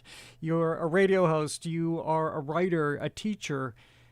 As you look back on your career and again building toward this, how was it to land on jazz in particular? Well, interesting. I'm from Detroit, which is a big city of lots of music and industry and culture. And so we kind of came up. I went to a high school called Cass Tech. Everybody knows it was like the -- public high school in the country, blah, blah, blah. It's wonderful. And the #1 music department program. I just happened to be there. Well, I mean, Ray, many people came through that department. And I think that, our parents, taught us to bring all these pieces together. So jazz was an important part, but it's Motown. So there's also the songs and the future of America. I mean, Motown's slogan was the music of the music of this generation, and so that generational piece was there. What you were doing with your music to impact the world you lived in, because we came up in the golden era. I shouldn't say there's a golden era. Every era is golden, right? But I mean, I'm a kid of the 70s, right? 60s and 70s. And so the music was a big part of that. So I think just as a musician and someone who is interested in culture and music education, those things just came together. From that school, then coming here to Boston as a youngster, and in the earlier days, and being here at Newell Conservatory and Boston University, it was all about music and culture in Boston. So I think I just kept that piece through my thread of experiences, and that became the thing that my life began to be focused to be focused towards. Well, how do you look at jazz today? I love that you qualify the different golden eras, the 70s. I'm wearing my Prince my Prince sweatshirt right now. I lived in Minneapolis. My goodness, yeah, we're really connecting. Yeah. But jazz now, where do you see it amid all of the other forms? Well, it is. When we say the Jazz Urbain Cafe, we use jazz to embody the best music forms that we've created in our culture. Jazz happened to be the one form that began to open the door in the early part of the 20th century with expression, with this notion of this black music that connected to everyone. It was a global music, and it became the model of what great American music is. And the greatest works that we know, whether you're talking about Bernstein or Gershwin or Stevie Wonder, they all look to this music to give their grounding, including bluegrass and blues and gospel. All of them really came out of this music. So it embodies the best of all of that. So when you think about someone like Terry Lynn Carrington, who played, she's someone who is known as a great drummer, but in the jazz tradition, but that's inclusive of everything. Now, where jazz is today, it's inclusive of hip hop and neo soul and global music and intergenerational kinds of exchanges. That music invites all of those voices in, and that's the vision that we had for the Jazz Urbain Cafe here in Boston. I'm speaking with Bill Banfield, founder and artistic director of Jazz Urbain Cafe, now presenting its pre-opening summer series in Nubian Square with a big grand opening in the fall. Well, as I also described, you're going to be bringing in, as you mentioned, these major national figures in music who will perform alongside Boston musicians. Yeah. What's the significance of that for you? Oh, my goodness. Well, I think the thing that happens is in Boston, when we were here in those golden era years in the 80s, anybody that came to Boston to study music in particular, let's talk about that, we had places, Jared, to perform. We had places in neighborhoods to perform. There's a great book out that looks at the history of jazz in Boston. It talks about all of the venues that were here. Those venues, there are 2 or 3 that are left that have been here, and everybody goes to, Wally's particularly, but there are several others. But there aren't a lot of places where all this talent, it's an enormous amount of talent coming to these schools, Boston University, Berklee College of Music, Boston Conservatory, Laundry School of Music, Berkeley. I mean, it's amazing. Yet there are no places for those musicians to perform. So I think we all have been struggling with that. So the Jazz Urbain Cafe becomes a kind of a place that becomes a sanctuary, kind of a temple of the arts, for young performing musicians. But I think a place for artists and dancers and poets to hang out and talk. We don't have that kind of space. So that's very significant for local talent, right? To have a premier place that they can be exposed to. And then with our local artists perform during the weekdays, and the national acts are on the weekend. So there's a mesh of both of those worlds together. I love the tone and atmosphere. It's almost cinematic what you're describing. It'll be a supper club as well at the end of the day, or the night, as it were. Was there a place that was of the greatest influence to you? As I mentioned, you've been on all the world's greatest stages. Yeah. You've been with all these major figures. What has most inspired you in terms of these kinds of clubs and environments? Well, I have to really give my hometown, Detroit, some shout out about that. There was a place called Baker's Keyboard Lounge in Detroit where all of the great artists came and played, but it was a small place in the neighborhood, but the major figures came there. And so I think seeing that along with the other larger venues that are there, Fox, Detroit, the theaters, and we went to a place called the Rapper House. We all went there. Jerry Allen, I mean, all the young jazz folks that came up, Regina Carter, we all had to play under a guy named Marcus Belgrave. And you went in, Jared, midnight, Saturday night, then you played to 6 a.m., even if you had to go to church or do church service or whatever, or go to Sunday school with mom and dad. It didn't matter. You had to still do that. But at 12 midnight, you were playing in the Rapper House under Marcus Belgrave.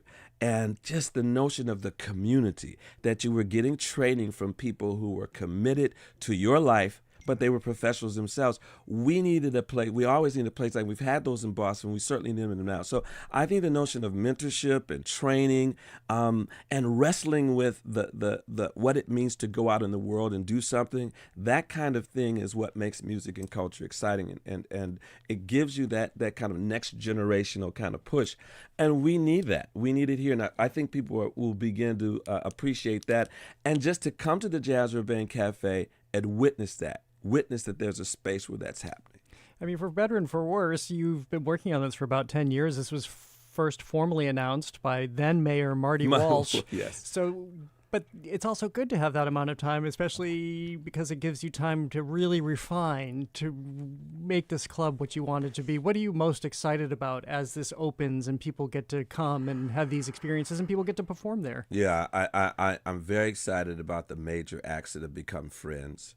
We've got Benito Gonzalez. We've got Lenny White and Buster Williams. I mean, just Lenny White and Buster Williams to be here. I mean, they have been in my classrooms over the last 30 years. Okay, we're talking about golden eras, right?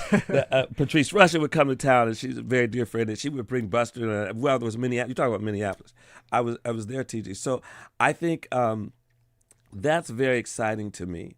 To continue. What was the rest of your question? I'm so sorry. Well, just in the time you've had to really think about this and hone it. Yeah, I mean, the thing that has happened in these 10 years is something called the pandemic. Yeah, and you were, oh my goodness. Yes. You were in a 3-week coma. We all remember that. And I think coming out of that, the thing that propelled me most is if I'm going to have life again, it's going to be life that's purposed to do the things you and I talked about and the things that you do in your work. I mean, journalism and arts and culture. This is the way for us to have the vision, but also the blessing to regroup, to reconfigure how we think of living life in this world. And you have to create spaces for that. So I think you're right.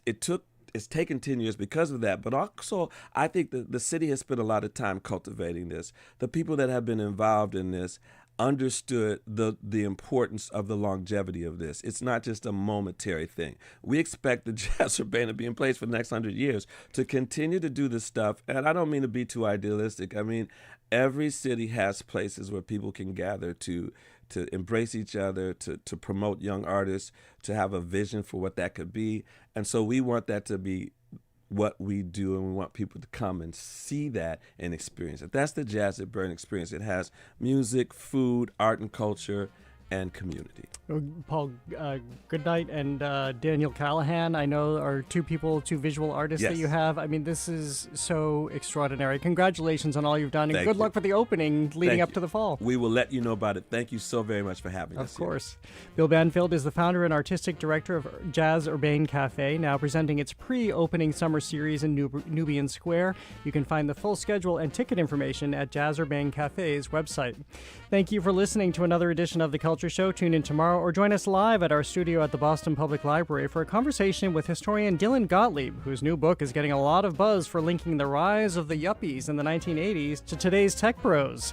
We'll have that and more. I'm Jared Bowen. Have a great day. The Culture Show is made possible in part by a generous contribution from the Fiducia Fund. proud to support this station's arts and culture programming. Spend your afternoon with us. Stay with us for GBH's All Things Considered at 4 and Marketplace at 6:30. But first, the world. A global view of today's headlines from the World Newsroom, right here on GBH 89.7. Support for our programs comes from you. And Heights Crossing, an assisted living and memory support community offering residents experiences aimed at promoting independence, inspiring curiosity, and encouraging connection with others. More at heightscrossing.com. From Cold War space races to modern lunar missions by multiple nations, follow humanity's journey to the stars. The new series, Once Upon a Time in Space, continues tonight at 9 on GBH2.